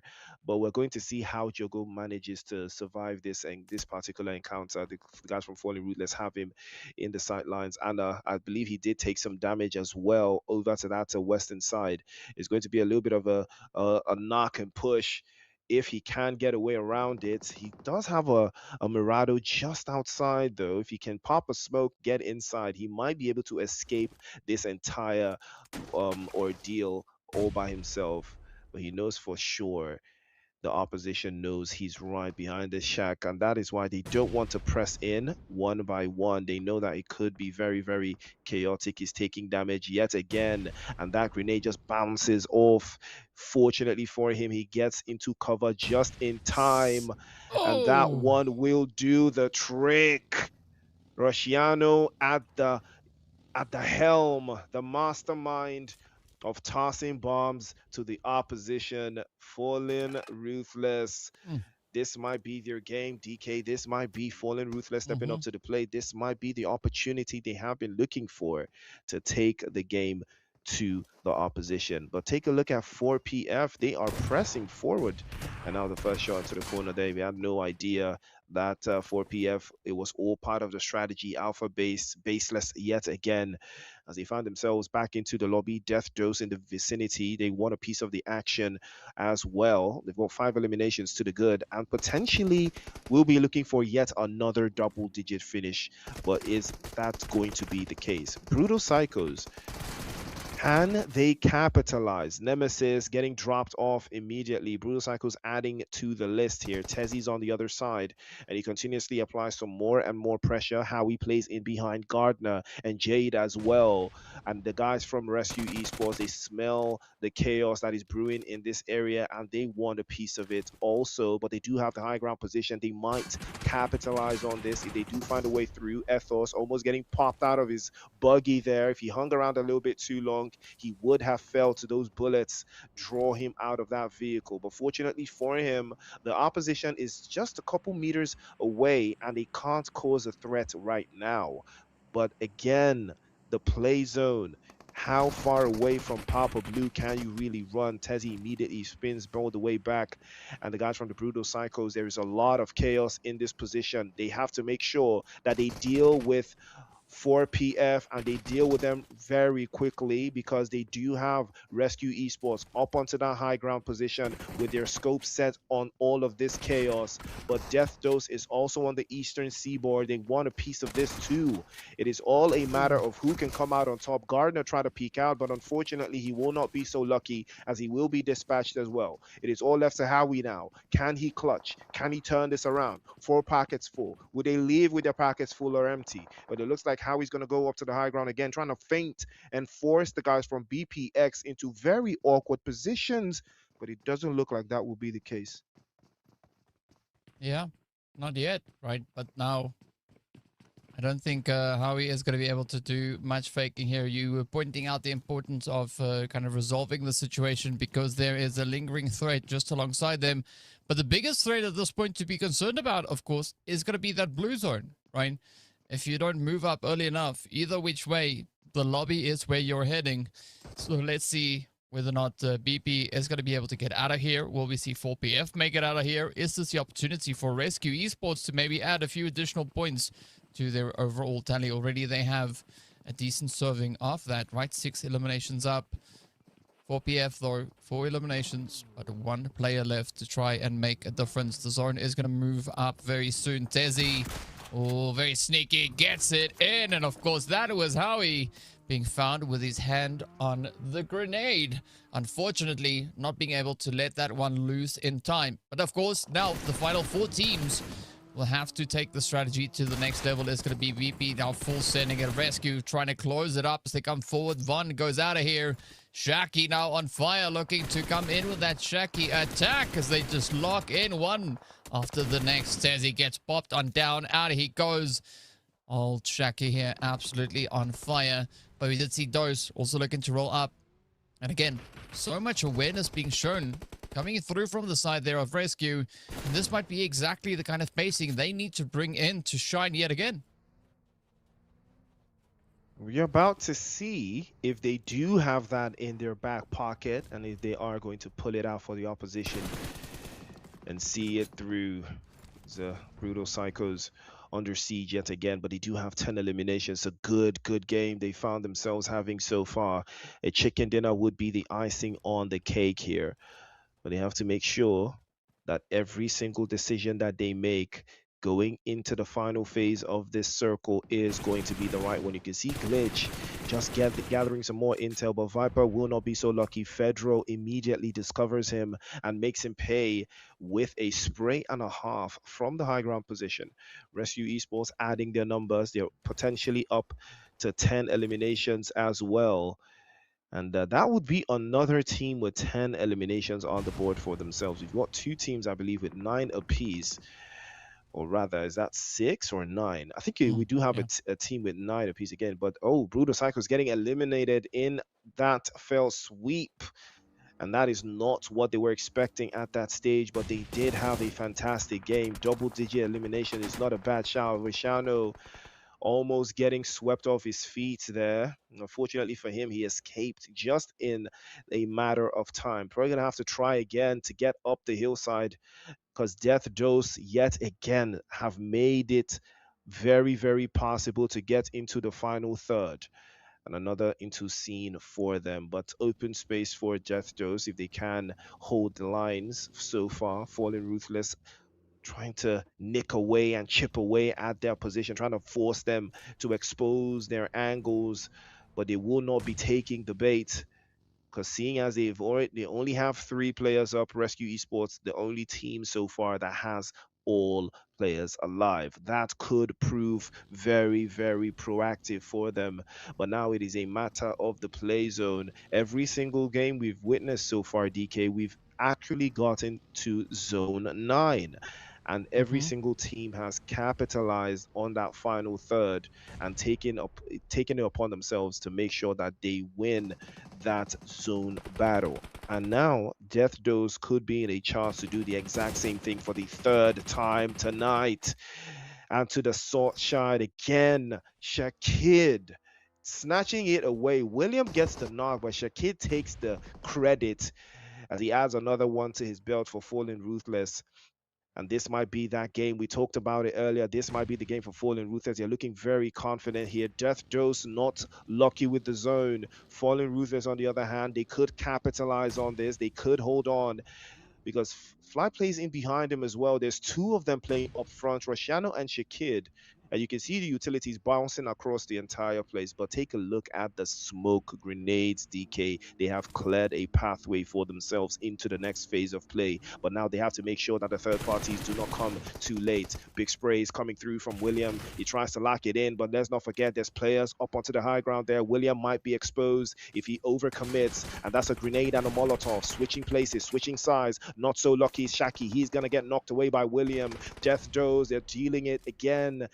They're feeling it in their loins once more. They've done it 2 times already tonight, and this might be the 3rd. Fallen Ruthless trying to keep them at bay, but it is so difficult the way they are, as William immediately sends Shaki back into the lobby. Wushan, the next victim, he follows. He flies away. Back to the lobby he goes as well. And no life will be the last one left for Rescue Esports. Somewhat of a nasty turn. They had 4 players. Now they have none. Wow. It's pretty scary to see how this is all developing out on the battlefield here, but it's down to that final 2 showdown. Those versus the Fallen Ruthless. It is about time that we see them step back into the office. And boy, oh boy, do I like what I'm seeing right here. But now it is the big old ruffle that is about to happen here. They've got 3 players up. We've got 2 players now left for the side of the Fallen Ruthless. But quick trade up coming through here as Dose does lose yet another contender. Fly gonna try and lock it down. It is up to Glitch to hold it all together. A 1v1 showdown. Is Glitch gonna get it? He's gonna try for the jump. Up he comes, gets the play, and down he goes. Woo! Fallen Ruthless. Man, oh man, oh man. I mean, what an exchange. What an altercation all the way to the end of the day. Oh, I knew something was gonna happen at some point, right? We were just hoping that Miramar was gonna be a turning point of our squads right here, and what a point it has been. I mean, we've seen so many squads actually deciding to step it up, right? Trying a few interesting angles, trying to push, get a little bit more aggressive. I mean, 4PF going for gold yet again. Didn't really work out up on the roof here, but you know what? It is what it is. At least they still tried. It was a very abrupt end also then that we saw coming through there for the side of Brutal. They were able still to pick up those 10 eliminations, right? So a very, very good day out on the desert here for them. But Fallen, the squad that I've been waiting for so long to bring just that extra serving of aggression, made it all the way here, pushed up into the final play. It was Glitch coming through, and then bang! Down he went. Rashiano closing that one up, getting the final play in, and Fallen Ruthless walking away with a victorious and glorious 11 eliminations. Yes, I said 11 and not 11. That is to see if anybody is paying attention. 11, big number for Fallen Yes, Ruthless. sir. I mean, 21 points on the board. Now that shakes things up, DK. Now we're in for a ride coming into game number 6. But it would not have been possible without the team standing on business. Rashiano, I salute you as well.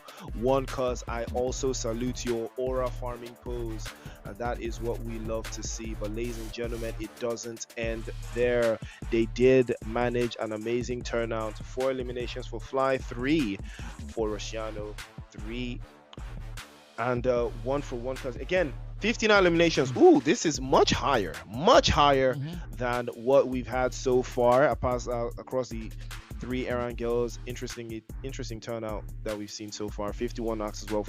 I believe this might be the lowest number of revives we've actually seen today, 5 total, and 51 knocks as well. 151 utilities used.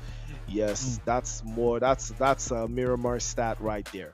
And then we had a total of 11,800 and damage points, 16 headshots, 333 meters was the highest distance. And who covered that?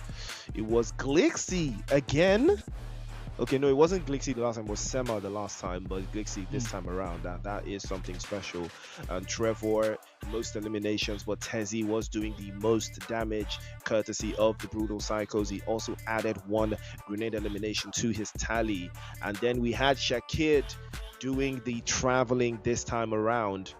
Well. Shakid, I hope you found that hidden treasure in the map. Yeah, because I think it's safe to say that Shakid went looking everywhere for it, right? But maybe this is exactly the kind of approach that the Fallen Ruthless needs to bring on in. I mean, this was a great step-up play on their end as well. Unfortunately for 5SW and Team Execute, as well as One Take, yep, they're going to take a quick stop over at the donut shop because that is all they'll have to show for this game.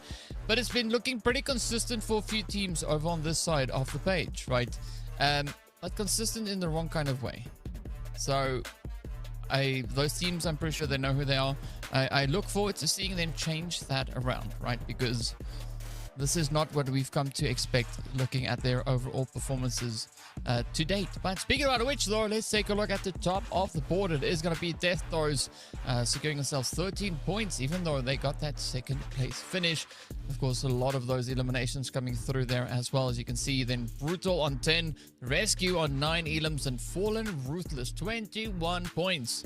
Took them a hot minute, but they got there eventually. Rush, though, even though they went out relatively early on, comparatively, they still pick up double digits, right? The aggression definitely paying dividends here for them. And of course, speaking about dividends, let's take a look at that comparison between Rescue and Ruthless. A little bit of that R&R interaction between the two. 11 eliminations versus the 9. Very even spread though, right?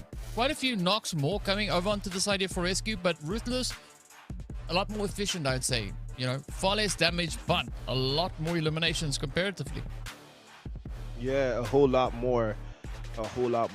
The numbers are going to matter going forward. Every single point counts at this stage, and we're starting to see teams grow more into the game. Fallen Ruthless, you see that this might be a catapulting effect. You know, it might be a cataclysmic effect and puts things into perspective for them, and maybe even gets them into a better position on that leaderboard. But the MVP is going to be Tezzy, and he continues to add more and more damage points. 4 eliminations to all done in 25 minutes post-match 5 is a solid shout for, you know, Brutal Psychos to have a player as consistent as him.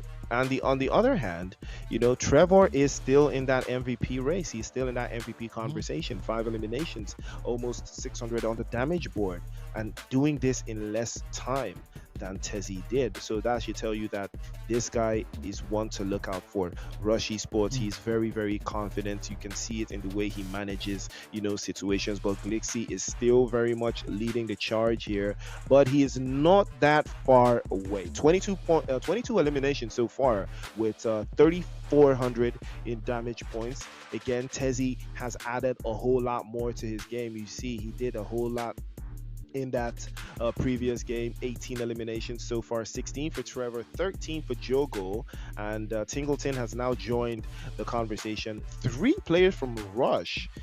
Wow, that is quite a feat coming through on the MVP chase, but I think it's a real conversation between Glixie, Tezzy, and Trevor right now. I think it's really between those 3, unless we're about to have something absolutely diabolical go down in the next game. But we are going to keep our fingers crossed for that one to see how it pans out. But on the leaderboard, on this other side, call me sitting pretty on the bottom right there. Aura Esports still sitting on top of them. NGX will give way and get a little bit better to add a little bit more to their game, currently sitting in 14th, and 4 packets full. That performance they had in that game now puts them into the plethora of digits of 21 points. Team Execute, on the other hand, the exact same thing, and they've turned it time and time again. That is what we love to see. What a performance from 4PF. I mean, you were right, they got a little bit more aggressive, you know, they did a little bit more, and it showed off. But take a look at Team Execute. Do you know they have 20 eliminations and 1 placement point? 20 eliminations and 1 placement point, and still, why is that the case, you know? But then Death Dose standing on business. I mean, I may have been wrong here, because I was saying that Death Dose or no team is going to get 100 points today, because it's not looking likely the way they've been playing. But it looks like Death Dose, if they can do a chicken dinner with a sizable amount of eliminations, that might be the case for them. But we will see. We will see if that will be the case. But ladies and gentlemen, Rush Esports with 68, Rescue with 58, Brutal Psychos with 58 as well. Again, Brutal Psychos and Rescue Esports, they will not let this go. They will not let this go at all, DK, and I am loving this competition. Yeah, I mean, it's panning out to be quite exciting here, but you got to give it up to Fallen Ruthless, right? That last play, moving them up 4 slots all the way up into 5th place, right? So that means that in one game, they just doubled their bank, right? And they almost tripled their bank, let alone doubled it. They almost tripled the amount of money that they are standing in chance of winning here. So just shows you that there is so much on the line here. Sometimes it's a little bit better to wake up late than never, right? A wake up is always welcome, and I like how the teams are looking to take it. Of course, if there was even more of an awakening across the battlefield, would I say no? No, I wouldn't, because that's exactly what we want to see, right? We want to see the teams having such a tough time to compete for that winner chicken dinner, right? We don't want to see quick, easy, smooth flushes coming in. It needs to be sweaty, it needs to be challenging, it needs to be difficult, right? Because that's how it was in group stage. So let's see, maybe that can happen at some point, either today or tomorrow. But in the meantime, we are going to be hopping into a break while we get ready for the final match of day number 1, which is going to be none other than Miramar yet again. Stay tuned.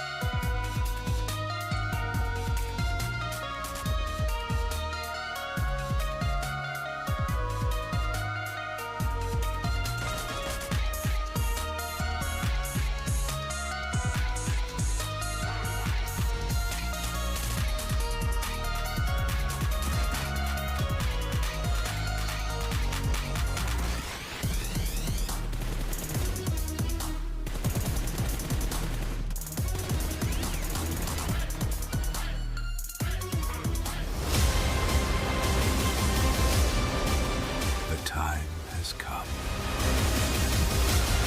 Be the number one for Africa.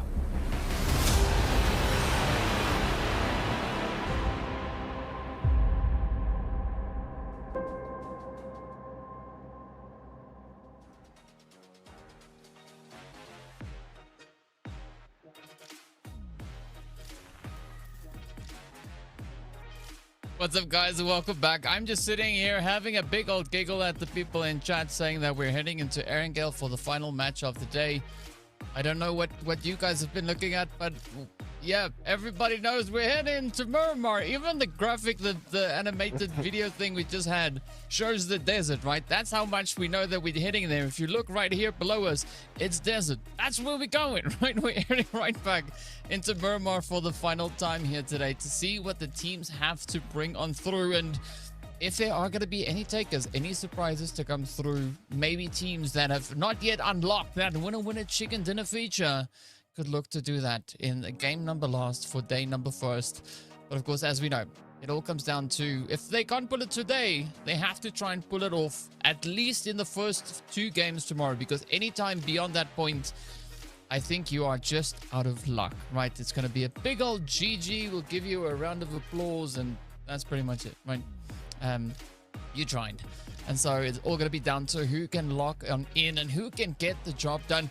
As we were talking about it a little bit here as well, Priest, like, I really like what the teams were doing in this past Miramar, right? We were hoping for a bit of a change up to come through, and, well, the map delivered, right? The team stepped up. Yes, sir. Fallen Ruthless, securing our first chicken dinner on the night, and it has been a long time coming.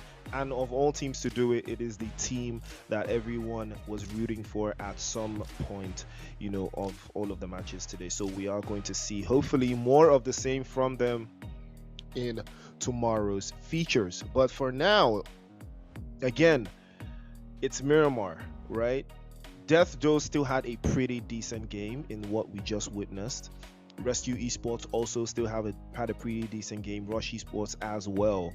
It is up to Fallen Ruthless now that they've put themselves in that conversation to do a whole lot more to make sure that it doesn't end here. It's a very good way to start, but there's more to be done.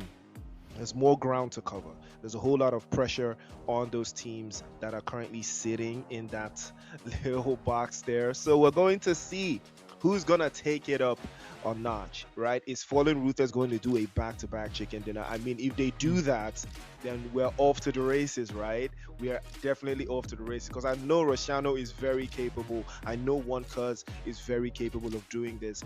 All they have to do now is believe that they can and step up to the place. You said it all, right? You said everything that needs to be said. I mean, Shakid also knows that Shakid can pop off and go crazy. I mean, Mitch was saying how amazing Shakid is, right? And we did see that in group stage. Shakid just going crazy. Now we come here and I want to see more of that Shakid action, right? Where is it? Bring it back. And that goes for all the other teams that popped off in group stage, right? The ones that have not yet popped off today, get popping. This is the last opportunity to do that. Tomorrow will be too late. So let's see who is going to live up to the hype here, of course, as we get ready to hop on in. We are heading onto the plane as it's about to come flying past us all. But here we go. We are going to be starting up in that northern edge, that northeastern side. Campo Militar right there alongside us. So is anybody going to dare venture into that area? It's a spot that we don't see getting a lot of love. I have seen one of the squads dropping there previously, but it doesn't seem like anybody is going to opt for that, at least not today.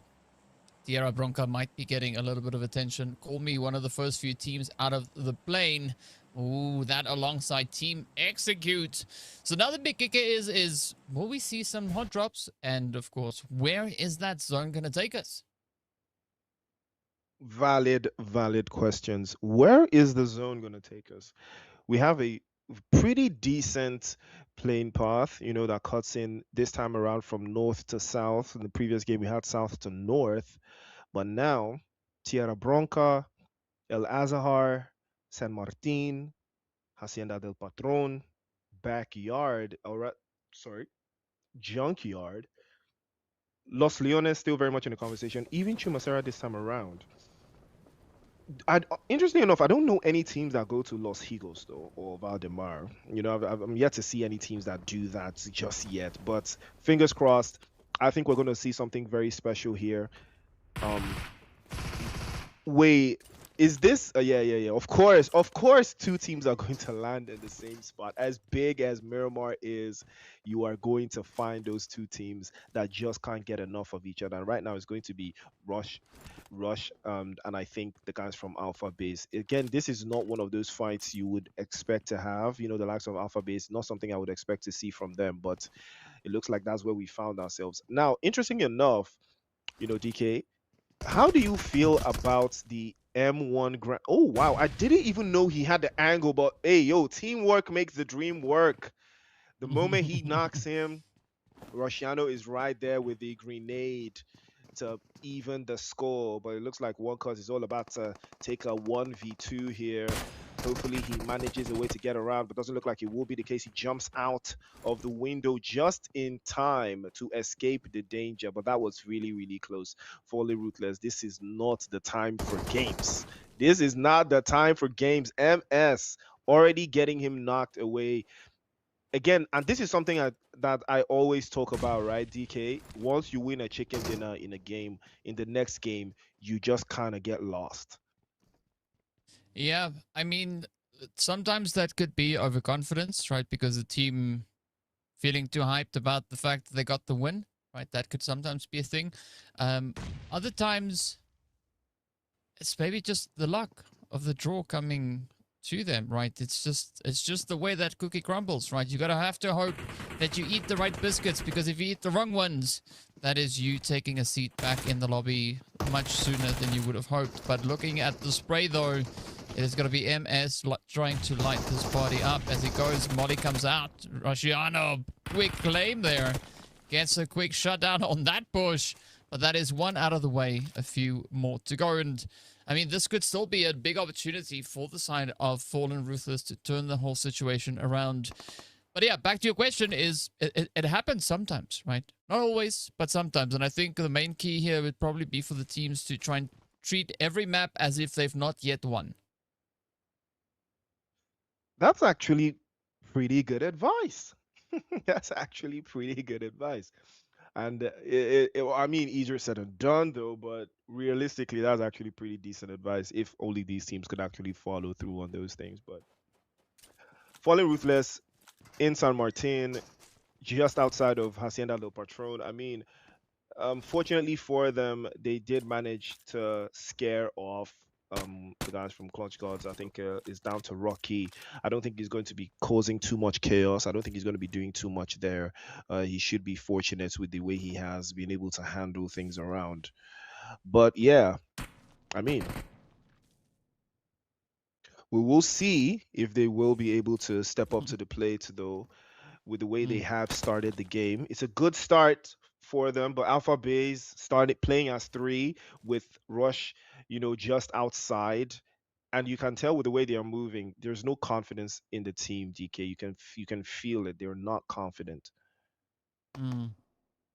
Yeah, I don't really know what happened. All right, what is the reason for this? You know, what brought in that uncertainty? But I would expect that this is the job for the IGL, right? Being the leader of the squad here, you have to take charge and make sure that everybody is locked in and set on the same plan, right? Everybody wants to try and execute the same strategy.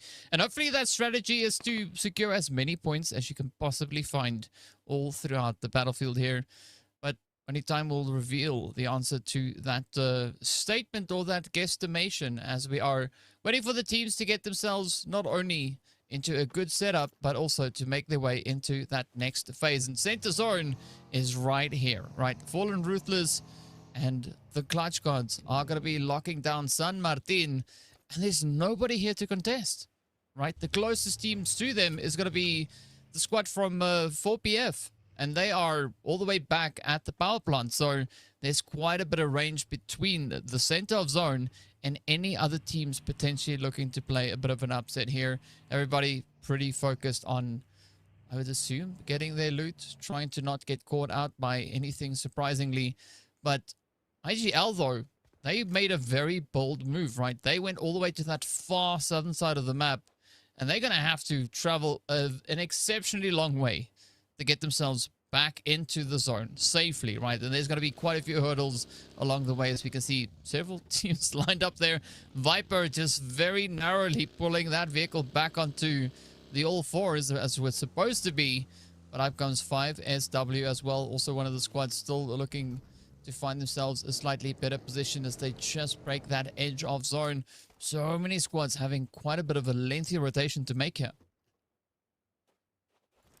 The rotations are going to be the bane of existence for some of these teams, because NGX are in a very, very good position right now, but it doesn't look like they want a piece of this. It doesn't look like they want to capitalize. On the other hand, Brutal Cycles will.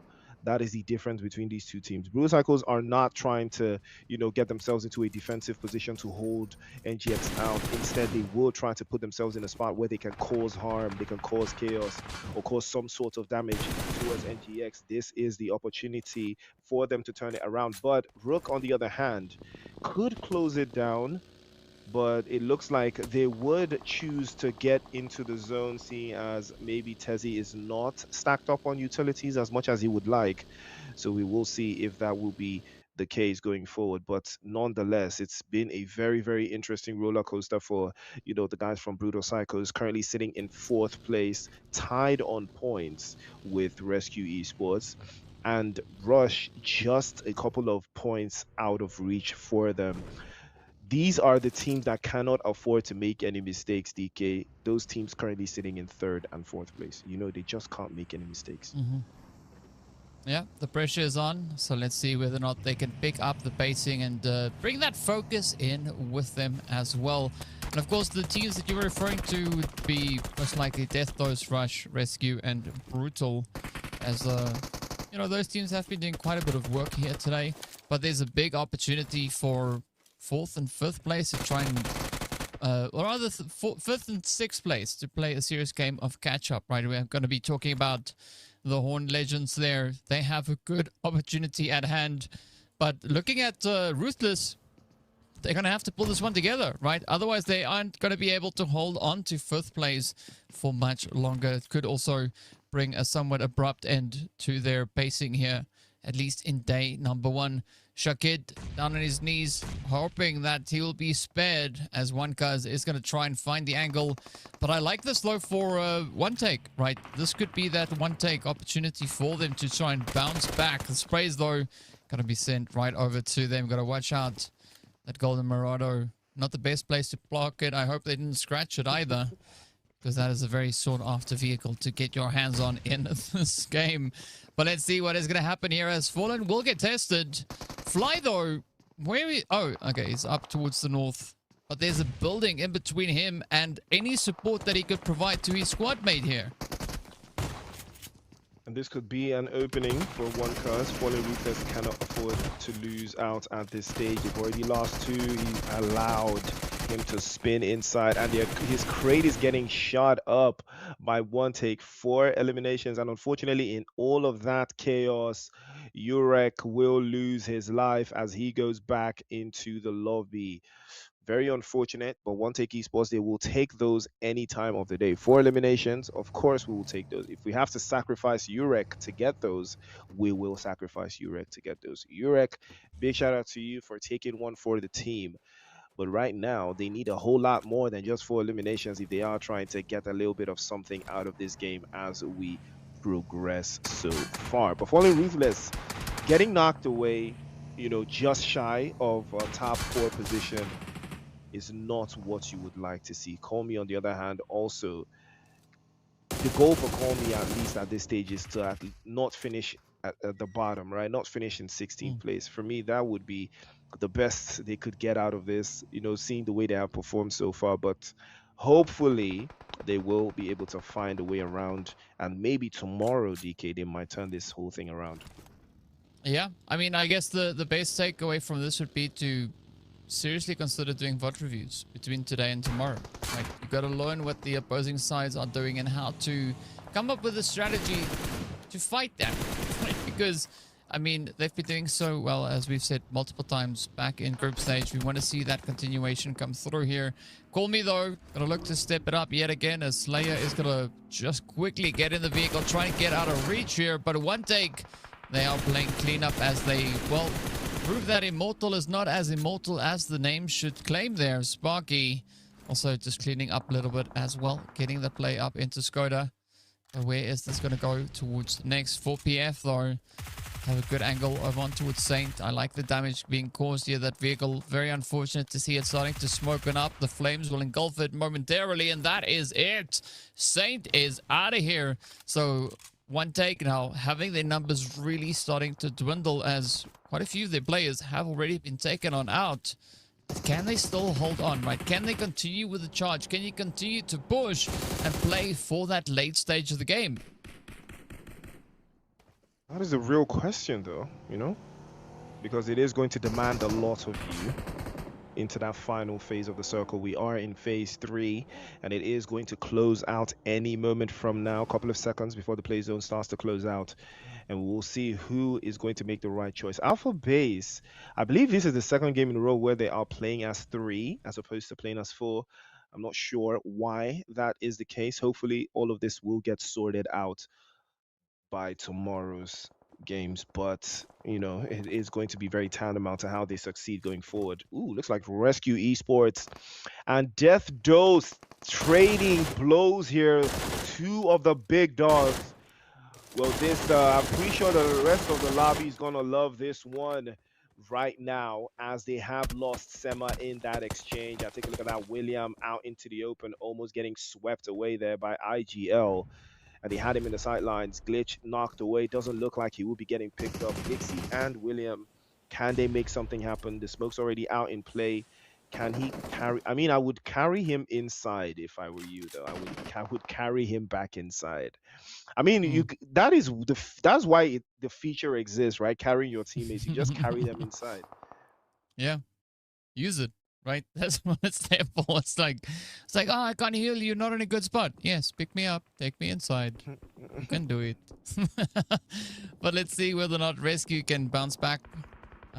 So far, it does seem like they've got a pretty good bit of leverage over onto the side here of Dose. Yes, there's still William up on the high ground, so that could be the big major threat, at least for the time being.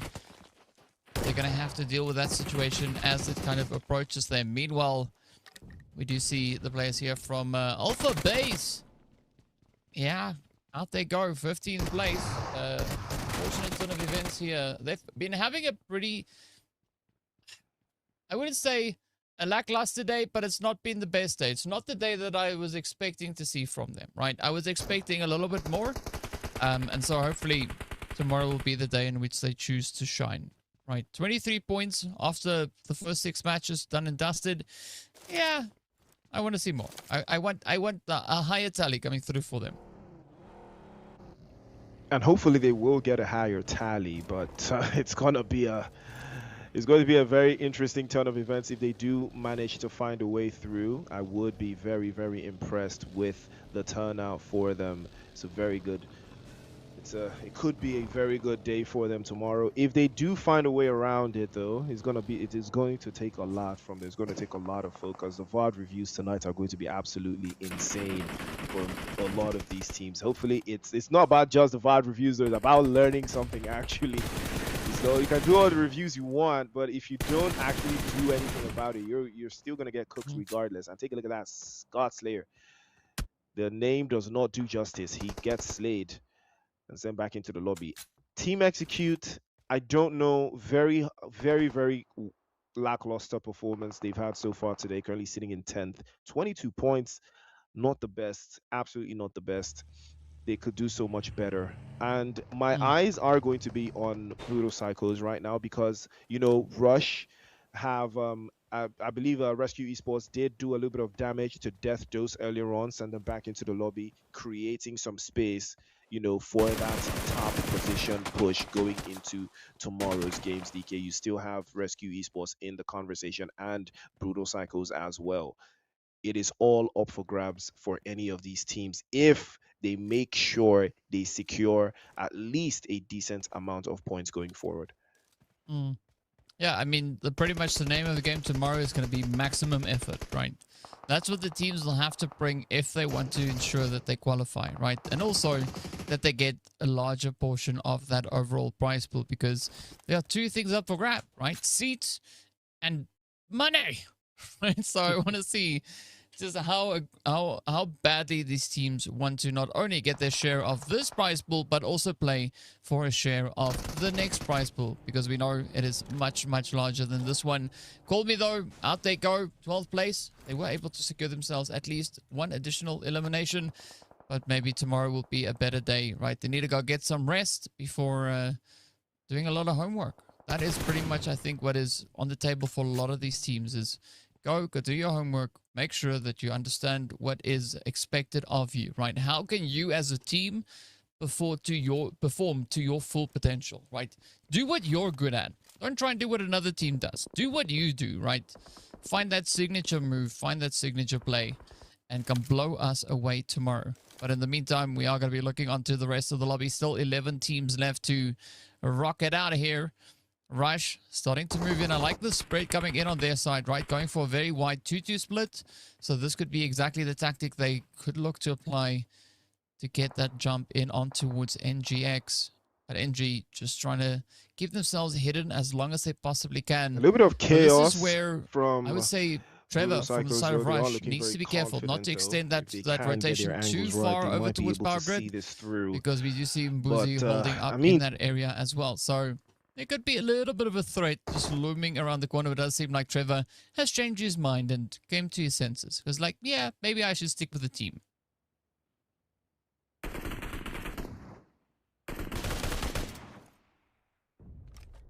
They've got 4 eliminations so far, and opportunity for them to finish today at the top of the leaderboard. I mean, what a morale boost that is going to be. It changes everything. Death Dose will know for a fact that they have competition in Rush. I have to try the absolute best to see it all the way through, but we will see if that will be the case for them.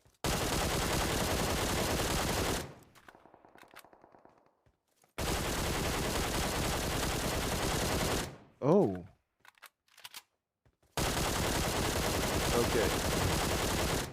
Fast talk action coming through as well. But in the meantime, NGX, though, still on that southern edge of zone, are going to try and hold on as long as they can here. And Presa actually like this coming through for IGL, right? I mean, yes, they're not in zone, but they have a little bit of high ground advantage, potentially down on towards the Horn Legends.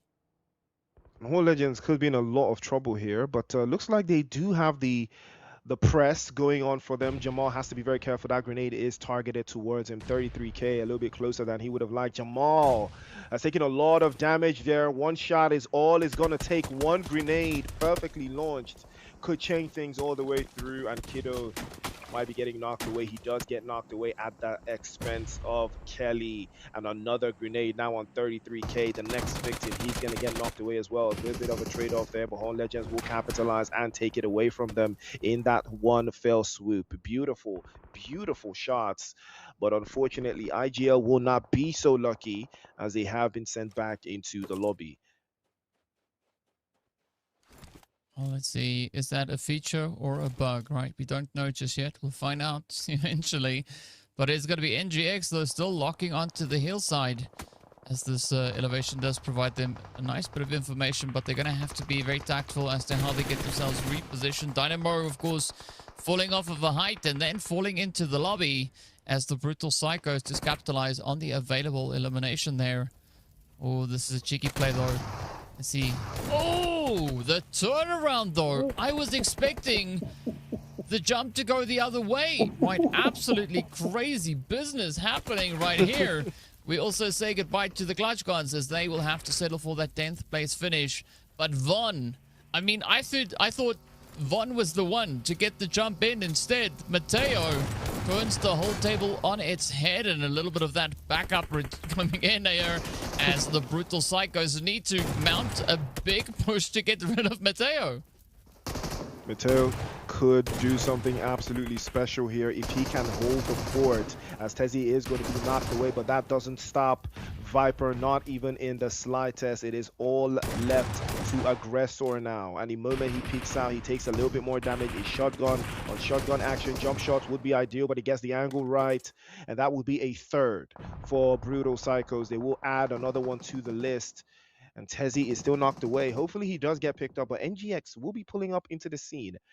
And they need to be very careful. They do not spill their guts and get caught out there. But Viper, as usual, in the off-angle position, providing all the cover they will need. Not enough intel for Blaster there to be launching grenades into thin air.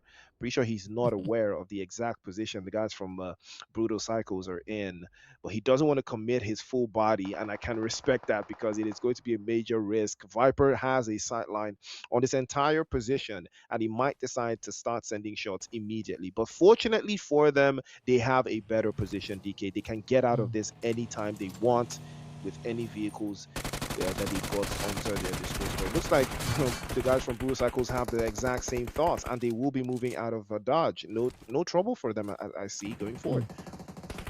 Yeah, I mean, it seems like they almost just kind of gave each other the nod and said, you know what?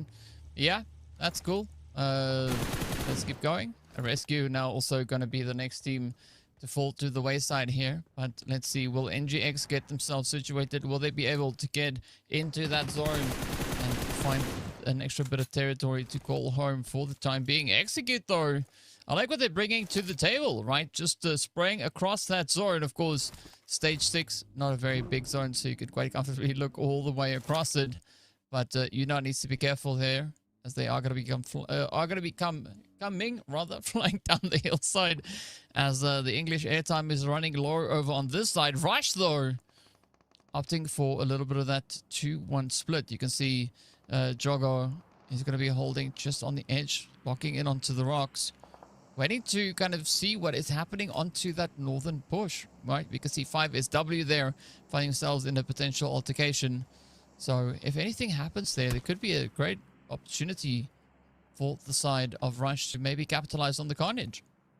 Exactly. I mean, it would be everything falling into place for them because they've got every single place covered, right? They can capitalize on this if it goes their way. They could turn this around. It could go so many different ways. But Rush, from what we've seen so far, they are very resilient, a very resilient team, very tough to break down, and they do not cluster. As you can see, they are in different spots, gathering intel across different positions. That is how they love to play, and they are very, very, very, very solid when it comes to making their plays and taking away positions. But right now, Team Execute and 5SW, they are trading blows, but it looks like Execute will be in the sight line of Viper as well.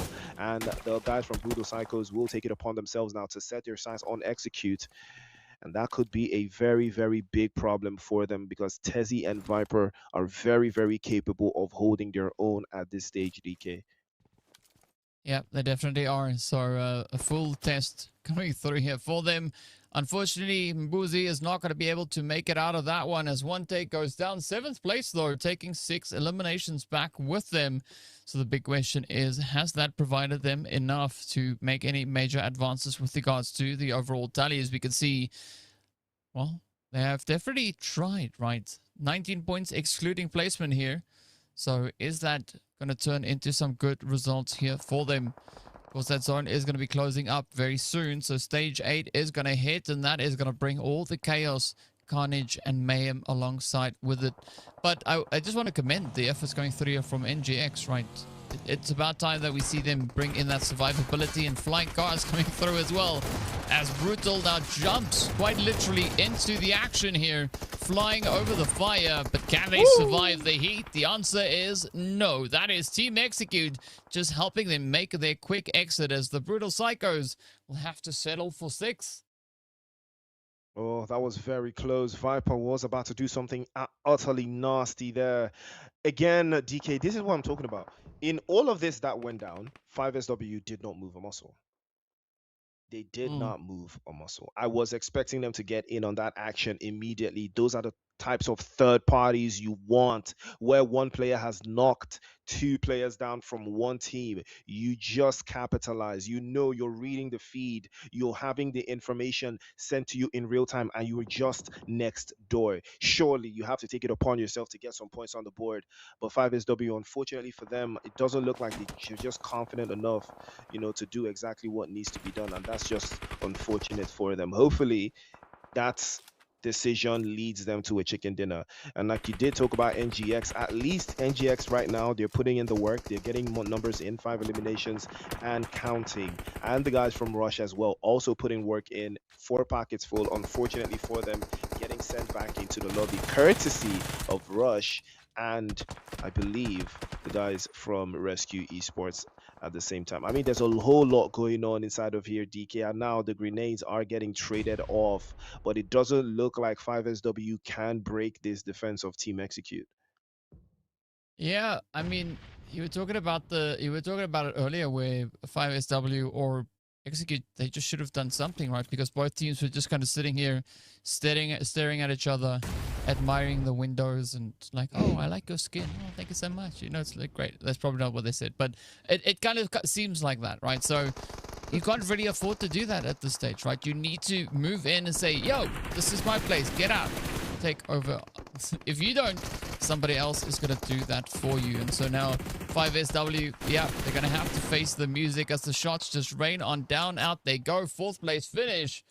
But is it going to be enough, though, to keep them in contention? Team Execute hard on their heels, following pretty closely as they pick up 8 eliminations. And now it's down to the final 2, right? NGX, hello.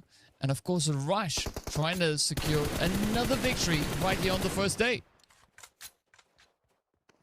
We're about to see if that is going to turn things around, but we will keep it moving for Team Rush. Singleton is trying to get an angle here on Kelly. NGX, unfortunately, they have been utterly exposed here. It doesn't look like much, but it is a battle. I mean, if NGX win a chicken dinner, it would be something special, though, because I believe they have the numbers advantage. It's a 3 versus 2. If Kelly can get picked up, Blaster is applying a little bit of a defensive maneuver there, launching the smokes out into the open. But is he actually going to go for the reset? He won't. And Trevor immediately snaps away. The M4 shuts it down immediately. Big sprays over the other side there. Rook, unfortunately, just too far out to cause any sort of damage. I think they are both relying on where the play zone moves to make their play. They're waiting on the play zone to decide what actions to take going forward. Singleton continuously applying pressure over to that left-hand side. His sprays are good, but Blaster, can he hold on? That's a beautiful grenade, though. Is it good on the money? It is not, but it's a little bit of a warning, because Trevor still has a couple of those grenades to let fly. Rook, that is a bad idea. I think if he moves right through that smoke, he will be lasered immediately. Blaster's angle is too tight, but he's actually making a play using his vehicle going into the smoke. I mean, you gotta respect it, but it was always going to be very difficult. That's a nice shot into the corner there, but surely the job is going to be done. Oof. And that will be the end of the road. Team Rush, chicken dinner. Again, they turn up the heat. Again, they overtake. And again, the job is done. Miramar wrapped up by Team Rush. I mean, DK doesn't get any better than this. The pressure does not stop in the top 3. It even continues for top 1. Yep, that is going to be the name of the game here. And you got to commend the efforts being brought forward there by NGX. I mean, that is exactly what we wanted to see, right? Teams in dire need of points, doing what they can to try and acquire said points. So I love that kind of pacing. I love that momentum. And we'll see whether or not we love where they end up on that scoreboard. But a quick look at a few of the exciting plays that we had here. Oh, I mean, Rush just so on the money with these spray downs, right? They've just been an absolute menace, especially to the side here of NGX. But the shotties, that's only going to be a thing for a little while longer, right? Once the new update hits, I'm curious to see if the update is going to have a major impact on the shotgun meta, or if something else is going to become the meta. But speaking about meta, it is going to be Rush walking away with 11 eliminations to their name, 1,550 damage, a pretty well-rounded number, if I have to say so myself. But for Rush, it just seems like another day at the office, right? Of course, they were trying to contest for that pole position, and the big question is, have they been able to do enough to unlock that? Well, that is a valid thought. I mean, a chicken dinner with all of these eliminations is a very good start for them, I believe. You know, 11 eliminations and a chicken dinner is a very good start. So many ways this could turn out for them, but the pressure is not off of Death Dose, not even in the slightest. So many teams stepped up in this Miramar to show that yes, there is a chance that this game can be taken from Death Dose at any given time. And that, ladies and gentlemen, is the beauty of competition. That is what we love to see. It is so fascinating, right? How these teams always try to step up to the plate and prove that it is not done on day one. And that's something we absolutely love to see. 58 total eliminations, a little bit on the same front from what we had in the previous game. 7,500 in heals, 58 knocks as well. Oh, 58 knocks and 58 in limbs. I mean, nobody was getting spared today. Nobody was getting spared, man. If you were going on the ground, you were going home. 15 revives, a little bit higher than what we had in the previous game. I think we had 4 in the previous game, I think. I mean, that was absolutely insane, though. Nobody was getting picked up in that last game. 135 utilities, 13,000 in damage points. That's a big number as well. And Trevor with the most eliminations, 4 in total. Aggressor finally showing what he is made of. Roughly doing just shy of 700 damage points. Also did have some grenade eliminations to boost the value there. 383 meters, almost 400 meters for Yuna. But unfortunately didn't clock the 400 meter threshold. But Traveler this time around is going to be Trevor. He did do 11 kilometers. I think we've seen significantly more tonight, so he wasn't doing that much traveling. Did travel, but not that much traveling. So but it's always impressive to take that that elimination distance into consideration, because right, that is on a phone, right? It's not on a 4K HD 50-inch TV. It's on a phone, right? So to see 400 meters away, that's pretty crazy, because that target is so tiny. So it's always impressive to see just what ridiculousness these players can get up to. Of course, speaking about ridiculousness, here we've got a few teams also securing themselves those eliminations. Horned Legends picking up the 4, Ruthless also 4, and Kiddo walking away with 3. Clutch Gods, I mean, they did clutch up that one play, but other than that, we are yet to see more. But here we have it. Of course, NGX, though, walking away with a glorious 14 points. That essentially is pretty much, I'd say, what I think almost double what they've had so far. No, it's not double. It's like they've just tripled their points, right, in one single match. So gotta love the effort that they brought in onto the battlefield here. Team Execute also going to be picking up 13 glorious points. And so 3 teams cooking with the double digits, and other squads, of course, now just admiring the capabilities that they've seen. But look at this damage, though. Only 2 points difference. That's not often that we see this being it being this close. Yeah, super close. 2 points difference. And the survival time tied as well. So that should tell you that it was that close between these two sides, Rush Esports and NGX. And I am so happy to see NGX finally step up to the plate and put some points on the board. Solid performance nonetheless for them. And we do have our MVP Trevor again. Back-to-back MVPs. That cannot go under the radar. Again, MVP for Trevor. 2 games in a row. We're starting to see the person who loves Miramar a little bit more than others. But does that translate? What does that even translate to in the MVP race, right? Big damage numbers for him. Good number of eliminations as well. But there's so many different ways for this to go. There's still a lot of ground to cover. But he has been very consistent. And he has been very, very solid. Yeah, I mean, there's not much that we can fault over here. I mean, Rush just as a whole, right? They've been having a pretty good day. So excited to see what that could translate into for them moving into the coming day of action. But yep, so far, very happy, right? I'm pretty sure Rush is also feeling quite a bit of a rush here as they've been able to secure themselves those 2 victories, 2 winner chicken dinners. But the contributors bringing all the excitement here, our top MVPs, the top 5 across the board, is going to be pretty much, right, players from the top 4, right? We've got those in here, Glitchy. We have the Brutal Psychos, as well as, well, almost the entire squad of Rush making their way into that top 5 place. So regardless of how you look at it, I think there's a good chance that Rush is in contention for getting their hands on that MVP slot. So there's going to be a lot to come through here tomorrow to see who will be the one to walk away with that. Can Glitchy hold on to that position all the way through tomorrow's 6 matches, or will it get robbed from him? Because let's be honest, right? Trevor doing an absolutely phenomenal job in just the past 2 matches, right? As you've pointed out, being a back-to-back MVP here. So that does say quite a bit.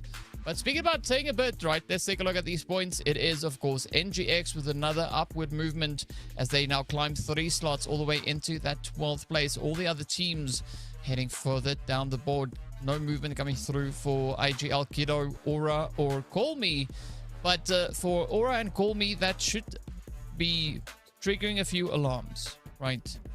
Something needs to change. I hope they can figure out what they need to change up to have a much stronger day tomorrow, because yeah, that whatever they've been doing so far today just wasn't it.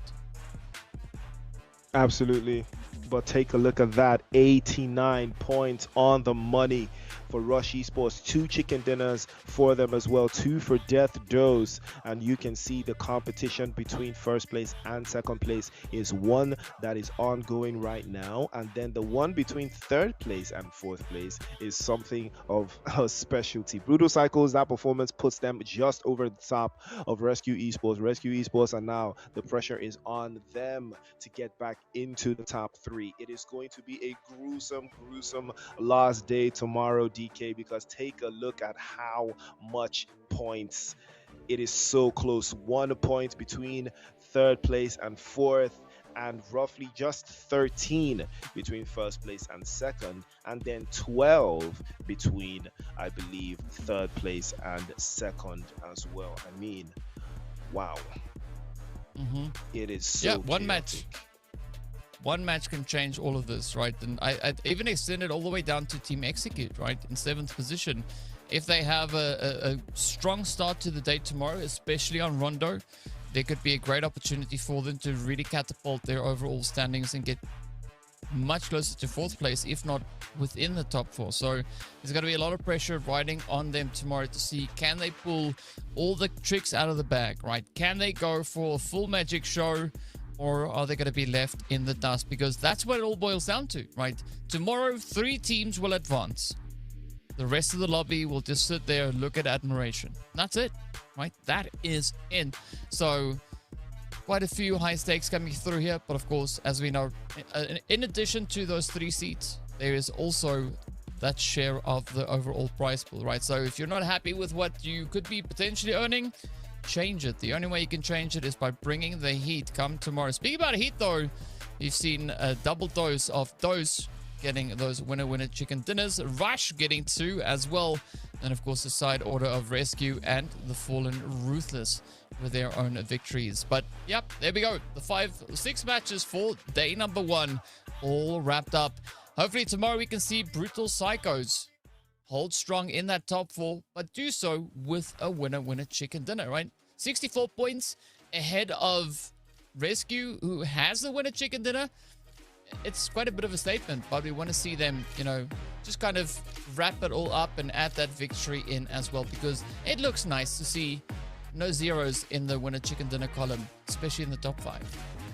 Exactly. I mean, that should tell you the quality, of the teams of the competition so far. It has been very, very intense, and I do love me a 1 point difference type of game, type of tournament. We love to see those where you're gonna keep an eye out for the kill feed. Have they been eliminated? How many eliminations do they have? How far have they gone? Are they still alive? Have they started getting placements? All of those questions are going to be running. It's never ideal to be worrying about that because you can only control what you can control. But then PUBG Mobile is a type of game where if you really want to eliminate your opposition, you can actually go and eliminate your opposition and take it into your hands. It's like tomorrow now, Brutal Cycles will just, take it upon themselves to look out for Rush Esports and say, yeah, we just pack it in. We don't want them to get any points in this game. We'll send them back into the lobby and know that we don't got to worry about them for the duration of this game. That is, taking it a next level though. But again, that could backfire. It might not work the way you want, but it's high risk and the reward is very high because you know for a fact that that team that is hot on your tail, you have stopped them, right? And it doesn't get any better than that. When you know that you've packed them all up and they're not getting any points in one game, and again, it's still psychological, right? You're third place and you eliminate the team in fourth place, you rip points away from them and you add points to yourself. It could affect them mentally, seeing that, oh, this team, look at what they did to us. What can we do? Can we do the exact same thing? Can we seek them out in the next game? Can we do that? If we don't get it right, what happens then? And that's just where it begins, and that's just the beauty of competition, right? And that's what we're looking forward to, to see in tomorrow's games.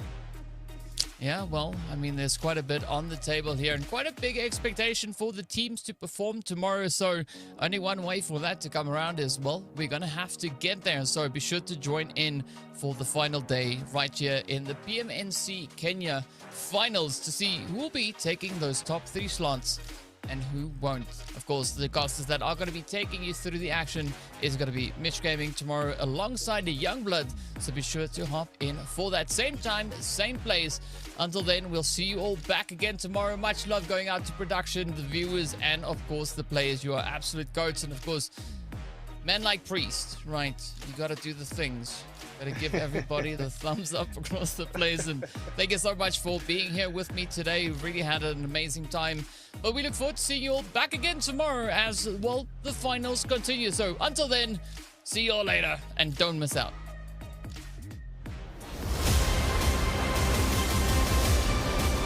The time has come. Be the number 1 for Africa.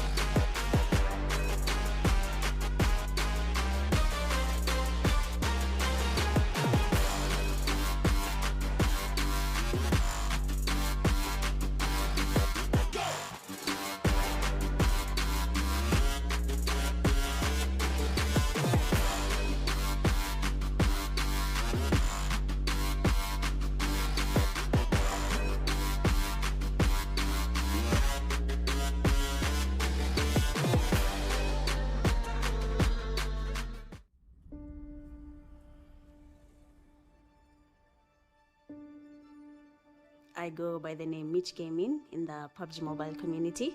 I have been gaming for the past 7 years, something I do during my leisure, and now it has become a career.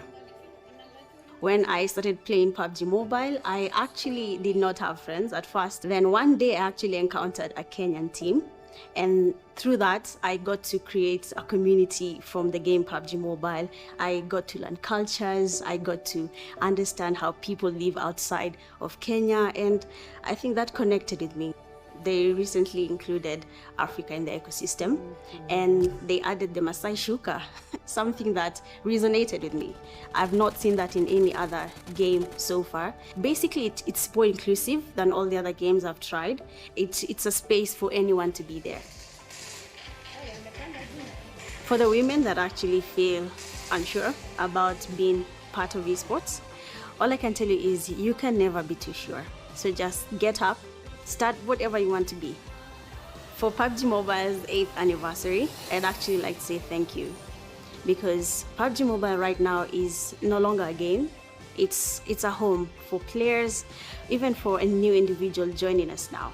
It may seem like PUBG Mobile is a game to you, but with time you realize it's a family. And through that, we've made friends. People are changing lives because of PUBG Mobile. And honestly, all I can say is thank you for even existing. If it were not for you, some of us will not be here today. Happy birthday, PUBG Mobile.